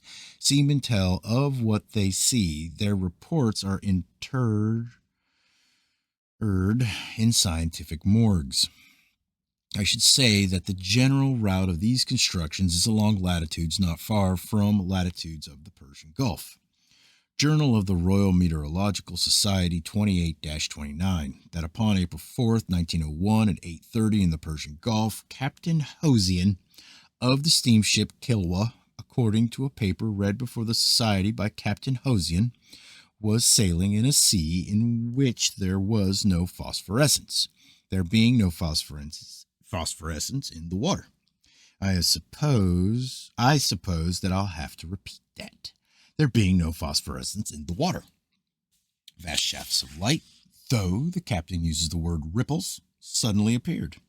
Shaft followed shaft upon the surface of the sea, but it was only a faint light, and in about 15 minutes died out. Having appeared suddenly, having died out gradually, the shafts revolved at a velocity of about 60 miles an hour. Phosphorescent jellyfish correlate with the Old Dominant in one of the most heroic compositions of disregards in our experience. It was agreed in the discussion of Captain Hosian's paper that the phenomenon was probably pulsations of long strings of jellyfish. Nature 21-410, reprint of a letter from R.E. Harris, commander of the AHN Co's steamship Shahjahan, to the Calcutta Englishman, January 21st, 1880. That upon the 5th of June, 1880, off the coast of Malabar, at 10 p.m., water calm, cloudless, he had seen something that was so foreign to anything that he had ever seen before, that he had stopped his ship. He saw what he describes as waves of brilliant light with spaces between. Upon the water were floating patches of substance that was not identified. Thinking in terms of the conventional explanation of the phosphorescence at sea, the captain at first suspected this substance. However, he gives his opinion that it did no illuminating, but was, with the rest of the sea, illuminated by tremendous shafts of light. Whether it was a thick and oily discharge from the engine of a submerged construction or not, I think that I shall have to accept the substance as a concomitant, because of another note. As wave succeeded wave, one of the most grand and brilliant yet solemn spectacles that one could think of was witnessed here. Journal of Royal Meteorological Society 32-280. Extract from a letter from Mr. Douglas Carnegie, Blackheath, England, date sometime in 1906. This last voyage we witnessed a weird and most extraordinary electric display. In the Gulf of Oman, he saw a bank of apparently quiescent phosphorescence, but when within 20 yards of it, shafts of brilliant light came sweeping across the ship's bows at a prodigious speed, which might be put down as anything between 60 and 200 miles an hour. These light bars were about 20 feet apart and most regular. As to phosphorescence, I collected a bucket full of water and examined it under the microscope, but could not detect anything abnormal. But the shafts of light came up from something beneath the surface. They first struck us on our broadside, and I noticed that an intervening ship had no effect on the light beams. They started away from the lee side of the ship, just as they had traveled right through it. The Gulf of Oman is at the entrance to the Persian Gulf. Journey Royal Met Soc 33-294. Extract from a letter by Mr. S.C. Peterson, second officer of the P&O steamship Delta, a spectacle which the journal continues to call phosphorescent. Malacca Strait, 2 a.m., March 14th, 1907. shafts which seemed to move round the center like the spokes of a wheel and appeared to be about 300 yards long. The phenomenon lasted about half an hour, during which time the ship had traveled 6 or 7 miles. It stopped suddenly. L'Astronomie 1891-312. A correspondent writes that in October 1891, in the China Sea, he had seen shafts or lances of light that had the appearance of rays of a searchlight, and that had moved like such rays. Nature 20-291 report to the Admiralty by Captain Evans, the hydrographer of the British Navy.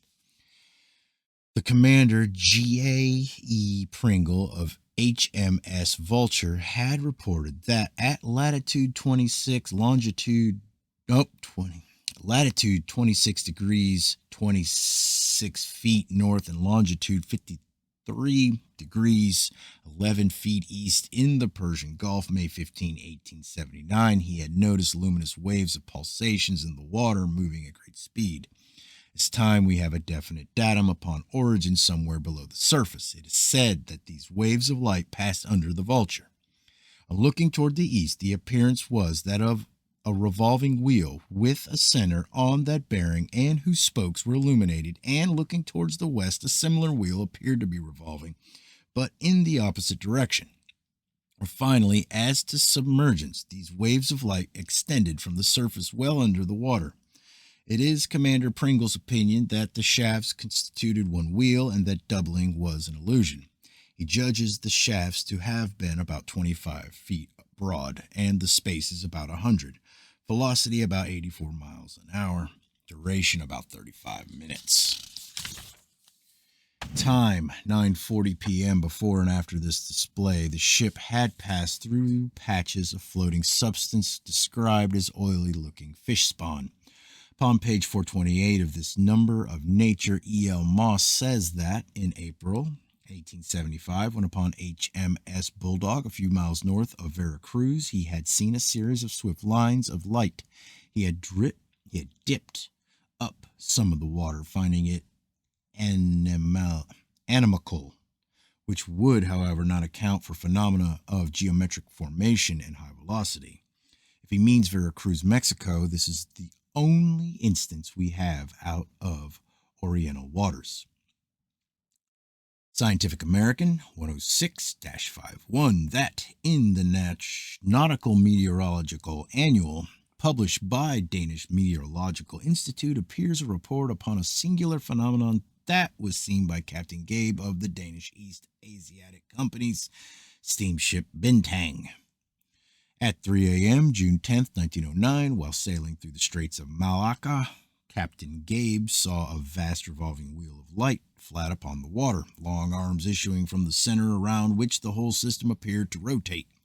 So vast was the appearance that only half of it could be seen at time, the center lying near the horizon. This display lasted about 15 minutes.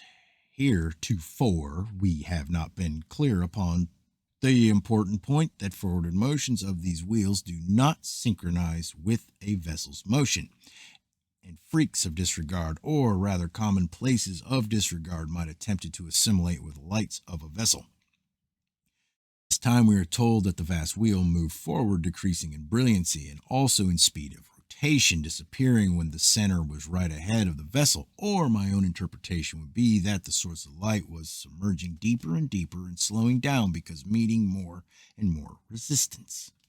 The Danish Meteorological Institute reports another instance, that when Captain Breyer of the Dutch steamer Valentinian, was in the South China Sea, midnight, August 12, 1910, he saw a rotation of flashes. It looked like a horizontal wheel turning rapidly. This time it is said that the appearance was above water. The phenomenon was observed by the captain, the first and second mates, and the first engineer, and upon all of them it made a somewhat uncomfortable impression. In general, if our expression be not immediately acceptable, we recommend to rival interpreters that they considered the localization, with one exception, of this phenomenon to the Indian Ocean and adjacent waters, or Persian Gulf on one side and China Sea on the other side. Though we're intermediatists, the call of attempted positivism in the aspect of completeness is irresistible. We have expressed that from few aspects would wheels of fire in the air look like wheels of fire, but if we can get it, we must have observation upon vast luminous wheels, not interpretable as optical illusions, but enormous substantial things that have smashed down material resistances and have been seen to plunge into the ocean. Athenaeum 1848-833.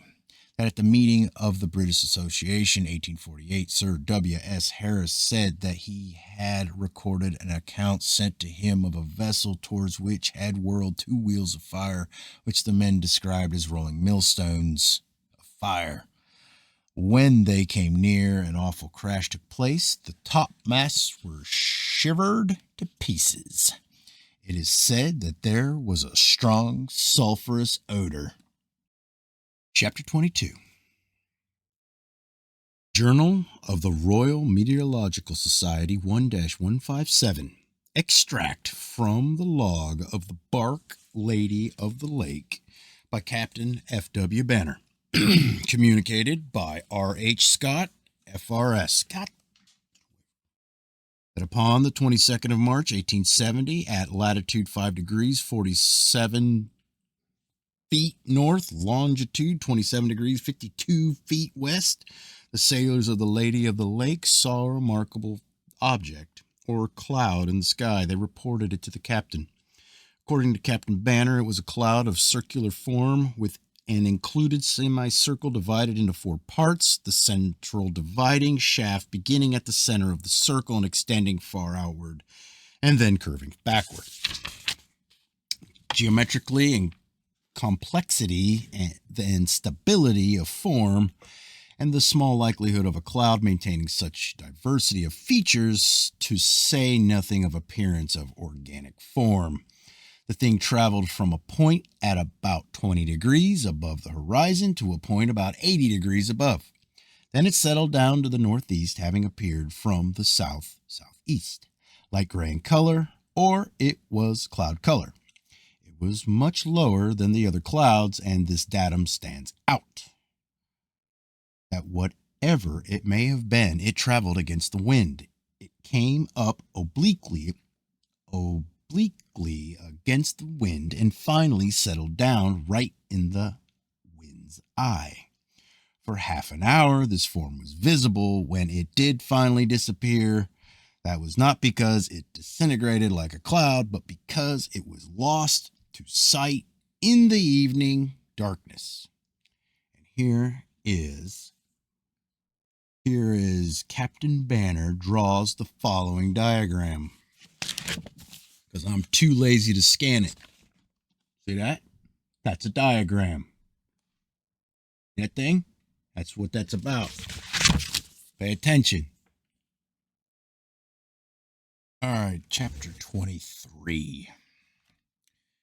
Textbooks tell us that Dhurmsala meteorites were picked up soon or within half an hour. Given a little time, the conventionalists may argue that these stones were hot when they fell, but that their great interior coldness had overcome the molten state of their surfaces. According to the deputy commissioner of Dhurmsala, these stones had been picked up immediately by passing coolies. These stones were so cool that they benumbed the fingers, but they had fallen with a great light. It is described as a flame of fire about 2 feet in depth and 9 feet in length. Acceptably, this light was not the light of molten matter.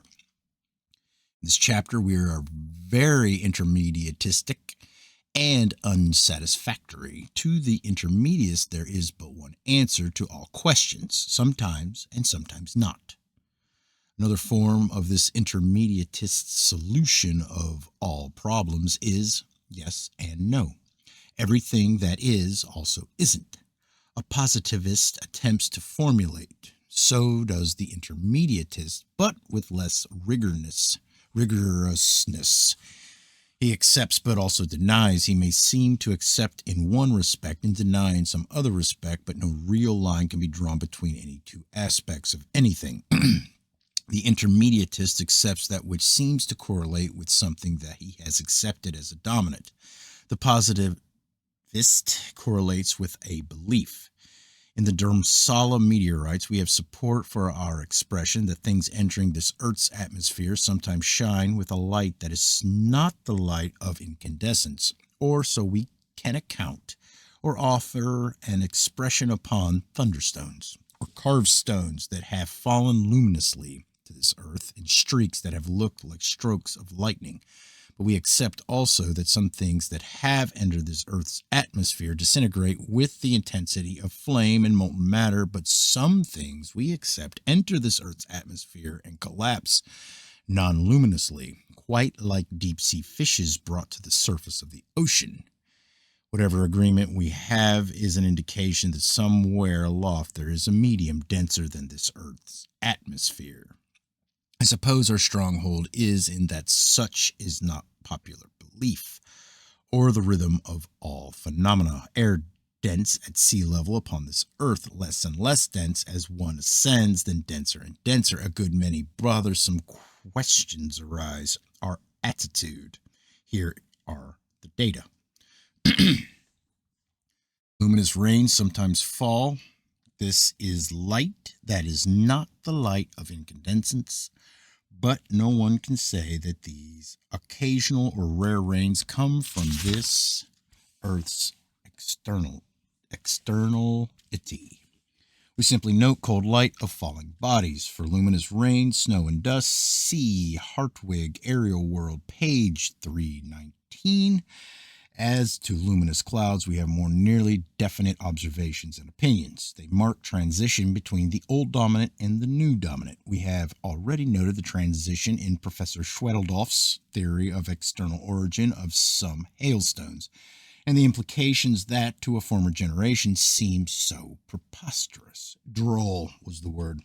That there are in intraplanetary regions volumes of water, whether they have fishes and frogs in them or not. Now, our acceptance is that clouds sometimes come from external regions, having had origin from super geographical lakes and oceans that we shall not attempt to chart just at present, only suggesting to enterprising aviators. And we note that we put it all up to them and show no inclination to go to Columbusing on our own account, that they take bathing suits, or rather deep-sea diving suits along.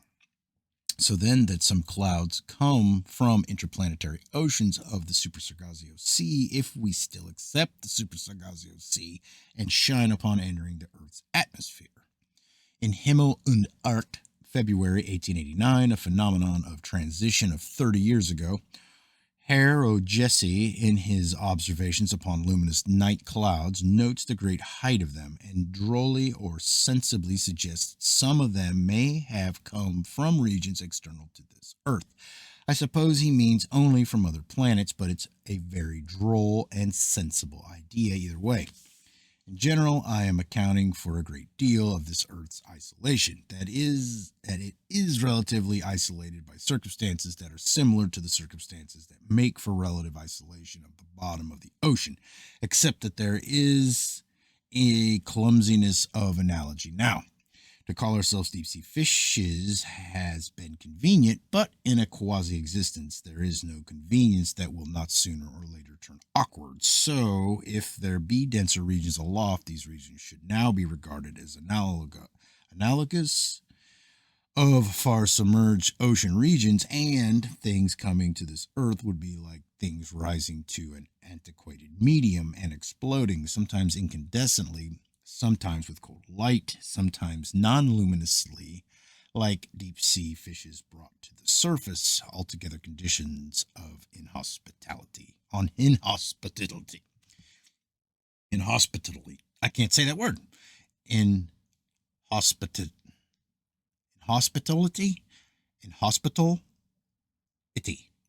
I have a suspicion that in their own depths, these sea fishes are inhospitability. I have a suspicion that in their own depths, deep sea fishes are not luminous.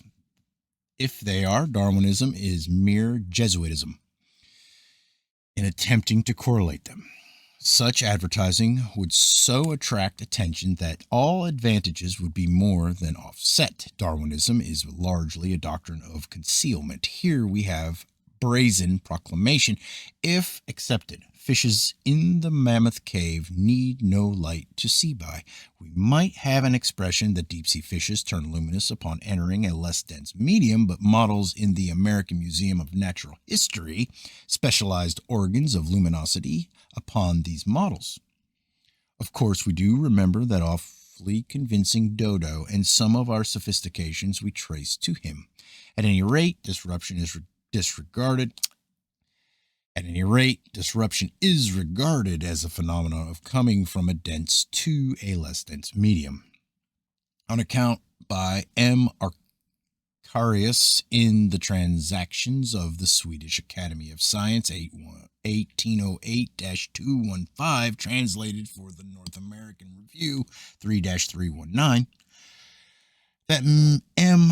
Arcarius, having heard of an extraordinary and probably hitherto unseen phenomenon, reported from near the town of Schenning, Sweden, investigated that upon the 16th of May, 1808, at about 4 p.m., the sun suddenly turned dull brick red. At the same time, there appeared upon the western horizon a great number of round bodies, dark brown and seemingly the size of a hat crown. They passed overhead and disappeared in the eastern horizon. Tremendous procession. It lasted 2 hours. Occasionally one fell to the ground. When the place of a fall was examined, there was found a film, which soon dried and vanished. Often, when approaching the sun, these bodies seemed to link together, or were then seen to be linked together in groups not exceeding 8, and under the sun they were seen to have tails 3 or 4 fathoms long. Away from the sun, the tails were invisible. Whatever their substance may have been, it is described as gelatinous, soapy, and jellied. I place this datum here for several reasons. It would have been a good climax to our expression upon hordes of small bodies that, in our acceptance, were not seeds, nor birds, nor ice crystals. But the tendency would have been to jump to the homogeneous conclusion that all our data in that expression related to this one kind of phenomena, whereas we conceive of infinite heterogeneity of the external, of crusaders and rabbles and immigrants and tourists and dragons and things like gelatinous hat crowns, or that all things here upon this earth that flock together are not necessarily sheep, Presbyterians, gangsters, or porpoises.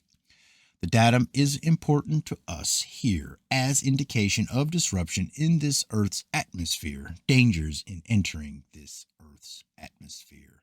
I think myself that thousands of objects have been seen to fall from aloft and have exploded luminously and have been called ball lightning. As to what ball lightning is, we have not yet begun to make intelligent guesses. Weather Review 34-13.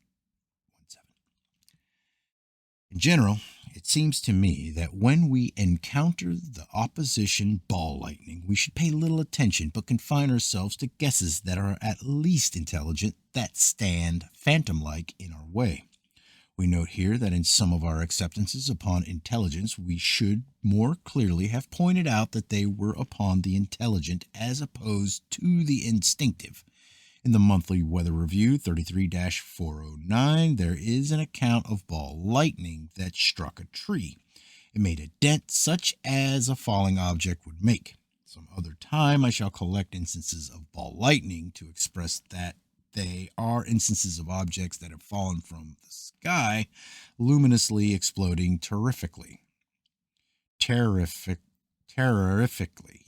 So bewildered is the old orthodoxy by these phenomena that many scientists have either denied ball lightning or have considered it very doubtful. I refer to Dr. Sestier's list of 150 instances which he considered authentic.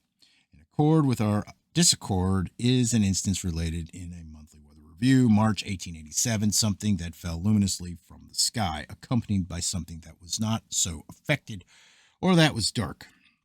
That, according to Captain C.D. Sweet of the Dutch bark JPA, upon March 19th, 1887, north 37 degrees, 39 foot, west 57 degrees, infinity feet. I have no idea how to read um, directions like that. He encountered a severe storm. He saw two objects in the air above the ship. One was luminous and might be explained in several ways, but the other was dark. One or both fell into the sea with a roar and the casting upon the billows. It is our acceptance that these things had entered the Earth's atmosphere, having first crashed through a field of ice. Immediately afterward, lumps of ice fell. One of the most astonishing of the phenomena of ball lightning is a phenomenon of many meteorites, violence of explosion out of all proportion to size and velocity. We accept that the icy meteorites of Dhurmsala would or could have fallen with no great velocity, but the sound from them was tremendous. The soft substance that fell at the Cape of Good Hope was carbonaceous, but was unburned or had fallen with velocity insufficient to ignite it. The tremendous report that it made was heard over an area more than 70 miles in diameter. That some hailstones have been formed in a dense medium and violently disintegrate in this Earth's relatively thin atmosphere. Nature 88-350.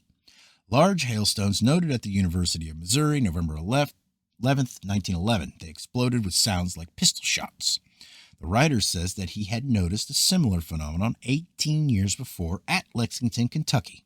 Hailstones that seemed to have been formed in a denser medium. When melted underwater, they gave out bubbles larger than their central air spaces. Our acceptance is that many objects have fallen from the sky, but that many of them have disintegrated violently. This acceptance will coordinate with data still to come, but also we make it easy for ourselves in our expressions upon superconstructions if we're asked why, from thinkable wrecks of them, girders, plates, or parts recognizably of manufactured metal have not fallen from the sky. However, as to composition, we have not this refuge, so it is our expression that there have been reported instances of the fall of manufactured metal from the sky. The meteorite of Rutherford, North Carolina, is of artificial material, mass of pig iron. It is said to be fraudulent. The object that was said to have fallen at Marble's Head, Massachusetts in 1858 is described in the American Journal of Science 2-34-135 as a furnace product formed in smelting copper ores or iron ores containing copper. It is said to be fraudulent. According to Ehrenberg, the substance reported by Captain Callum to have fallen upon his vessel near Java offered complete resemblance to the residue resulting from combustion of a steel wire in a flask of oxygen. Nature, November 21st, 1878, publishes a notice that, according to the Yuma Sentinel, a meteorite that resembles steel had been found in the Mojave Desert. In Nature, February 15th, 1894, we read that one of the meteorites brought to the United States by Peary from Greenland is of tempered steel. The opinion is that meteoritic iron had fallen in water or snow, quickly cooling and hardening. This does not apply to composition.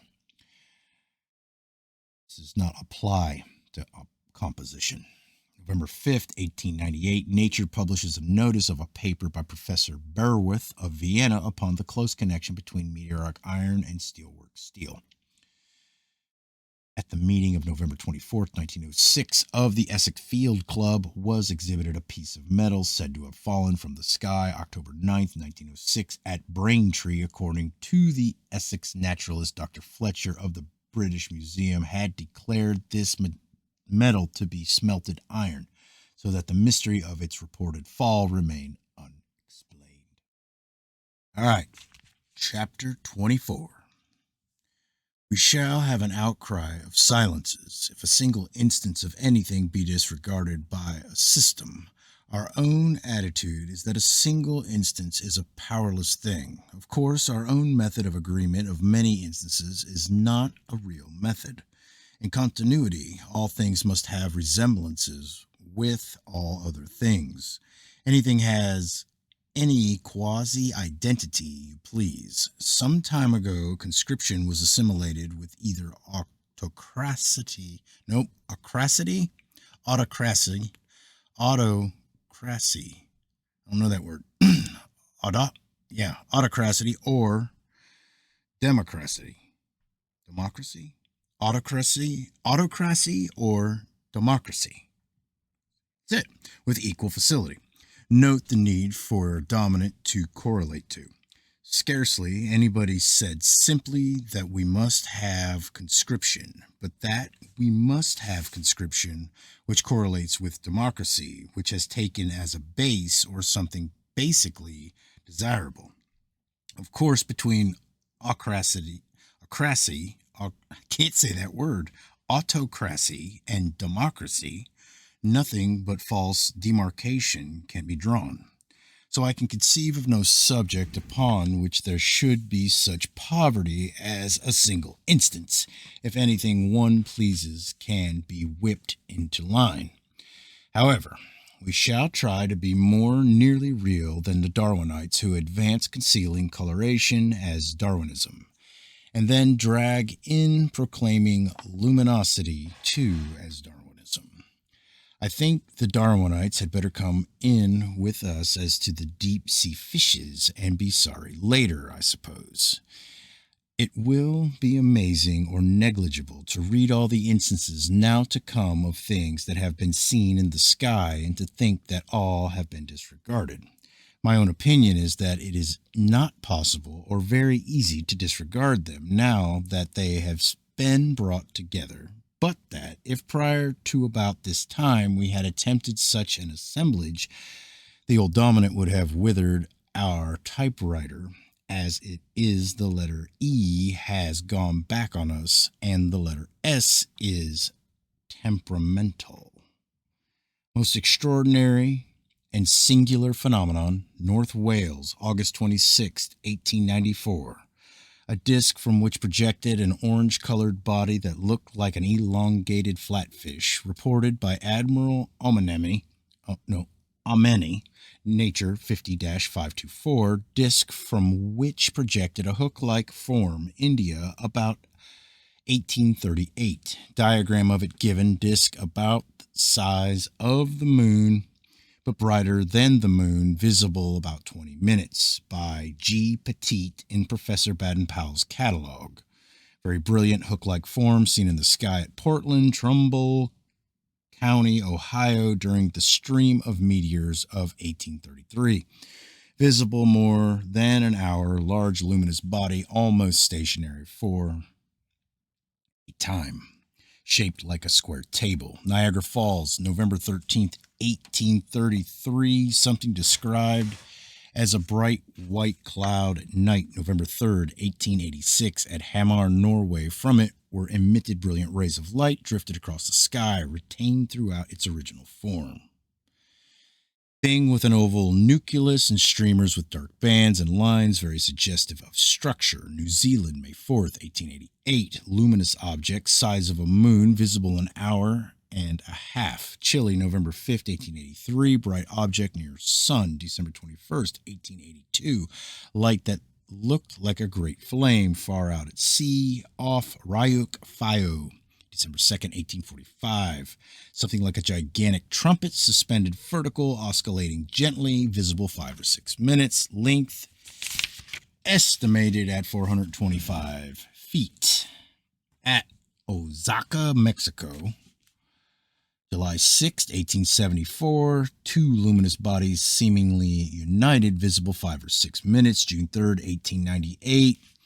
Thing with a tail, crossing moon, transit half a minute. September 26, 1870. Object 4 or 5 times size of moon, moving slowly across the sky. November 1st, 1885. Near Adrianople, large body, colored red, moving slowly, visible 15 minutes. Reported by Kogaya Marcellus, August 1st, 1871. Details of this observation and similar observation by Walleman and other instances by de Fonville. Thing that was large and that was stationary twice in 7 minutes. Oxford, November 19th, 1847. Listed by low, grayish object that looked to be about 3.5 feet long, rapidly approaching the Earth at Saarbruck, April 1st, 1826. Sound like thunder. Object expanding like a sheet.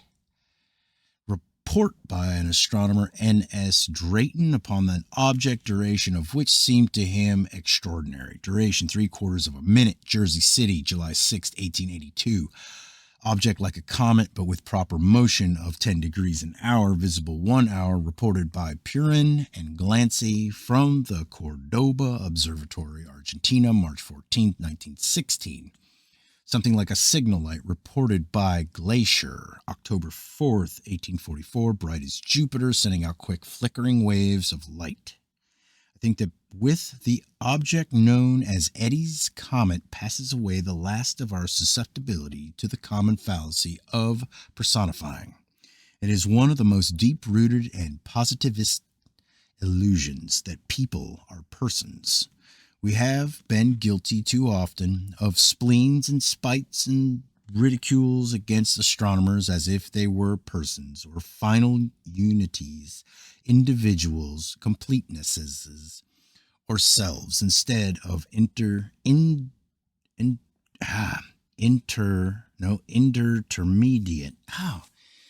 Indeterminate parts. Indeterminate. Some of these friggin' words, man. But parts. But so long as we remain in quasi-existence, we can cast out illusion only with some other illusion, though the other illusion may approximate higher to reality. So we personify no more, but we super-personify. We now take into full acceptance our expression that development is an autocracy of successive dominants, which are not final, but which approximate higher to individuality or selfness than do the human tropisms that irresponsibility correlate to them. Eddie reported a celestial object from the observatory at Grahamstown, South Africa. It was in 1890. The new dominant was only heir presumptive then, or heir apparent but not obvious. The thing that Eddie reported might as well have been reported by a night watchman who had looked up through an unplaced sewer pipe. It did not correlate. The thing was not admitted to monthly notices. I think myself that if the editor had attempted to let it in, earthquake or a mysterious fire in his publishing house, the dominants are jealous gods. In nature, presumably a vassal of the new god, though, of course, also plausibly rendering homage to the old, is reported a comet-like body of October 27, 1890, observed at Grahamstown by Eddie. It may have looked comet-like, but it moved 100 degrees while visible, or 100 degrees in 3/4 of an hour. See Nature 43-89-90. In Nature 44-519, Professor Copeland describes a similar appearance that he had seen September 10th, 1891. Dreyer says that he had seen this object at the Armagh Observatory. He likens it to the object that was reported by Eddie. It was seen by Dr. Alexander Graham Bell September 11th, 1891 in Nova Scotia. But the old dominant was a jealous god, so there were different observations upon something that was seen in November 1883. These observations were Philistines in 1883. In the American Met Journal 1-110, a correspondent reports having seen an object like a comet with two tails, one up and one down. November 10th or 12th, 1883. Very likely this phenomenon should be placed in our expression upon torpedo-shaped bodies that have been seen in the sky. Our data upon dirigibles or super zeppelins, but our attempted classifications are far from rigorous or are mere gropes. In the Scientific American 50-40, a correspondent writes from Humascao, Puerto Rico, that November 21st, 1883, he and several other persons, or persons as it were, had seen a majestic appearance like a comet. Visible 3 successive nights, disappeared then. The editor says that he can offer no explanation. If accepted, this thing must have been close to the Earth. If it had been a comet, it would have been seen widely, and the news would have been telegraphed over the world, says the editor. Upon page 97 of this volume of the Scientific American, a correspondent writes that at Sulphur Springs, Ohio, he had seen a wonder in the sky at about the same date. It was torpedo-shaped, or something with a nucleus at each end of which was a tail. Again, the editor says that he can offer no explanation, that the object was not a comet. He associates it with the atmospheric efforts general in 1883, but it will be our expression that in England and Holland, a similar object was seen in November 1882. In the Scientific American 40-294, it is published a letter from Henry Harrison of Jersey City, copied from the New York Tribune, that upon the evening of April 13, 1879, Mr. Harrison was researching for Brorsen's comet when he saw an object that was moving so rapidly that it could not have been a comet. He called a friend to look, and his observation was confirmed. At 2 o'clock in the morning, this object was still visible. In the Scientific American, Supplement 7-2885, Mr. Harrison disclaims sensationalism, which he seems to think unworthy, and gives technical details. He says that the object was seen by Mr. J. Spencer DeVoe of Manhattanville. All right, chapter 25. A formation having the shape of a dirigible. It was reported from Huntington, West Virginia, luminous object that was seen July 19, 1916 at 11 p.m., observed through rather powerful field glasses. It looked to be about 2 degrees long and half a degree wide. It gradually dimmed, disappeared, reappeared, and then faded out of sight. Another person, as we say, it would be too inconvenient to hold to our intermediatist recognitions. Another person who observed this phenomenon suggests to the writer of the account that the object was a dirigible, but the writer says that faint stars could be seen behind it. This would seem really to oppose our notion of a dirigible visitor to this earth, except for the inconclusiveness of all things in a mode of seeing that is not final. Or we suggest that behind some parts of the object, thing, construction, faint stars were seen. We find a slight discussion here. Professor H.M. Russell thinks that the phenomenon was a detached cloud of aurora borealis. Upon page 369 of this volume of the Scientific American, another correlator suggests that it was a light from a blast furnace, disregarding that if there be blast furnaces in or near Huntington, their reflections would be commonplaces there. We now have several observations upon cylindrical-shaped bodies that have appeared in this Earth's atmosphere, cylindrical but pointed at both ends, or torpedo-shaped. Some of the accounts are not very detailed, but out of the bits of description, my own acceptance is that the supergeographical routes are traversed by torpedo-shaped superconstructions that have occasionally visited, or that have occasionally been driven into this Earth's atmosphere. From data, the acceptance is that upon entering this Earth's atmosphere, these vessels have been seen so racked that they had not sailed away. Disintegration would have occurred, that before leaving this earth they have, whether in attempted communication or not, or in mere wantonness or not, dropped objects which did almost immediately violently disintegrate or explode. Upon general principles, we think that explosives have not been purposely dropped, but that parts have been racked off and have fallen, exploding like things called ball lightning. May have been objects of stone or metal with inscriptions upon them, for all we know at present. In all instances, estimates of dimensions are valueless, but ratios of dimensions are more acceptable. A thing said to have been 6 feet long may have been 600 feet long, but shape is not so subject to the illusions of distance. Nature, 40-415. That August 5th, 1889, during a violent storm, an object that looked to be about 15 inches long and 5 inches wide fell rather slowly at East Twickenham, England. It exploded. No substance from it was found. L'Année Scientifique, 1864-54. That October 10th, 1864, M. Leverrier had sent to the Academy 3 letters from witnesses of a long luminous body tapering at both ends and had been seen in the sky.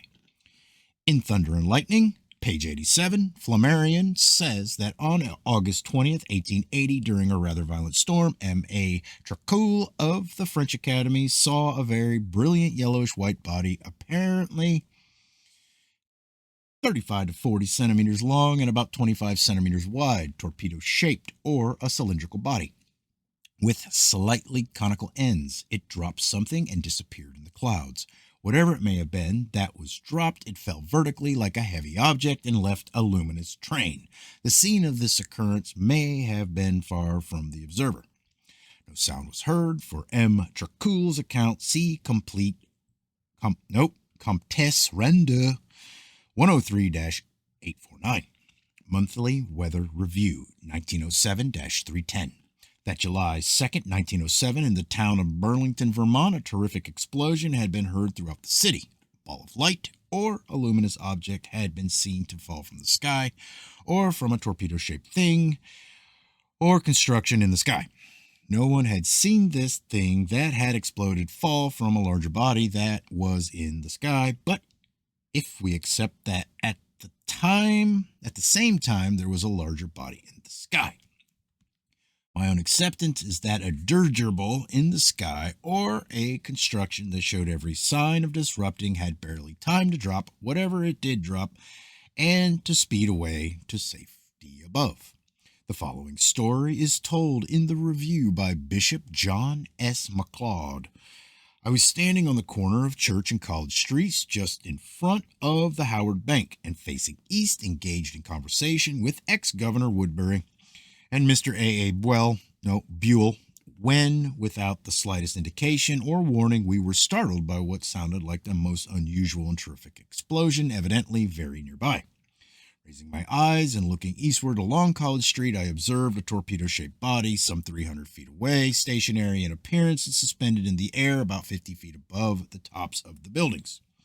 In size, it was about 6 feet long by 8 inches in diameter, the shell or covering having a dark appearance with here and there tongues of fire issuing from spots on the surface, resembling red-hot, unburnished copper. Although stationary when first noticed, this object soon began to move rather slowly and disappeared over Dolan Brothers' store southward. As it moved, the covering seemed rupturing in places, and through these the intensely red flames issued. Bishop MacLeod attempts to correlate it with meteorological observations. Because of the nearby view, this is perhaps the most remarkable of the new correlates, but the correlate now coming is extraordinary because of the great number of recorded observations upon it. My own acceptance is that upon November 17, 1882, a vast dirigible crossed England, but by the indefiniteness of all things quasi-real, some observations upon it can be correlated with anything one pleases.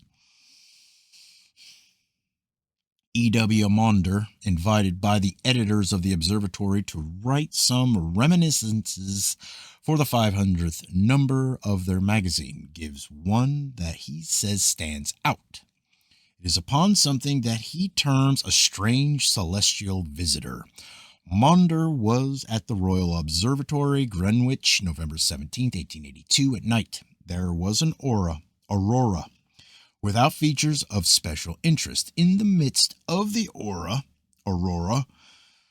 a great circular disk of greenish light appeared and moved smoothly across the sky, but the circularity was evidently the effect of foreshortening.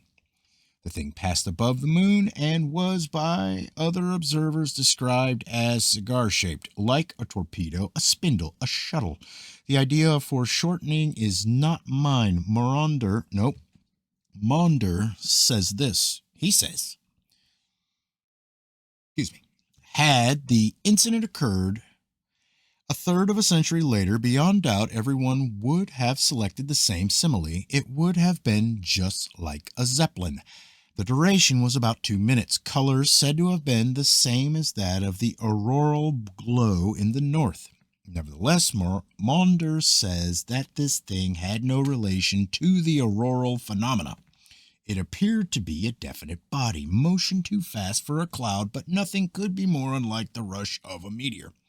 In the Philosophical Magazine 5-15-318, J.L.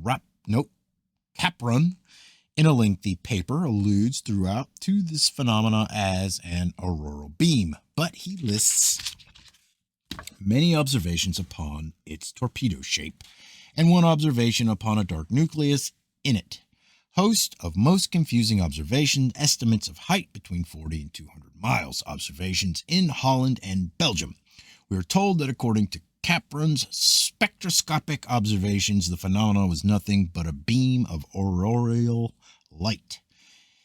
In the Observatory 6-192, in Maunder's contemporaneous account, he gives apparent approximate length and breadth of 27 degrees and 3 degrees and a half. He gives another observation seeming to indicate structure. Remarkable dark markings down the center. Nature 27-84, Capron says that because of the moonlighting, he had been able to do a little with the spectroscope. Color white, but aurora rosy. Bright stars seen through it, but not at the zenith where it looked opaque. This is the only assertion of transparency, too slow for a meteor, but too fast for a cloud. Surface had a mottled appearance, very definite in form like a torpedo, probably a meteoric object.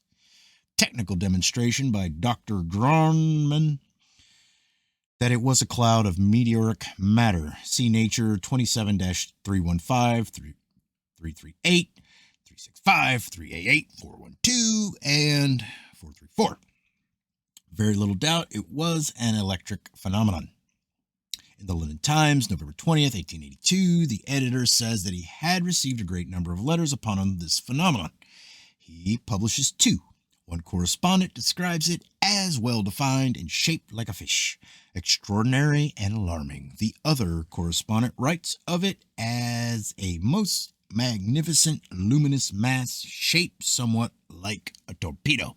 All right, chapter 26. Notes and queries. About 8 lights were seen in Wales over an area of about 8 miles, all keeping their own ground, whether moving together perpendicularly, horizontally, or over a zigzag course. They looked like electric lights, disappearing, reappearing dimly, then shining as bright as ever. We have seen them 3 or 4 at a time afterward on 4 or 5 occasions. London Times, August 5th, 1877. From time to time, the west coast of Wales seems to have been the scene of mysterious lights, and now we have a statement from Towan that within the last few weeks, lights of various colors have been seen moving over the estuary of the Diceny River and out to sea. They're generally in a northerly direction, but sometimes they hug the shore and move at high velocity for miles toward Aberdovey and suddenly disappear. L'Année Scientifique, 1877-45, lights that appeared in the sky above Venice, France, March 23, 1877, described as balls of fire of dazzling brightness, appeared from a cloud about a degree in diameter, moved relatively slowly. They were visible more than an hour moving northward. It is said that 8 or 10 years before similar lights or objects had been seen in the sky at Vence. London Times, September 19th, 1848, that at Iverness, Scotland, 2 large bright lights that looked like stars had been seen in the sky, sometimes stationary but occasionally moving at high velocity. L'Année Scientifique, 1888-66, observed near St. Petersburg, July 30th, 1880, in the evening. A large spherical light and 2 smaller ones moving along a ravine, visible 3 minutes, disappearing without noise. Nature 35-173 that in Galileo, September 30th, 1886, was seen a luminous object the size of the full moon. It floated slowly northward, followed by smaller ones close to it. The false lights of Durham. Every now and then in the English newspapers in the middle of the 19th century, there is something about lights that were seen against the sky, but as if not far above land, often nest upon the coast of Durham. They were mistaken for beacons by sailors. Wreck after wreck occurred. The fishermen were accused of displaying false lights and profiting by wreckage. The fishermen answered that mostly only old vessels, worthless except for insurance, were so wrecked. In 1866, London Times, January 9th, 1866, popular excitement became intense. There was an investigation before a commission headed by Admiral Collinson. Testimony was taken. One witness described the light that had deceived him as considerably elevated above the ground. No conclusion was reached. The lights were called the mysterious lights, but whatever the false lights of Durham may have been, they were unaffected by the investigation. In 1867, the Tyne Pilotage Board took the matter up. Opinion of the mayor of Tyne, a mysterious affair. In the report of the British Association 1877-152, there is a description of a group of meteors that traveled within remarkable slowness. They were in sight about 3 minutes. Remarkable, it seems, is scarcely strong enough. One reads of remarkable as applied to the duration of 3 seconds. These meteors had another peculiarity. They left no train. They are described as seemingly huddled together like a flock of wild geese and moving with the same velocity and grace of regularity. Journal Royal Social of Canada, November and December 1913. That, according to many observations collected by Professor Chant of Toronto, there appeared upon the night of February 9th, 1913, a spectacle that was seen in Canada, the United States, and at sea, and in Bermuda. A luminous body was seen. To it, there was a long tail. The body grew rapidly larger. Observers differ as to whether the body was single or was composed of 3 or 4 parts, with a tail to each part. Group or complex structure moved with a peculiar, majestic deliberation. It appeared in the distance, and another group emerged from its place of origin. Onward they moved at the same deliberate pace in 2s or 3s or 4s. They disappeared. A third group or a third structure followed. Some observers compared the spectacle to a fleet of airships, others to battleships attended by cruisers and destroyers. According to one writer, there were probably 30 or 32 bodies, and the peculiar thing about them was their moving in 4s and 3s and 2s abreast of one another. And so perfect was the lining up that you would have thought it was an aerial fleet maneuvering after rigid drilling. Nature, May 25th, 1893. A letter from Captain Charles J. Norcock of HMS Caroline, that upon the 24th of February, 1893, at 10 p.m., between Shanghai and Japan, the officer of the watch had reported some unusual lights. They were between the ship and a mountain. The mountain was about 6,000 feet high. The lights seemed to be globular. They moved, sometimes massed, but sometimes strung out in irregular line. They bore northward until lost to sight. Duration 2 hours.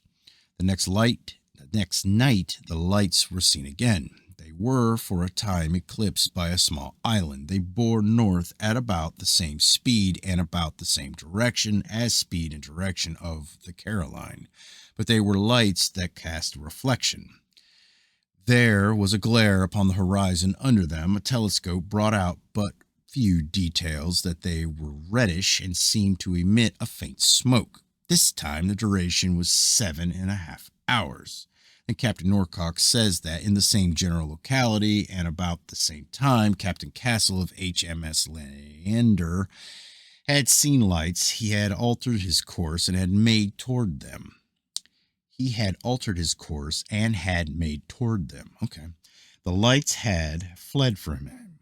At least they had moved higher in the sky. Monthly Weather Review, March 1904 115. Report from the observations of 3 of his crew by Lieutenant Frank H. Schofield, USN of the USS Supply. February 24th, 1904, 3 luminous objects of different sizes, the largest having an apparent area of 6 suns. The first sighted, they were not very high. They were below clouds of an estimated height of about 1 mile. They fled, or they evaded, or they turned. They went up into the clouds below which they had at first been sighted. Their unison of movement. But they were of different sizes and of different susceptibilities to all forces of this earth and of the air. Monthly Weather Review, August 1898-358. 2 letters from C.N. Krautensburg, Crow Agency, Montana.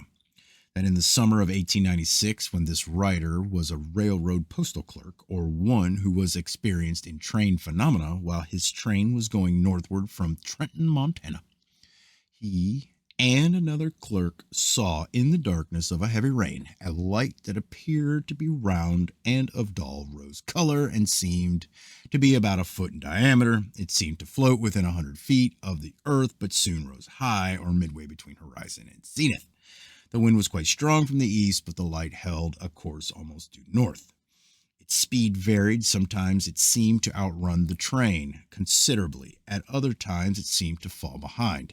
The mail clerks watched until the town of Linville, Iowa was reached. Behind the depot of this town, the light disappeared and was not seen again. All this time there had been rain, but very little lightning. But Mr. Krautensburg offered the explanation that it was ball lightning. The editor of the review disagrees. He thinks that the light may have been a reflection from the rain or fog, or from leaves of trees glistening with rain, or the train's light, not lights. In the December number of the review is a letter from Edward M. Bogues, that the light was a reflection perhaps from the glare, one light, this time from the locomotive's firebox upon wet telegraph wires, an appearance that might not be striated by the wires, but consolidated into one rotundity, that it had seemed to oscillate with the undulations of the wires, and had seemed to change horizontal distance with the varying angles of reflection, and had seemed to advance or fall behind when the train had rounded curves. All of which is typical of the best of quasi-reasoning. It includes and assimilates diverse data, but it excludes that which will destroy it. That acceptably, the telegraph wires were alongside the track beyond, as well as leading to Linville. Mr. Krautensburg thinks of ball lightning, which, though a sore bewilderment to most speculation, is usually supposed to be a correlate with the old system of thought, but his awareness of something else is expressed in other parts of his letters when he says that he has something to tell that is so strange that I should never have mentioned it even to my friends had it not been corroborated. So unreal that I hesitated to speak of it, fearing that it was some freak of the imagination. All right, 27. Vast and black, the thing that was poised like a crow over the moon, round and smooth cannonballs, things that have fallen from the sky to this earth, are slippery brains. Things like cannonballs have fallen in storms upon this earth. Like cannonballs are things that, in storms, have fallen to this earth. Showers of blood, showers of blood, showers of blood. Whatever it may have been, something like red brick dust or red substance in a dried state, fell at Piedmont, Italy, October 27th, 1814. A red powder fell in Switzerland, winter of 1867. That something far from this earth had bled, super dragon that had rammed a comet, or that there are oceans of blood somewhere in the sky, substances that dries and falls into powder, wafts for ages in powdered form, that there is a vast area that will someday be known to aviators as the desert of blood. We attempt little of super topography at present, but ocean of blood or desert of blood or both, Italy is nearest to it or to them. I suspect that there were corpuscles in the substance that fell in Switzerland, but all that could be published in 1867 was that in this substance there was a high proportion of variously shaped organic matter.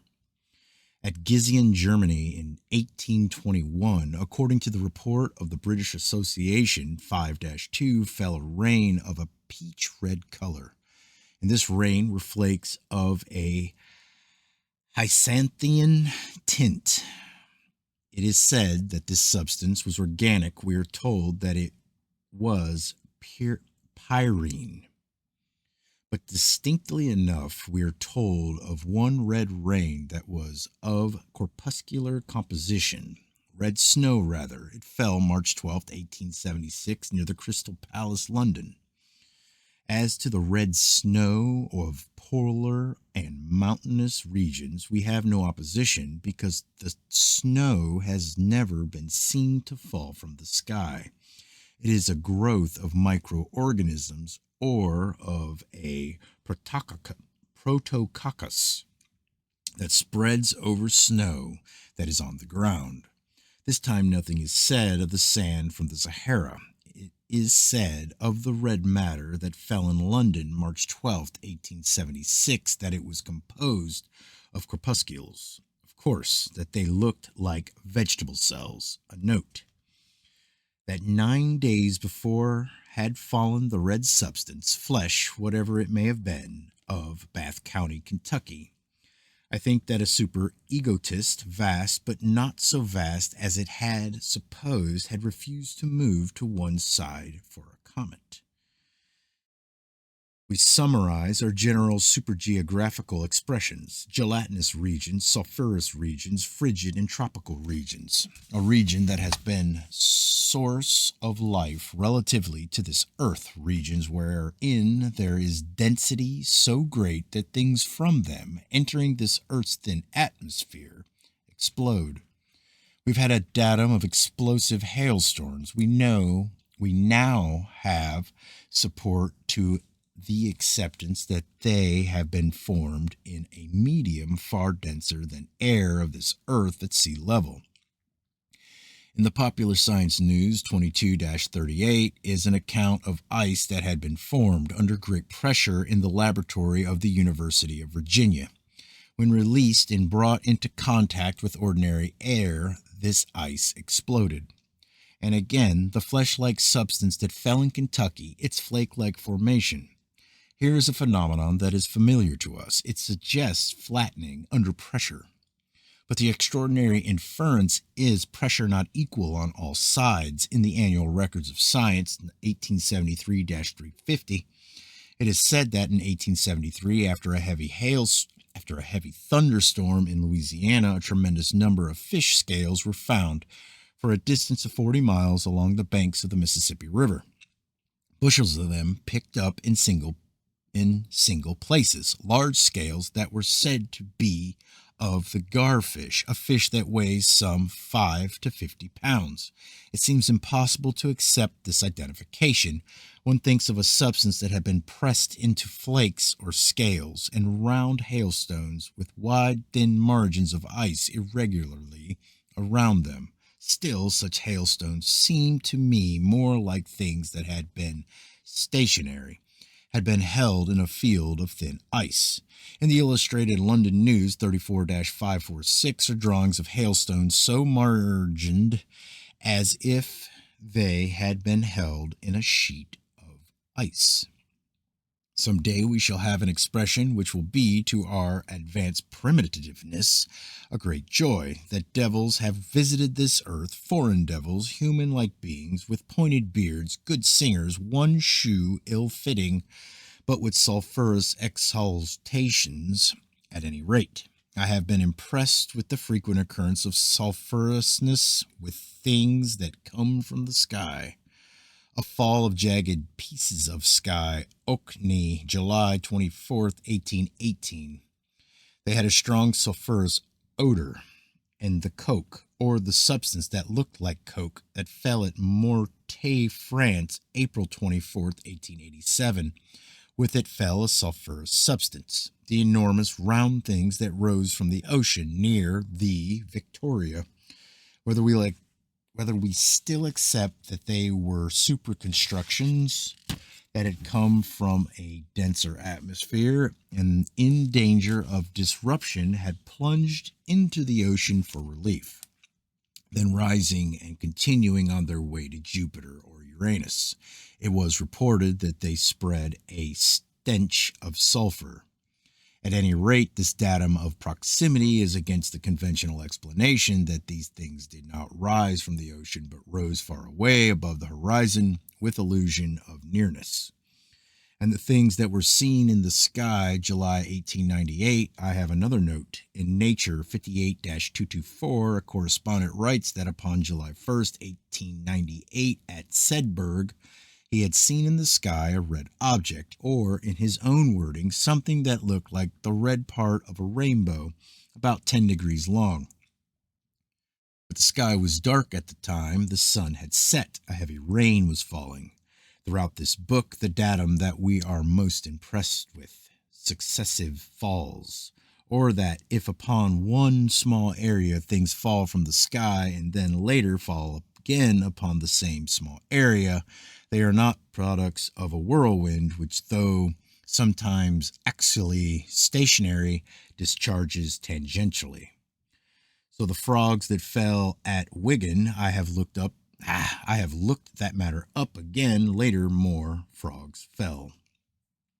As to our data of gelatinous substance said to have fallen to this earth with meteorites, it is our expression that meteorites tearing through the shaky protoplasmic sea of genesistrine, against which we warn aviators, or they may find themselves suffocating in a reservoir of life, or struck like currents in a blanc mange, that meteorites detach gelatinous or protoplasmic lumps that fall with them. Now, the element of positiveness in our composition yearns for the appearance of completeness. Supergeographical lakes with fishes in them, meteorites that plunged through these lakes on their way to this earth. The positiveness in our makeup must have expression in at least one record of a meteorite that has brought down a lot of fishes with it. Nature 3-512, that near the bank of a river in Peru, February 4th, 1871, a meteorite fell. On the spot, it is reported several dead fishes were found of different species. The attempt to correlate is that the fishes are supposed to have been lifted out of the river and dashed against stones. Whether this be imaginable or not depends upon each one's own hypnosis. Nature 4-169, that the fishes had fallen among the fragments of the meteorite. Popular Science Review 4-126, that one day Mr. Le Gould, an Australian scientist, was traveling in Queensland. He saw a tree that had been broken off close to the ground. Where the tree had been broken was a great bruise. Nearby was an object that resembled a 10-inch shot. A good many pages back, there was an instance of overshadowing, I think. The little carved stone that fell at Tarbes is my own choice as the most impressive of our new correlates. It was coated with ice, remember. Suppose we should sift and discard half the data in this book. Suppose only that one datum should survive. To call attention to the stone of Tarbes would, in my opinion, be doing well enough for whatever the spirit of this book is trying to do. Nevertheless, it seems to me that a datum that preceded it was slightly treated.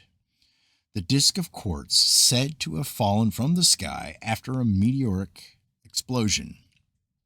Said to have fallen at the plantation Blegendal, Dutch Guiana or Guinea, sent to the Museum of Leyden by M. von Sippenstein, a adjunct to the governor of Dutch Guyana, and the fragments that fell from super geographic ice fields, flat pieces of ice with icicles on them. I think that we did not emphasize enough that if these structures were not icicles but crystalline protuberances, such crystalline formations indicate long suspension quite as notably as would icicles. In the Popular Science News 24-34, it is said that in 1869 near Tiflis fell large hailstones with long protuberances. The most remarkable point in connection with the hailstones is the fact that, judging from our present knowledge, a very long time must have been occupied in their formation. According to the Geological Magazine 7-27, this fall occurred May 27th, 1869. The writer in the Geological Magazine says that of all theories that he had ever heard of, not one could give him light as to this occurrence. These growing crystalline forms must have been suspended a long time. Again and again, this phenomenon, 14 days later, at about the same place, more of these hailstones fell. Rivers of blood that vein albuneous sees, or an egg-like composition in the incubation of which this earth is a local center of development. That there are super arteries of blood in genestrine, that sunsets are consciousnesses of them, that they flush the skies with northern lights sometimes, super embryonic reservoirs from which life forms emanate, or that our whole solar system is a living thing, that showers of blood upon this earth are its internal hemorrhages, or vast living things in the sky as there are vast living things in the oceans, or some one especial thing and a special time and a special place, a thing the size of the Brooklyn Bridge. It's alive in outer space. Something the size of Central Park kills it. It drips. We think of the ice fields above this earth, which do not themselves fall to this earth, but from which water does fall. Popular Science News 35-104, that according to Professor Luigi Palazzo, head of the Italian Meteorological Bureau, upon May 15, 1890, at Mescanati, Calabria, something the color of fresh blood fell from the sky. The substance was examined in the public health laboratories of Rome. It was found to be blood. The most probable explanation of this terrifying phenomenon is that migratory birds, quails, or swallows were caught and torn in a violent wind. So the substance was identified as bird's blood.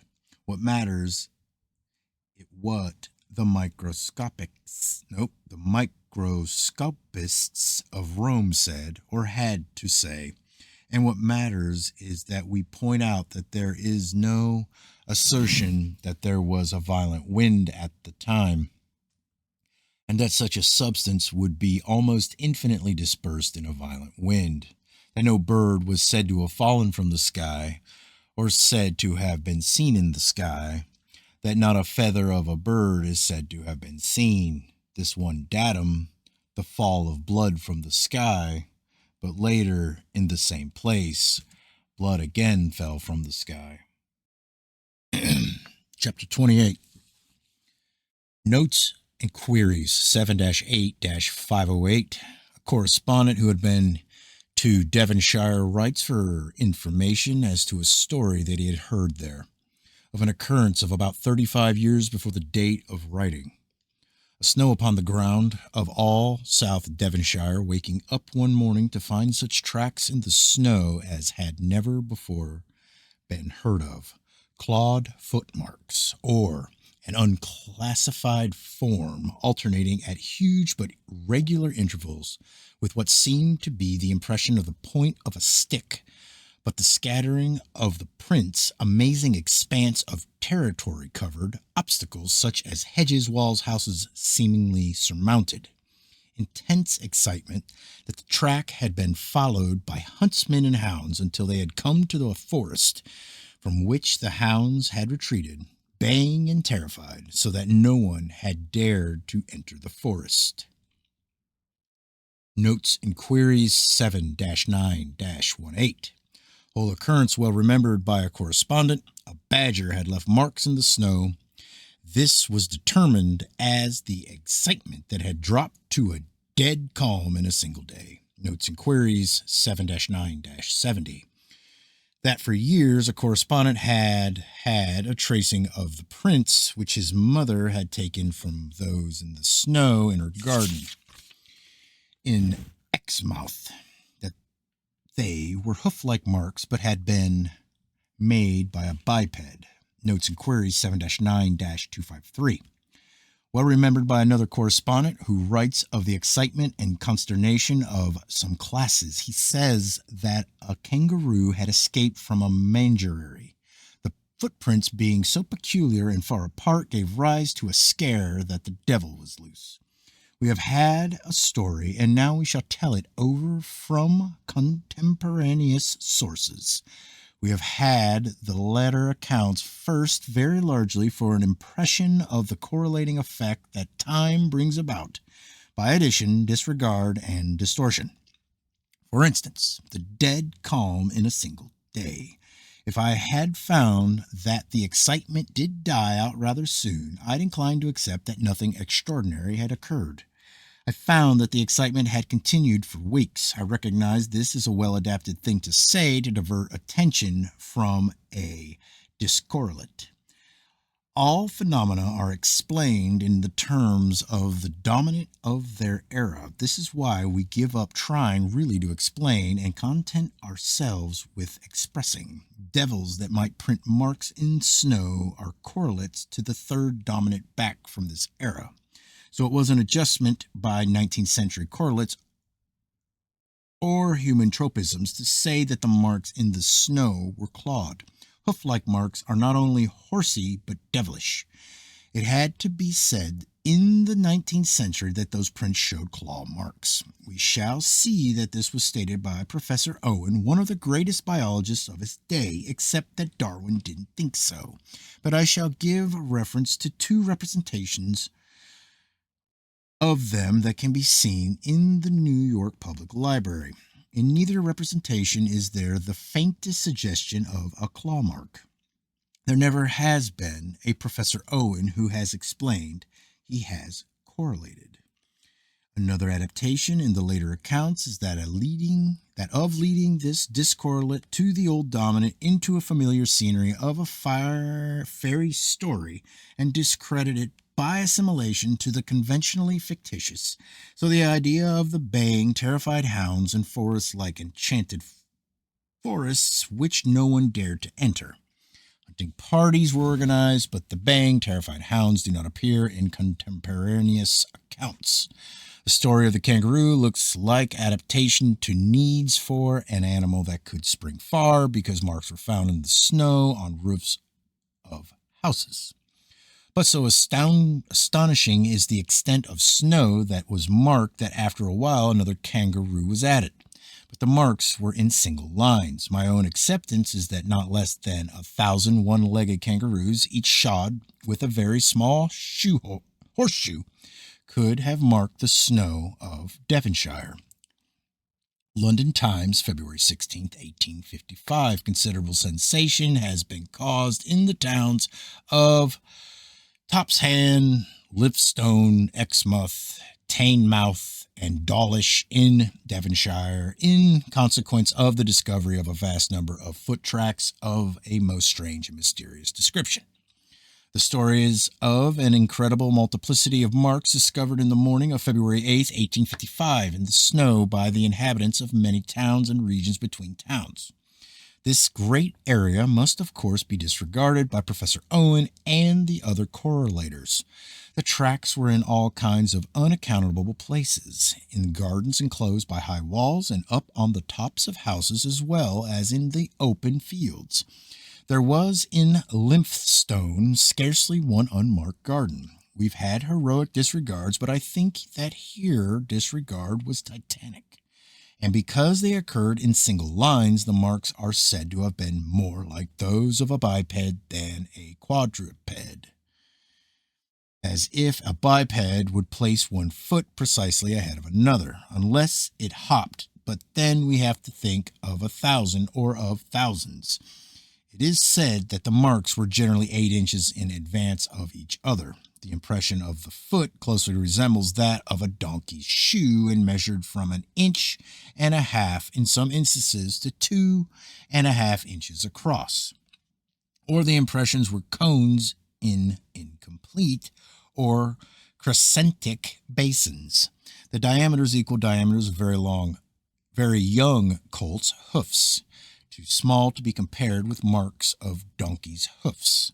On Sunday last, the Reverend Mr. Musgrave alluded to the subject in his sermon and suggested the possibility of the footprints being those of a kangaroo. But this could scarcely have been the case, as they were found on both sides of the Este. At present, it remains a mystery, and many superstitious people in the above-named towns are actually afraid to go outside their doors after night. The Este is a body of water 2 miles wide. London Times, March 6, 1855. The interest in this matter has scarcely yet subsided, many inquiries still being made into the origin of the footprints which caused so much consternation upon the morning of the 8th ult, in addition to the circumstances mentioned in the Times a little while ago. It may be stated that at Dawlish a number of persons sallied out, armed with guns and other weapons, for the purpose, if possible, of discovering and destroying the animal which was supposed to have been so busy in multiplying its footprints.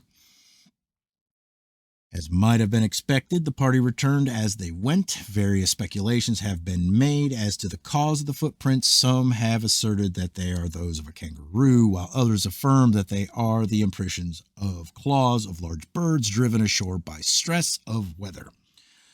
On more than one occasion, reports have been circulated that an animal from a mangaree had been caught, but the matter at present is as much involved in mystery as ever it was. In the Illustrated London News, the occurrence is given a great deal of space. In the issue of February 24th, 1855, a sketch is given of the prints. I call them cones in incomplete basins, except that they're a little longish. They look like prints of hoofs of horses, or rather of colts, but they're in a single line. It is said that the marks from which the sketch was made were 8 inches apart, and that this spacing was regular and invariable in every parish. Also, other towns besides those named in the Times are mentioned.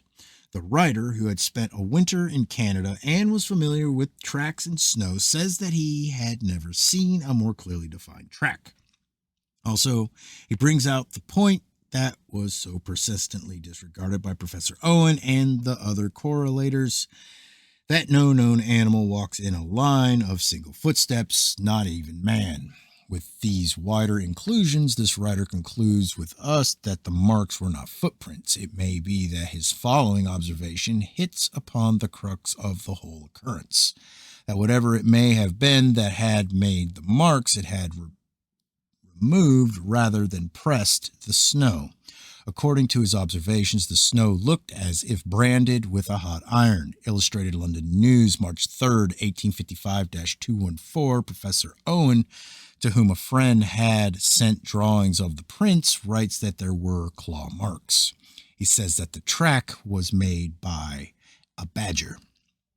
6 other witnesses sent letters to this number of the News.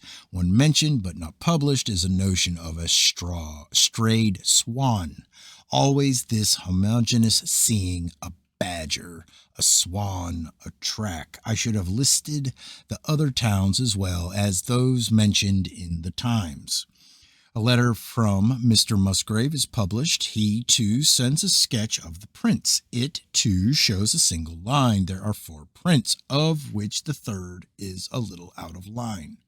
There is no sign of a claw mark. The prints look like prints of longish hooves of a very young colt, but they are not so definitely outlined as in the sketch of February 24th, as if drawn after disturbance by wind or after thawing had set in. Measurements at places 1.5 miles apart gave the same interspacing, exactly 8.5 inches apart. We now have a little study in the psychology and genesis of an attempted correlation. Mr. Musgrave says, I found a very apt opportunity to mention the name kangaroo in allusion to the report then current. He says that he had no faith in the kangaroo story himself, but was glad that a kangaroo was in the wind because it opposed a dangerous, degrading, and false impression that it was the devil. Mine was a word in season and did good, whether it's Jesuitical or not, and no matter what it is or isn't, that is our own acceptance that, though we've often been carried away from this attitude controversially, that is our acceptance as to every correlate of the past that has been considered in this book, relatively to the dominant of its era. Another correspondent writes that though the prints in all cases resembled hoof marks, there were indistinct traces of claws, that an otter had made the marks. After that, many other witnesses wrote to the news. The correspondence was so great that in the issue of March 10th, only a selection could be given. There's a jumping rat solution and a hopping toad inspiration, and then someone came out strong with an idea of a hare that had galloped with pairs of feet held close together so as to make impressions in a single line. London Times, March 14th, 1840. Among the high mountains of that elevated district where Glenarchy, Glenlyon, and Glen O'Shea are contagious. There have been met with several times during this and also the former winter upon the snow the tracks of an animal seemingly unknown at present in Scotland. The print in every respect is an exact resemblance to that of a fowl of considerable size, with this small difference perhaps that the sole seems a little longer or not so round, but as no one has had the good fortune as yet to have obtained a glimpse of this creature, nothing more can be said of its shape or dimensions. Only it has been remarked from the depth to which the feet sank in the snow that it must be a beast of considerable size. It has been observed also that its walk is not like that of the generality of quadrupeds, but that it is more like the bouncing or leaping of a horse when scared or pursued. It is not in one locality that its tracks have been met with, but through a range of at least 12 miles. In the Illustrated London News, March 17, 1855, a correspondent from Heidelberg writes upon the authority of a Polish doctor of medicine that of the Pishwoga Gora sandhill, a small elevation on the border of Galicia, but in Russian Poland, such marks are to be seen in the snow every year and sometimes in the sand of this hill, and are attributed by the inhabitants to supernatural influences. Interesting. That does it. I'll start new lands soon.